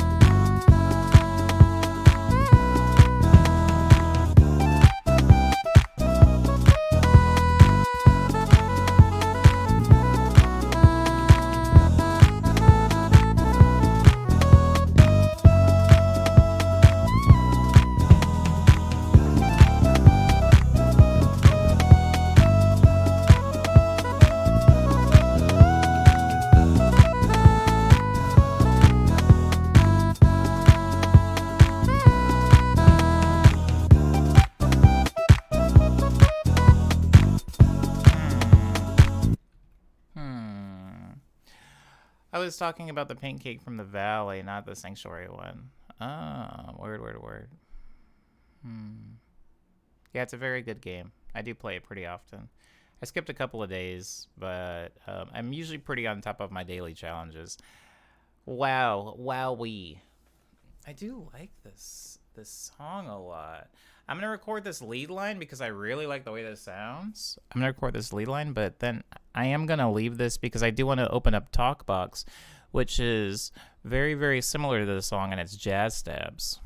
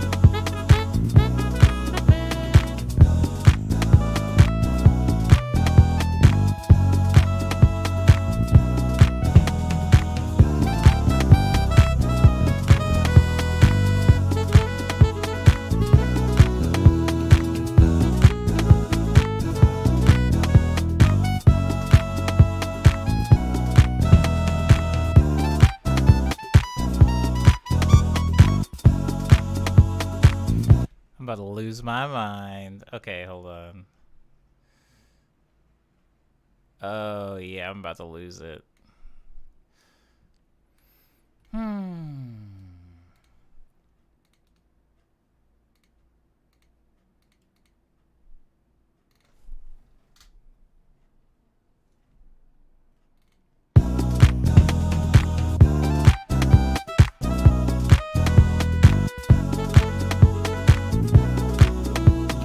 Oh, it's not recording any of that. Hold on. There we go.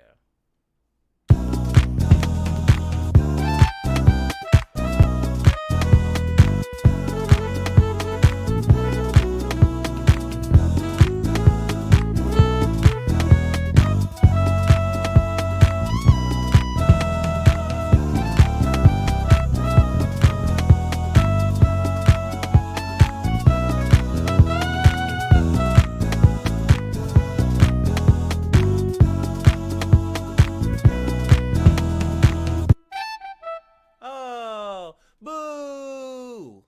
Sorry. Forgot that I was streaming for a second.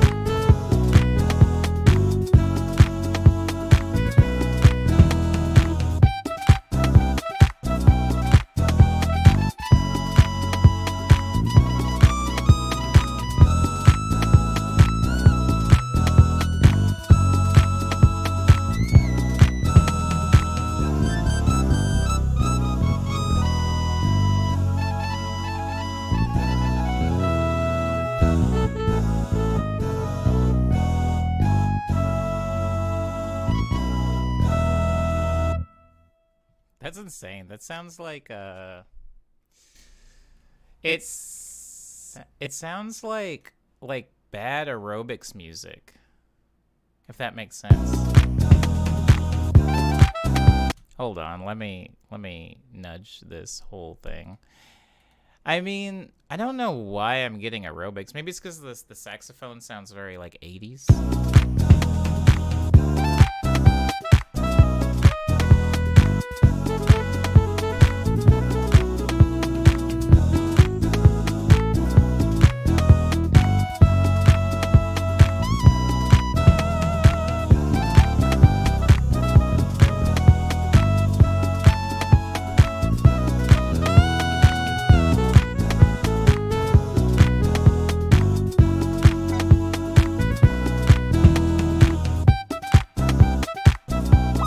Oh, this song is so good. Oh, I could just loop that. That's so sick. Hold on. Oh, this song. This is gonna be sick. So if I was doing would it be here?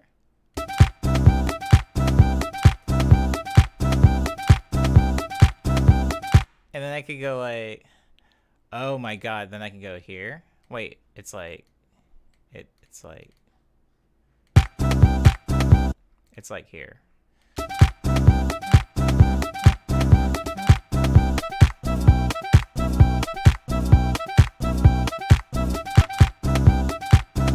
That's okay.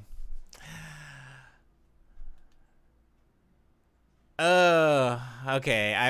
I'm done with this song for now. Guys, next Friday, spoiler alert, we're messing with this. We're turning this into a real song. So for the people that come in next week that weren't part of this stream, they will have missed maybe the building blocks of this track, but holy crap. I hear so many things now, and all of them are good.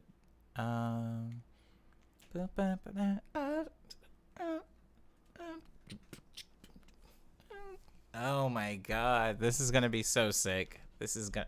I wish it was the beginning of the stream. I wish I still had like a full 6 hours ahead of me, because this might end up being cooler than some of the other ones. I might move it over to Lucid Dream, where all of the housey stuff is.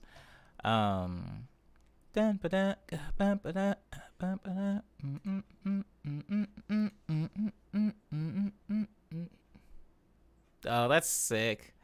Okay, all right. What am I looking for? I was gonna open up before the end of the stream. I did want to open up Talkbox, because that is where a lot of the roots of this track, which is called Dropout, live.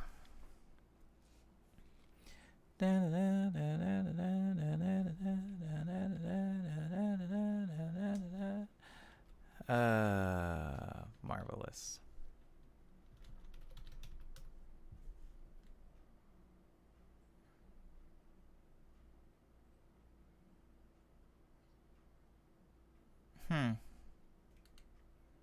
What on earth? It is so hot. I mean, it's not that bad. Just I'm getting no breeze. I'm actually sweating in the stream, which is not ideal. So this is where this song is significantly slower. About 5 BPM slower. So this song uses the same general jazz, like Omnisphere jazz stabs. It uses the doos.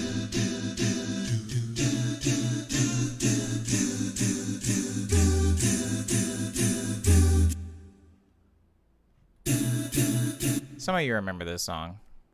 It had the Sawyer bass line.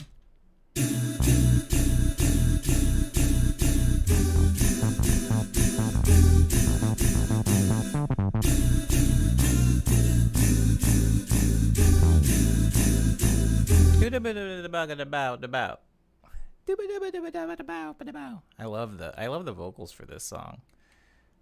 They're definitely the part that took the least amount of time, but man, I love the vocals. Do the shuffle, do the pop and the bounce to bounce. Do the wiggle, do the bop and the mouth to mouth. Do the shuffle, do the pop and the bounce to bounce. Do the wiggle, do the bop and the mouth to mouth. Do the shuffle, do the pop and the bounce to bounce. Do the wiggle, do the bop and the mouth to mouth. Do the shuffle, do the pop and the bounce to bounce. Do the wiggle, do the bop and the mouth to mouth. Do the shuffle, do the pop, do the shuffle, do the pop, do the shuffle, do the pop, do the shuffle, do the pop, do the shuffle, do the pop, do the shuffle, do the pop, do the shuffle, do the pop, do the shuffle, do the shuffle, do the pop. Port up, Jesse. It'll be nice next week.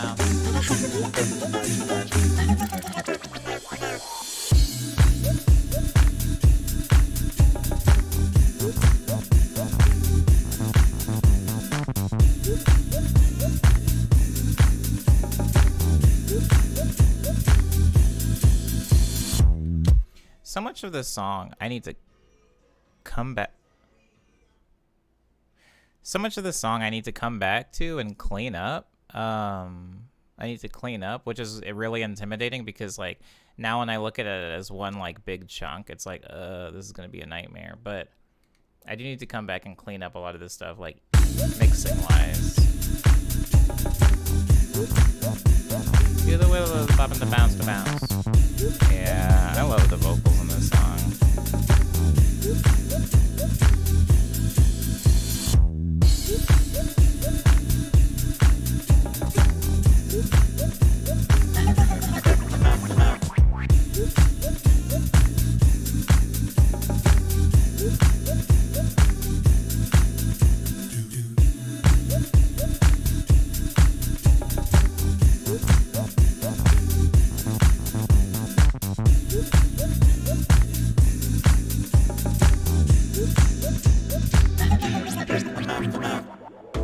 You know, this song actually is I feel like this song it's definitely not the goal for that other song, the Dropout song that I just started, but the vocal stabs in this song don't really go too many places compared to the other ones, right? That were quite a few chords. These ones, it's kind of like 2 places. If you look at the MIDI.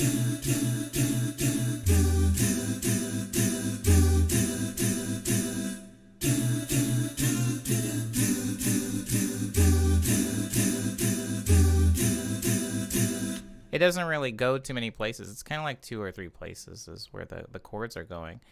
And so this other one will be really interesting because the chords are a little bit more complex, so I'll have a little bit more to play with. I'll showcase the vocals more. In this song, the vocals are kind of just like a foundation that everything else exists on top of.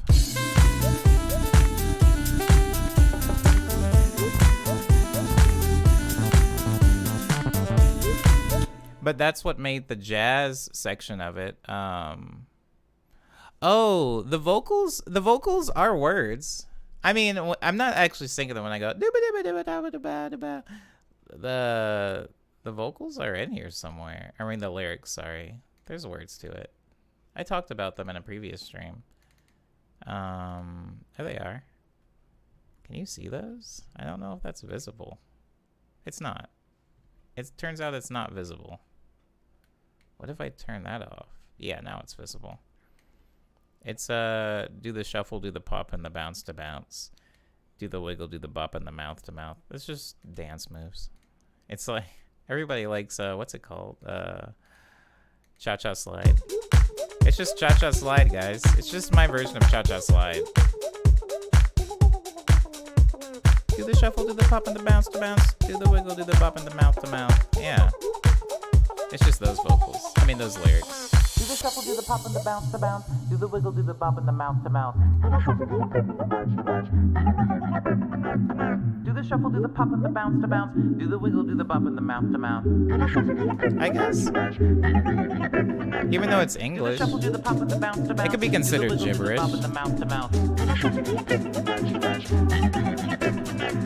Do the shuffle, do the pop and the bounce to bounce. Do the wiggle, do the bop and the mouth to mouth. Do the shuffle, do the pop and the the shuffle, Mary Poppin', do the shuffle, Mary Poppin', do the But shuffle, the- Mary Poppin', do the shuffle, Mary Poppin', do the shuffle, Mary Poppin', do the shuffle, Mary Poppin', do the shuffle, Mary Poppin', do the shuffle, Mary Poppin', do the shuffle. Sorry. The jazz intermission. Since the chords, here they are right here. Oh my god. I got to get back into doing this more, which is having all of my jazz arrangements in MIDI. Just these piano chords are the same as the vocal chords.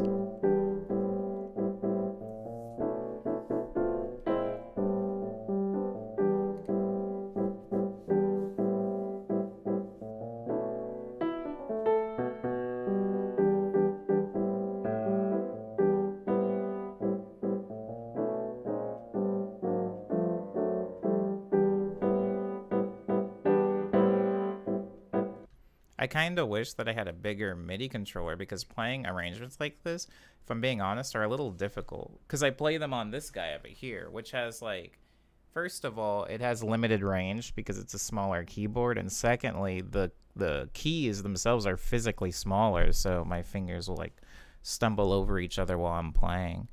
But that is the jazz intermission of this song. It's just with like a ride cymbal.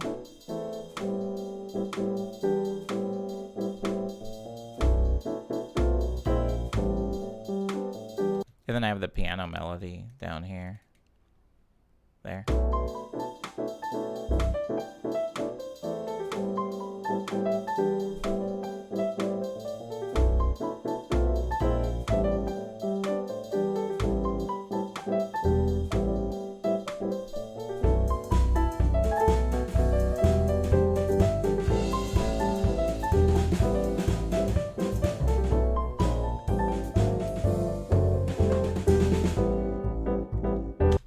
And so that is where this song lives. Everybody kind of in the stream has heard this song before. I play it so often.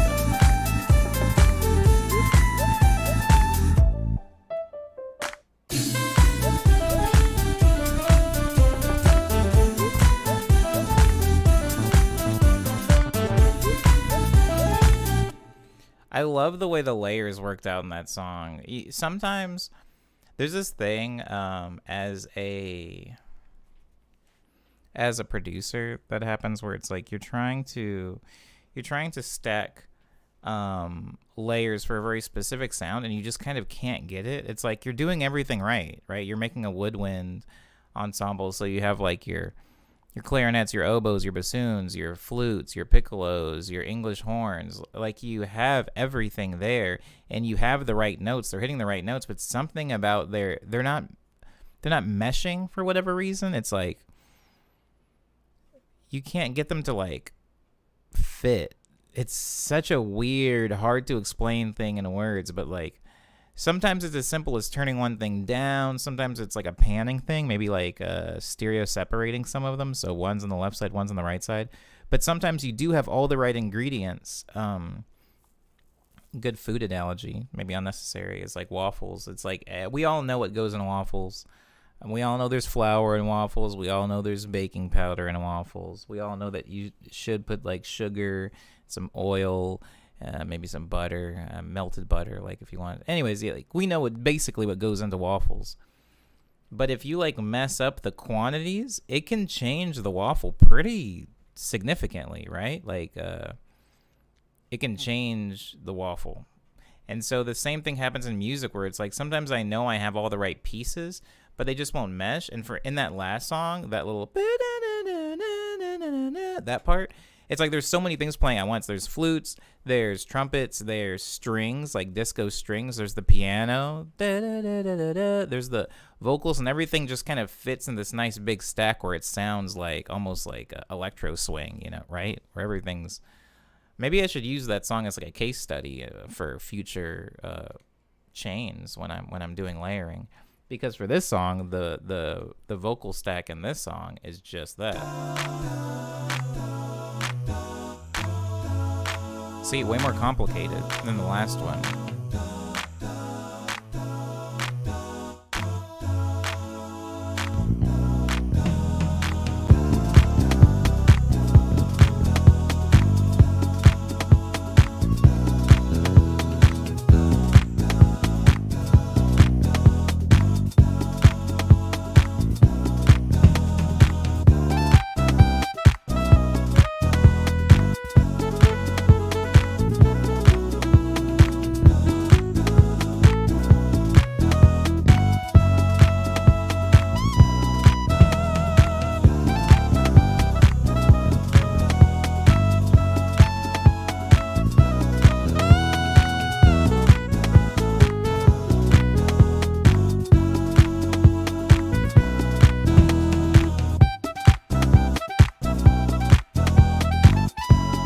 gonna tear up this song next Friday.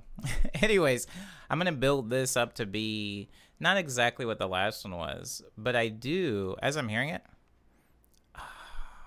I do want to add a jazz breakdown where it gets like really jazzy for a second. Maybe we'll think of a different way. But for right now, that's what I'm hearing. Hey, what's up, Mad Cat? I hope everything's good with you. I think can we get a mixing stream one day? It would be cool for learning. Here's the thing. Yes.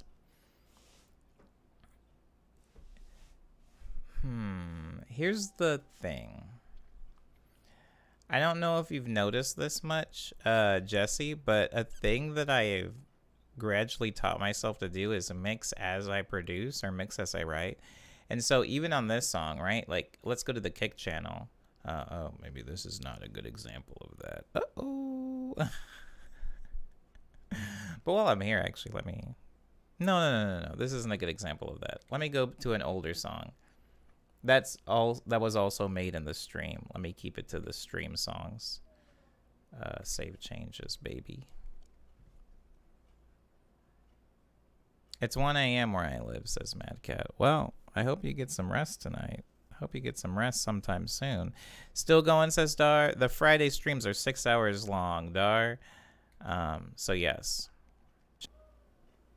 Okay. Whoa. Boop. Okay. So in this song, I'm just going to open up the kick, right? If you look over here at the kick,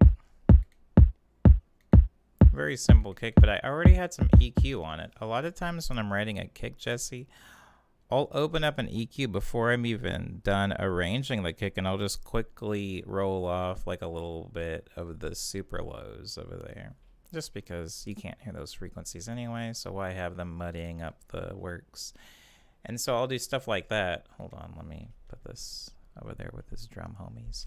So small things like that. It's hard for me to have a mixing stream specifically because I mix as I produce. And so when I'm producing, you're seeing very small steps in the mixing process. So, for example, if I open up that song that I was just talking about, the Nightmare itself, with the jazz stabs, and I was like, oh, this is going to be a nightmare to come back and mix. The problem with having to do that, properly is I'm going to be mixing with my monitors and not necessarily these headphones. So I won't be able to get a very accurate read on what the song sounds like because these headphones have like little to no bass in them. So it'll end up happening a lot of time is in the stream.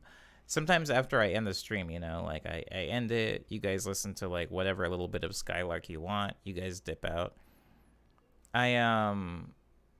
I will take my headphones off and turn my speakers on and listen to some of these songs, and they sound horrible, at least coming through my speakers, and it's because I've been mixing them to sound good in these headphones, which have zero bass. And then I, unplug my headphones, turn on my speakers, and they're like super low-endy and like really muffled sounding. The same thing can happen if you like use Beats headphones. Beats headphones have like some bass EQing built into them. And the problem is if you're making music, you may be thinking like, oh, this slaps. Oh, my God, the low end. It's wild. And then you maybe export it and you listen to it somewhere else on somebody else's sound system or through your own speakers. And it sounds really tinny and high-end, mid-range, strong. So doing a very comprehensive mixing tutorial in the stream would be interesting just because my headphones aren't exactly high quality production headphones, but I could mess around in it. The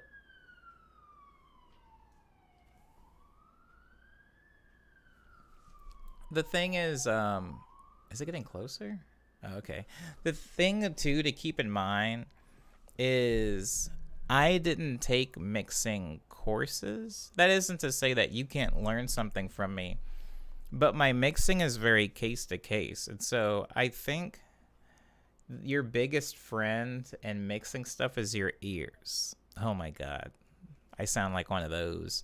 Your biggest friend is your ears. And granted, working in FL Studio, you have a little bit of a handicap. And the reason I say that is because FL Studio has a built-in limiter into its master tracks, so you can be like redlining and just running out of headroom on a track, but Fruity Loops will always make sure the track sounds okay, and then you'll export it and you'll realize, oh, this sounds horrible.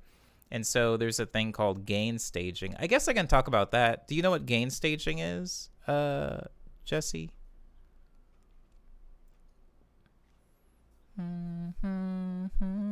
Why isn't there a cooler English word for question mark? A word for question mark? Oh, I see what you're saying. I don't know.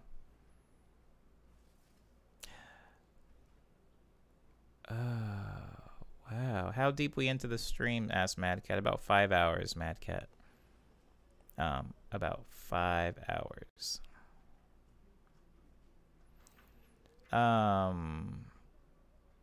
Okay. Okay, cool. So here's the thing, Jesse. I don't know how much music you've written, released, or produced and released or whatever, but working in Fruity Loops, if I turn up everything so that it's peaking, it won't really sound that different. And so sometimes people in the stream will say, hey, Omni, can you turn things up? Or I can barely hear the song. And it's sad to me because, for example, look at this song, for example, Bus Fare. If I go over to the master track and I pull up where's my dB meter? If I pull up a dB meter and I make it, hold on, can you guys even see that? Yeah, you guys can see them. Okay, so if I make it really big so that we can really see it, and I put them over here, and then I play this song.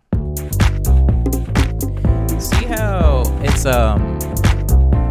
coming right up to the 0, but not passing it?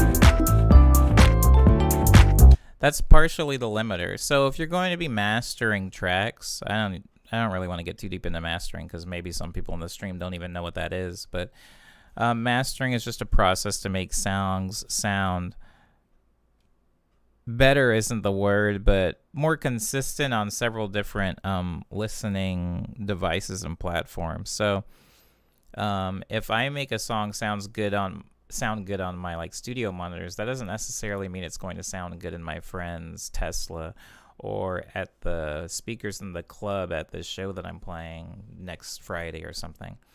So you master tracks so that they'll sound more consistent, you know, on all different sound systems. It generally like makes things a little bit louder, a little bit more compressed, a little bit beefier, more solid. A lot goes into mastering that I can't really get into right now, but if you're going to be mastering something, you want it to be at -6 where this little thing is. You don't want it to pass -6. And this is common industry knowledge, which is why when you look at this, when you look at what's happening here, you can see how the color changes once it passes -6. It becomes this like darker orange color, right? Now, if I were to take, hold on. So if I were to take the kick, oh wait, hold on. I got an idea. I'll undo this, but if I were to take a kick and put Maximus on it and just throw some random preset like punchy drums, and then I put a sound godizer on that, and then I get, oh my god, this is really bad, but I'm doing it, and then I say crazy bass. See, hear how that's like distorting now? Just the kick. Let me just play the kick and the bass. I don't know how clearly audible that is on whatever you guys are listening to this on, but now the kick is clipping. And if you look up here in this area, you can see the meter is maxed out. And then if I pull up that fancy little dB meter again, see how it's even exceeding the 0?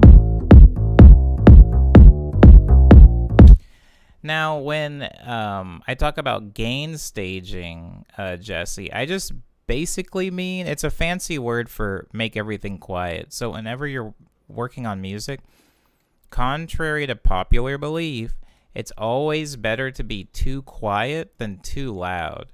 Because if something is too quiet, if you have a song that's too quiet, you can always turn it up, right?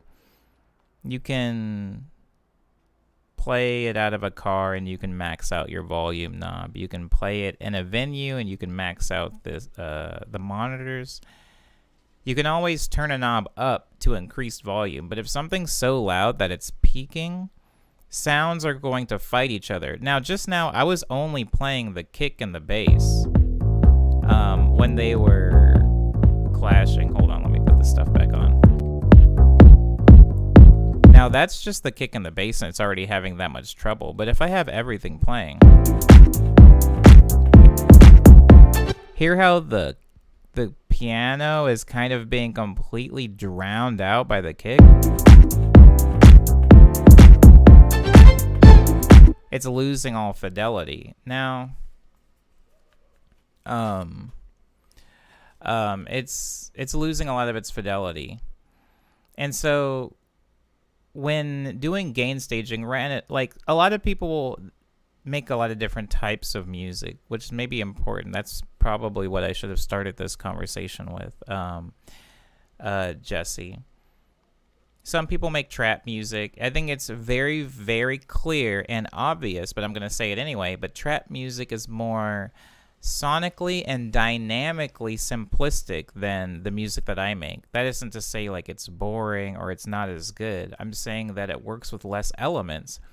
So if you're making a trap beat, there's a lot more room to make the kick as loud and as beefy as you want it to be, which is why a trap song, our most simpler beats, will slap so hard because there isn't a lot of competition. As I've shown in several of my songs, while this isn't maybe the best example, maybe the best example will be something like Rainbow. Hold on, let me pull up something from Daydream. Oh, yeah. I'm gonna pull up something from Daydream. But I'm gonna pull up Thumper. A lot of my songs, since they're so rich in layers, that means that I have to be even more picky about how much of each thing I can have. Another good food analogy is like, if you're going to Hometown Buffet, I don't know if you have Hometown Buffet where you're at. If you do, don't eat there. It's horrible, and it's probably horrible for you. But if you're going to a buffet and you only have one plate, you can fit a lot of chicken wings.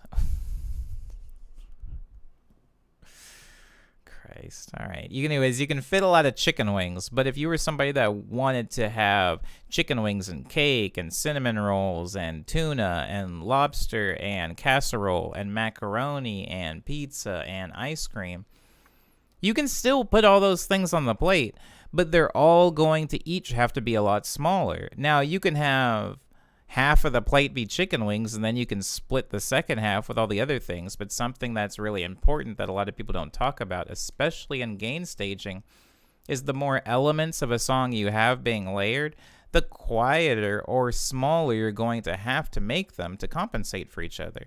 And so if you're looking at this song that I have, this song where you can look down track 50, like there's 50 tracks in this song.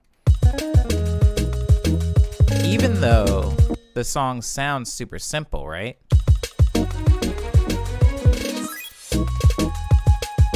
Very simple, very sparse. When I skip through the song, you can hear it get more full.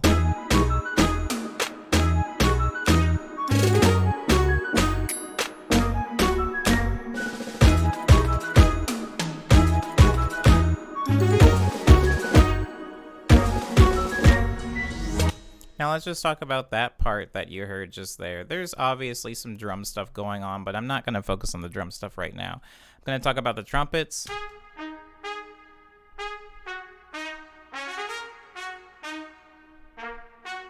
That's my trumpet line.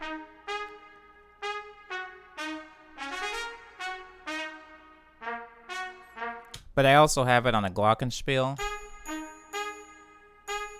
a xylophone, a flute, Rhodes piano, a bass line. Goodness, I have pizzicato strings.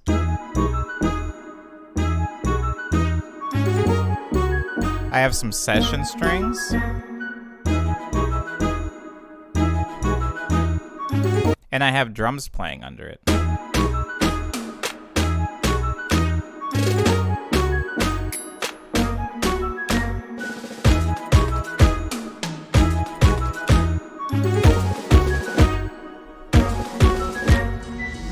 So, ooh, nice reverb tail. Anyways, so for the food analogy still, there's a lot of stuff happening in Thumper, Jesse, and that was just this small little excerpt from it. This is a pretty long song, and it goes some places, but there's a lot of stuff happening. So when doing gain staging or just mixing, you have to think of the song. You have a finite amount of space in a song.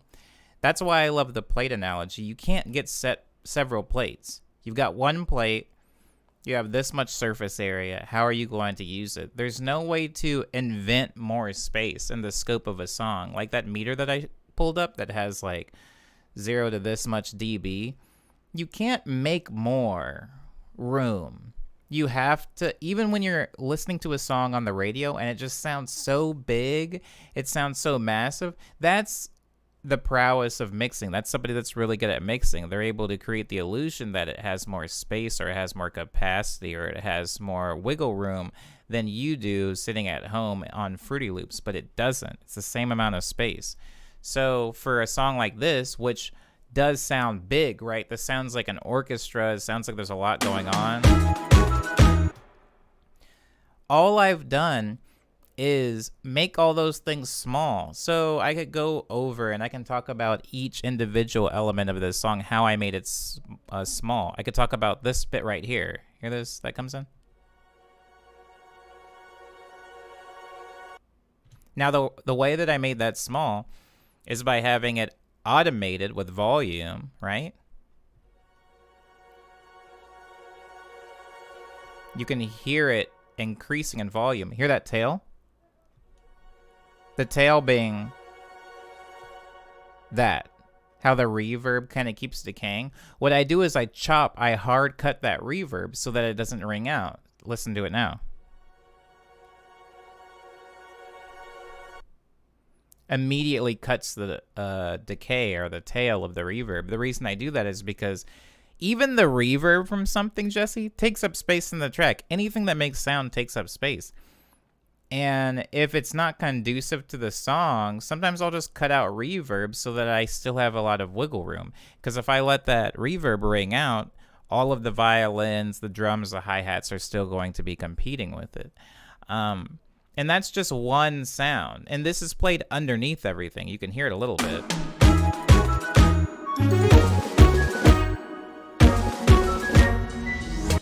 So small. It's such a minuscule part. When I played it by itself, you could truly hear it. As a piece of the whole, it's so quiet. But if I were to mute it and re-release the song, you could hear the difference. Gain staging is basically making sure, for me personally, that everything is as small as it can be. I would rather have instead of having like really loud violins played, on a fake sample library on every octave, I would rather have a really quiet violin and a quiet cello and a quiet viola and a quiet double bass. I would rather have quiet everything that builds up to a rich ensemble. And a lot of times what people aren't realizing is when they hear a big string orchestra, what they're actually hearing is a bunch of really quiet instruments. Because if you go see a symphony orchestra, those instruments aren't being mic'd. They're just playing in an auditorium, which granted is built by an architect that understands how acoustics work. It's built to reverberate sound a specific way. But something to keep in mind is those instruments are not being mic'd. They're not being amplified in any way. They're just being stacked and spaced strategically around the room or around the stage. Maybe this is more to the left and this is more to the right. And you can do that in Fruity Loops, Jesse. You can take an instrument and you can pan it a little bit to the left and you can pan another one a little bit to the right. Now, if you have a song that's only coming out of your left speaker, maybe it'll sound weird. Or if you have vocals that are only coming out of your left speaker, maybe that'll sound weird. But something to think about is the balance. If you have something only coming out of your left speaker, that means you have so much sonic room now in your right speaker. And so I play this like balancing game where if I have glockenspiels coming out of the left, maybe I'll have a xylophone coming out of the right. I'm going to go and open up the xylophone and the glockenspiel. Now, if you look over here, it's hard because they're really pale colors. This one says xylo, and this one says glockenspiel. And this is a perfect example of exactly what I was talking about. If you look at these knobs, that's the panning, right? This one is panned really far to the right, and this glockenspiel is panned really far to the left. And when you're hearing it, nobody is complaining like, oh, the bell's only in one of my ears, because it's being offset in the balance of the other percussive orchestral instrument being on the other side. And they kind of make this stereo image. They make this map of left, right, front, center, you know. This is an important thing to remember. If you're making complicated or layered music, it's a very important skill to learn early on, because as we grow as musicians, typically we start to make more dynamic and more complex music. And if you can learn early on, which I didn't, by the way, I learned this pretty late in my, I don't know, career path, art, whatever you want to call it. But I learned pretty late that you could pan stuff and you could have things quieter than other things. I used to almost never touch volume knobs. It's embarrassing, but when making music, I think the first like three or so years of making music, I just didn't turn things down. It didn't make sense to me. I also didn't pan them. That didn't make sense to me. I just made music, and since it's hard to tell if something's clipping through FL Studio, I would just make music and release it. And if it sounded bad or like strangled or throttled, I just thought, well, I'm a bad producer, you know, and Fruity Loops isn't a professional piece of equipment, so that's my excuse. But it wasn't. It wasn't.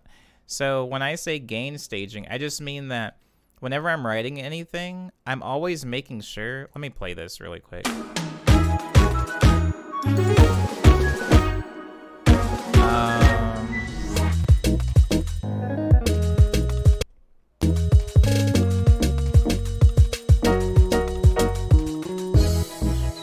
I'm always making sure that I'm right around the -6, and as long as I've been making music, that's actually gotten lower and lower. Like if I play you guys some stuff from Ego Dev, it's like down here around -12. I always make things really quiet. I produce really quiet, because then when you get to the mastering process, when you can make it loud, you're not going to be dealing with conflicting sounds and over compression, because you have headroom. This term headroom is like basically the amount of space left over on the plate that's not taken up by any food. Yes. And so I will usually mix songs with a lot of headroom. That is to say, I mix them very quietly and I leave space so that when I get it mastered and it gets blown up bigger, it's not exaggerating any mistakes or conflicts within the song. I think there is this thing. Jesse says this is what I wanted to get to. I never really spent time with automation and thinking through the whole process, or the whole space sonically. What I'll say, Jesse, is a lot of mixing became important to me because there was this whole thing called the loudness war, and I'm not going to talk about that entire discourse. It was a nightmare, but the loudness war basically was that people were making music louder and louder and louder. It kind of became this thing where we couldn't turn around. We couldn't go backwards. It's kind of how like cars keep getting faster. We can't make cars slower because it would be seen as a step backwards. Music kept getting louder on SoundCloud, on the radio, and it just, as soon as we heard something super loud, that became the new standard, and now everybody else had to catch up with this new volume threshold. The trouble there is loud music was very, very oh my god, this is a TED Talk now. Loud music was very conducive to genres like hip hop, maybe. I will say it was more conducive to like pop and EDM. It was good to have those things loud. You didn't really need to have a rap song be loud unless it was like a trap banger. You didn't really need to have folk songs loud. Country music didn't need to be loud. A lot of other genres didn't need to be loud, but gradually mastering houses started making things louder and louder. With the induction of EDM, which is why if you hear like, oh, the new Beatles record remastered, or we remastered this old Pink Floyd song, and you listen to them back to back, the remastered version is usually going to be a little bit louder than the old one because music just didn't used to be as loud as it is now.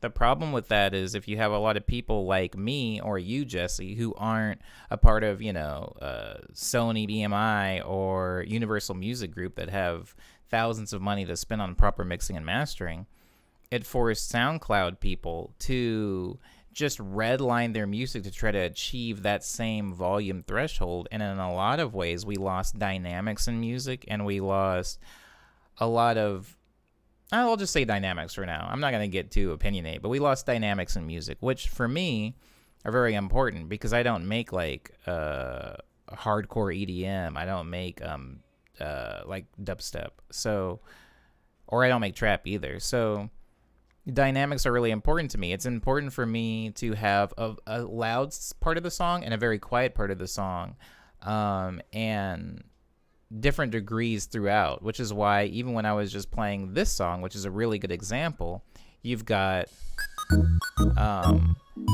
the intro, which is very fast, kind of like medium, and then it drops down here where everything's really quiet because it's left everything but piano here.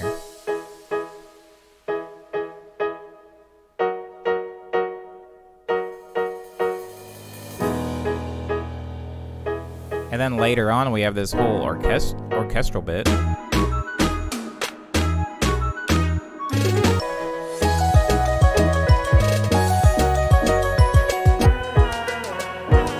The song has a range. It has a range of like big, small, quiet, harsh, soft. And if you're redlining things, you're trying to make everything louder, everything kind of just becomes one solid brick of sound. You lose a lot of the dynamics in there. It doesn't do any favors for my music. It destroys my music when I do that, because things like, English horns, flutes, glockenspiels, celestabels, vibraphones, those don't benefit from being compressed to heck, which is why when you listen to bossa nova music or old jazz records, they're not being redlined to be super loud. They're more so focused on dynamics. So, Jesse, when I say gain staging, all I mean is whenever I introduce a new piece of music, I'm very aware that it is not going to be one of 5 or even one of 10 or one of 20. It's usually going to be one of 50 to 60 sounds I'm putting in a song. So I'll upload a xylophone and I'll immediately turn it down, and I'll maybe pan it a little bit to the left, and then I'll send it to a mixer track, and I'll turn that down, add some quick reverb on it. I'll get the stage set so that I can move on. And in no ways am I ever turning things up down to match the quiet thing, as opposed to trying to turn the quiet thing up.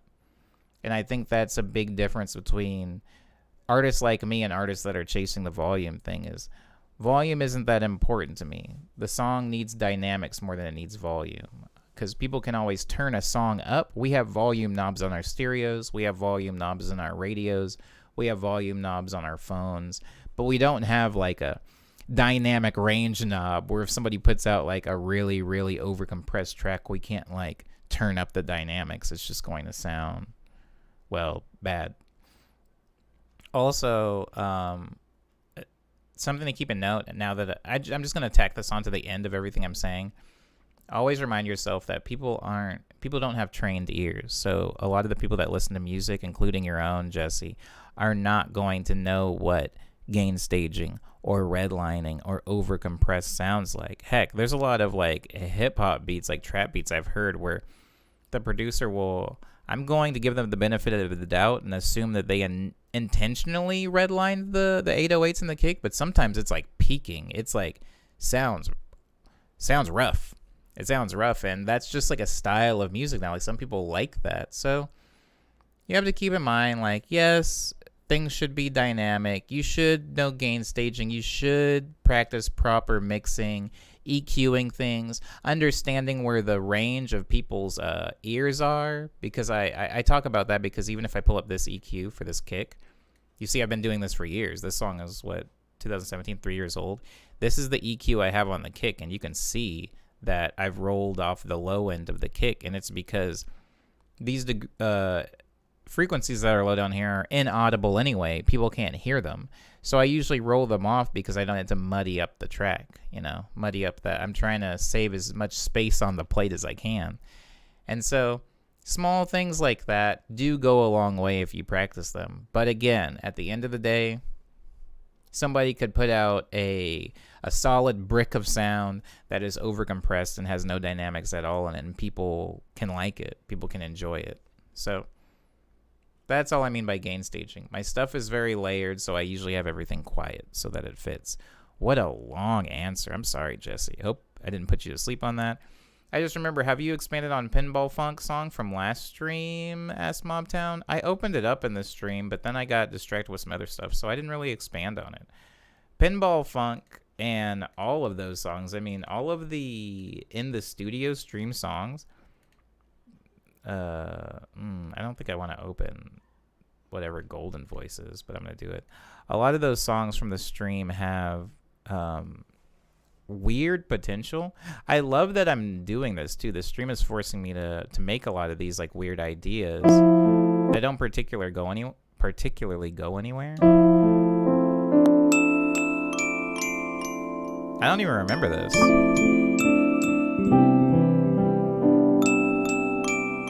Does anybody else remember this?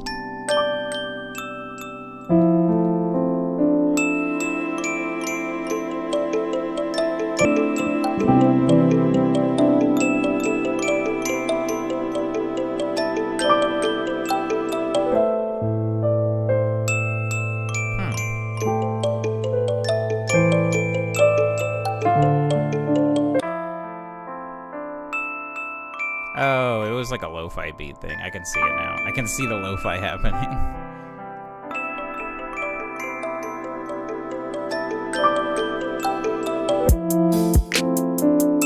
Yeah. Figures.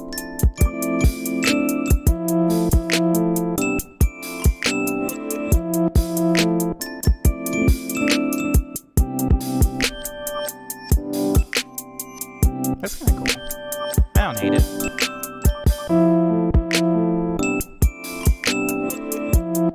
I like that part.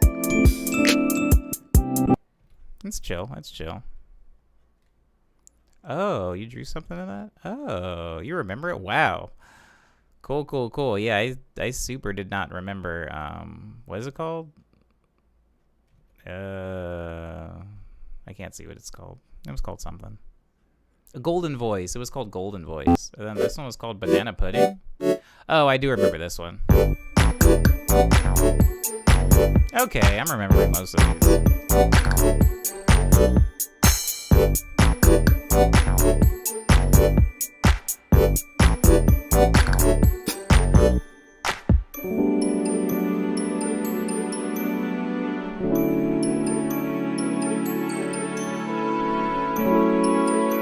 Music, guys.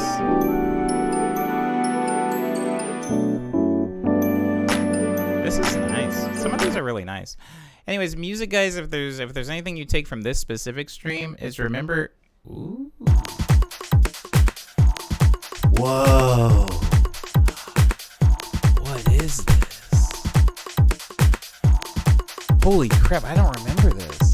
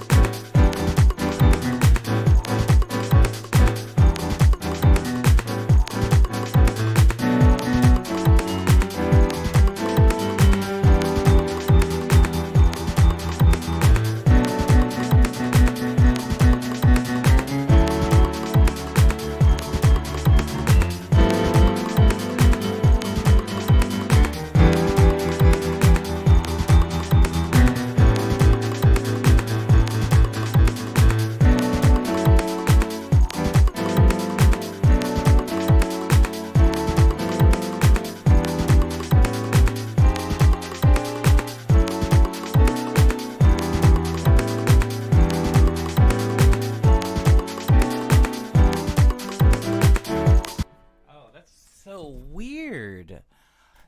That's so weird. I don't remember making this drum beat. And I love it. It's so weird and wild. What is that sound?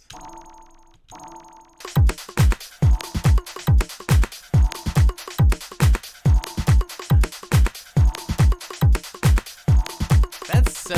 Whoa, don't let me forget this, guys. Next week, somebody remind me to work on Fun Drum as well as Dropout. Holy crap. And it's 140. Oh, wow. That's good. Okay, all right. Sorry about that, guys. I was talking about something mildly important. And wow, that's sick. It's so jungly. That's not like me at all, actually.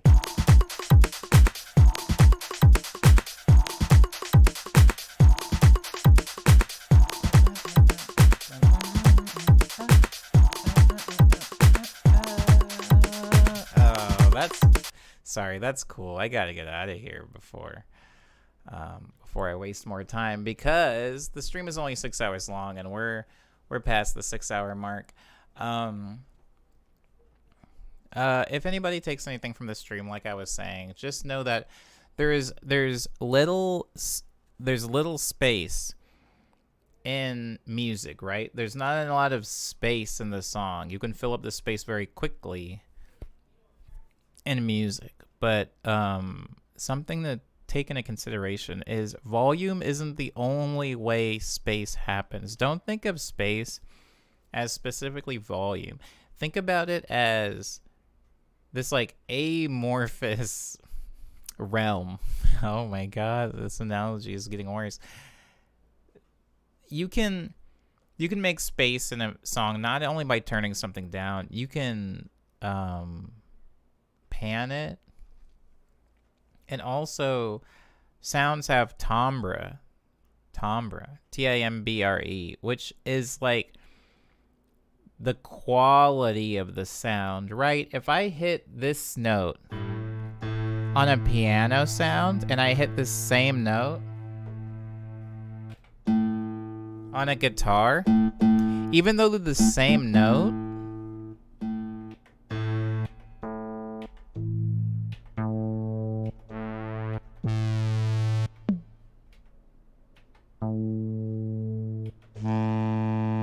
everything that I just hit was the same note. Even though they're the same note, though, they have different timbres.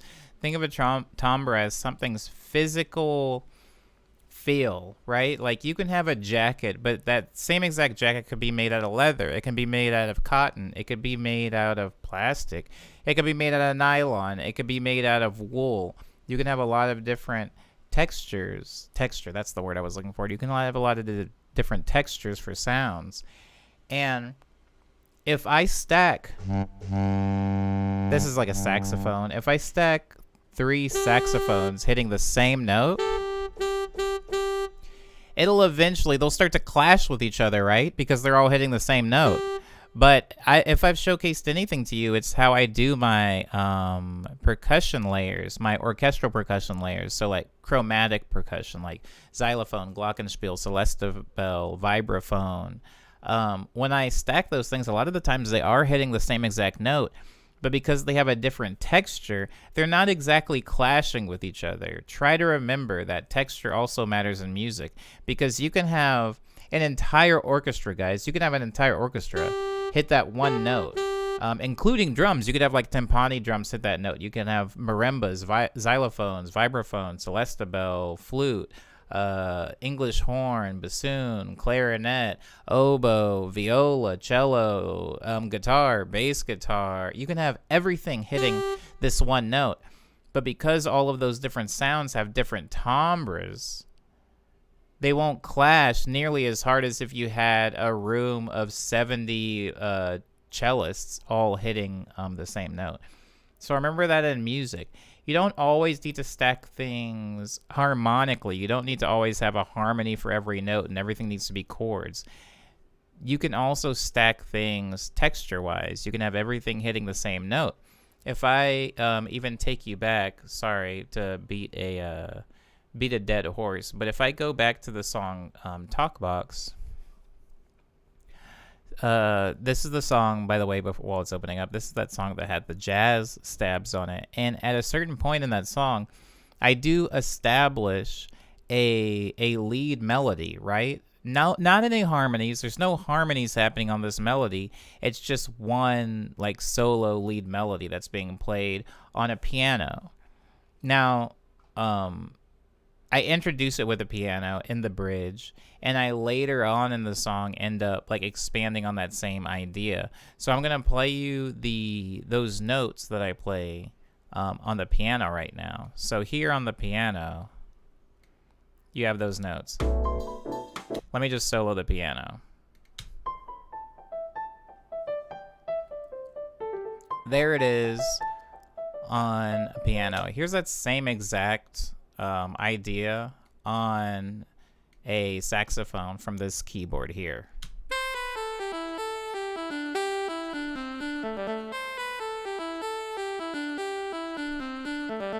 Here's it on piano.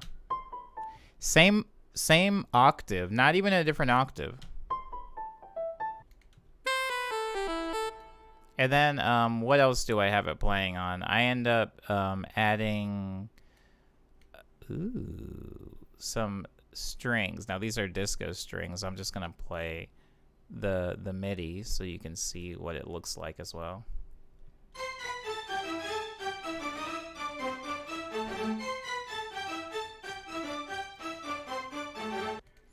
Now, those things are being combined again with the sax and with the piano.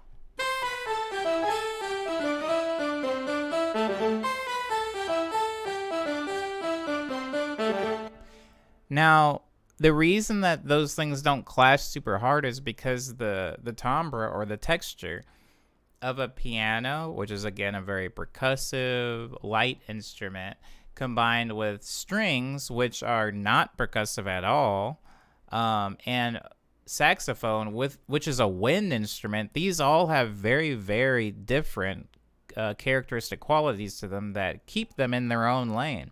You know, this is a woodwind, so the sound vibration is happening this way. This is a violin, so the sound vibration is happening this way. This is a piano. They're different, so you can stack them like that and they won't clash.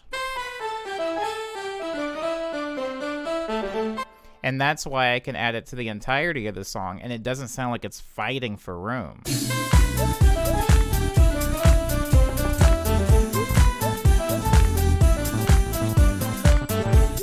So that's something to keep in mind. It's not even just volume, guys. Sometimes it's texture. You can have it to where sounds aren't necessarily competing with each other texture-wise, and they will kind of exist in a place where nobody can get to them, per se. Like, think about, if I'm going to use that plate analogy, it's almost like if you have one of those plates where there's like the squares, you know, the like little compartments. So it's like, this is where I'm going to put the corn, this is where the roll goes, this is where the meat goes, like the steak. And when you have things kind of compartmentalized like that, you don't have to worry about the mixing. And if I'm doing something with a glockenspiel, a lot of the other instruments, like a kick drum, is almost never going to compete with a glockenspiel, just because timbre-wise and even frequency-wise, they're happening so far apart from each other. So you can turn up the kick almost as loud as you want, and the glockenspiel is going to be fine. It's another thing to think about. When you're trying to create space in a track or have it so that things don't clash, remember that volume is not your only tool you can use. You can use texture of sound. You can use panning, right? This thing will be in the center. This is all the way on the right. This is all the way on the left. There's a lot of ways to create space, because you can't make more space, but there's a lot of ways to cut out of sounds that already exist to create more space for something else. Hopefully that makes any sense to anybody on the stream. A lot of this was directed at Jesse. I don't know if Jesse is understanding this. I've gone into like a full ramble now at this point. K3D, no, Eddie. I know your name is Eddie now. Oh, you an FL kind of guy, says Eddie. I don't know if we can be friends anymore. Were we friends, Eddie? Were we friends? I hope that helps Jefferson, who is now just thanking me. I hope that helps at all. But yes, I hope that helps anybody. It's just making extra space. So mixing, I think a lot of people, when they use the term mixing, it's supposed to be this like intimidating thing, like, oh my god, I'm bad at mixing. How do I get better at mixing?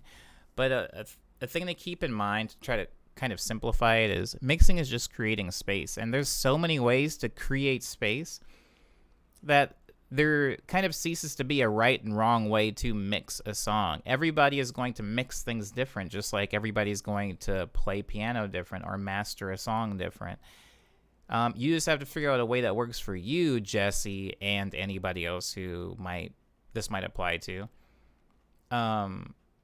You just have to figure out a way for you personally to make space in a song, and sometimes that can come from getting things from others, right? Like, if I've shown you how to do a woodwind stack, if I've showed you how I personally mix my clarinet, flute, oboe, bassoon, piccolo pattern, maybe that doesn't apply to you at all because you don't use woodwinds in songs, but it's just creating space. Try to create space in your songs, and try not to get too preoccupied with the song being loud, because it can be hard. I know, especially if you're uploading something on SoundCloud and everybody else's songs are like hitting here and yours seems just categorically quieter than everybody else's. It can be disconcerting, but try not to let it get to you. Try to focus on dynamics, because you can always add volume later, whether it be in an analog way by just turning up the knob on your stereo, or in a more digital way, like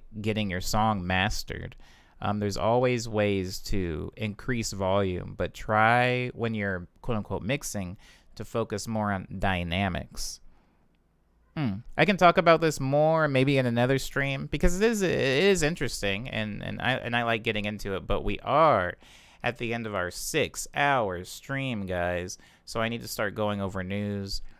I'm going to quickly open up the thing that I was working on, Dropout.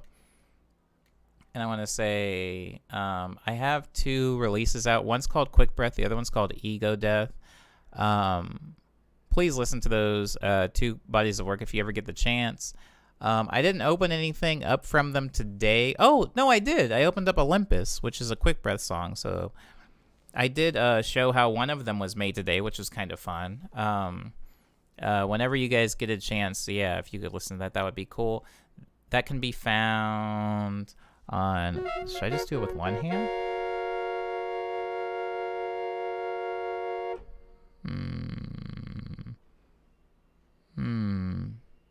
Anyways, it can be found on Bandcamp, SoundCloud, Spotify, iTunes, Apple Music, Google Play, Amazon MP3, Tidal, Groove, Deezer, Pandora, Napster, YouTube. Oh, that sounded drunk as heck. YouTube. We're on YouTube right now, so if you're here and you haven't seen any of the videos that I've made, I also do a lot of shooting and editing videos. More so during the Quarantunes series. If you haven't seen Quarantunes, it's 8 videos long. They're 2 minutes each, so roughly 15 to 17 minutes worth of viewing. Check those out if you do get a chance. If not, that's fine. They're not going anywhere. They're not timed. This is Friday though, so this is going to be the last stream of the week. I do hope everybody's got like a good weekend planned. I personally am going to be out of town. Tomorrow early in the morning, I'm going to be leaving to go to Arizona because I have to get some stuff figured out with my car. Also see some family that I haven't seen in a little bit. So I'm going to be in Arizona for the entirety of the weekend, and maybe even towards the beginning of next week. I will post on my YouTube timeline if I'm going to be canceling the Monday stream or whatever. But I do want to try to stay consistent. I just need to figure out exactly what that looks like and how I'm going to possibly stream with a keyboard in Arizona. But I hope everybody has a good weekend. That's all I hope. Lindsay says, I feel like the whole layering, mixing stuff is starting to stick in my head, so that's fun. That's good. I think I think oh, bye Mobtown. I hope you enjoy the rest of your evening and your weekend. I think, Lindsay, that something I've tried to get in the habit of as far as like mixing and layering is doing it while I arrange. It makes everything a little bit more boring to watch. I know for the stream, like if I'm making a song, maybe some of you guys might notice is, oh, thank you, Jesse. Oh, I can't tell if you're talking to me or Mobtown, but I'll try to have a good drive to Arizona. But I think when I'm making music in the stream, a lot of times I'll write a thing and then I'll export that thing and then I'll get MIDI for that thing and then I'll set that thing to a mixer track and I'll pan that thing and then I'll turn that thing down and I'll color code it. There's like 10 steps every time I write something to make sure that it's neat and organized and orderly, because you don't want to have to get to the end of your song, Lindsay, and then now in post have to go through and mix things, gain stage, color code, title, label, organize. At least I don't want to have to do that all in the end, so I try to do it while I'm going. So hopefully that's in some way helpful. I want to thank everybody in the stream for being respectful to me and polite to each other. That's it's always appreciated. It's always appreciated. It is the internet, and I know how whack people can be on it sometimes.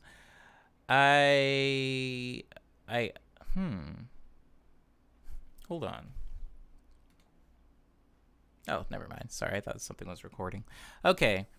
Yeah, I hope that everybody has a good weekend. I will be here hopefully to do 191. I want to have 200.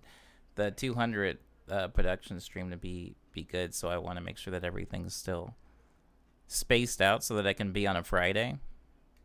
That's what I'm trying to do now. But yeah, that's it. That's everything. Thank you everybody for being here. I'll see you guys Monday, hopefully. Oh. Ooh, wah. Now I'm gonna play Skylark. At some point, I'm going to get a new outro track, but I love Skylark. So, abo everybody. Have a good weekend.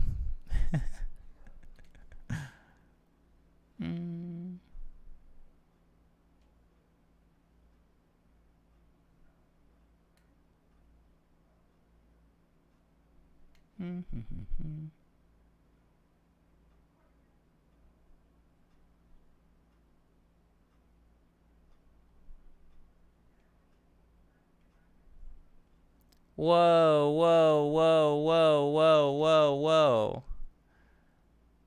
I don't want to not do Hush Hour.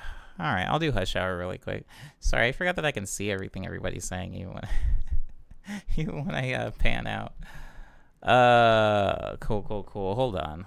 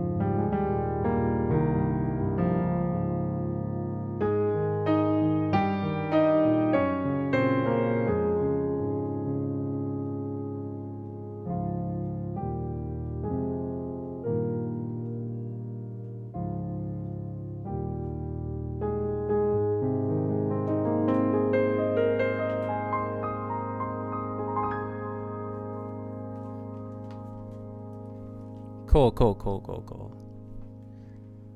I like the way it sounds on this keyboard more because I have access to reverb. I have access to reverb. Hold on. I hope everybody has a good rest of their weekend, guys. I really do. Everything's been rough. Everything's been rough in the world, so hopefully you find some kind of happiness this weekend. Abo, everybody.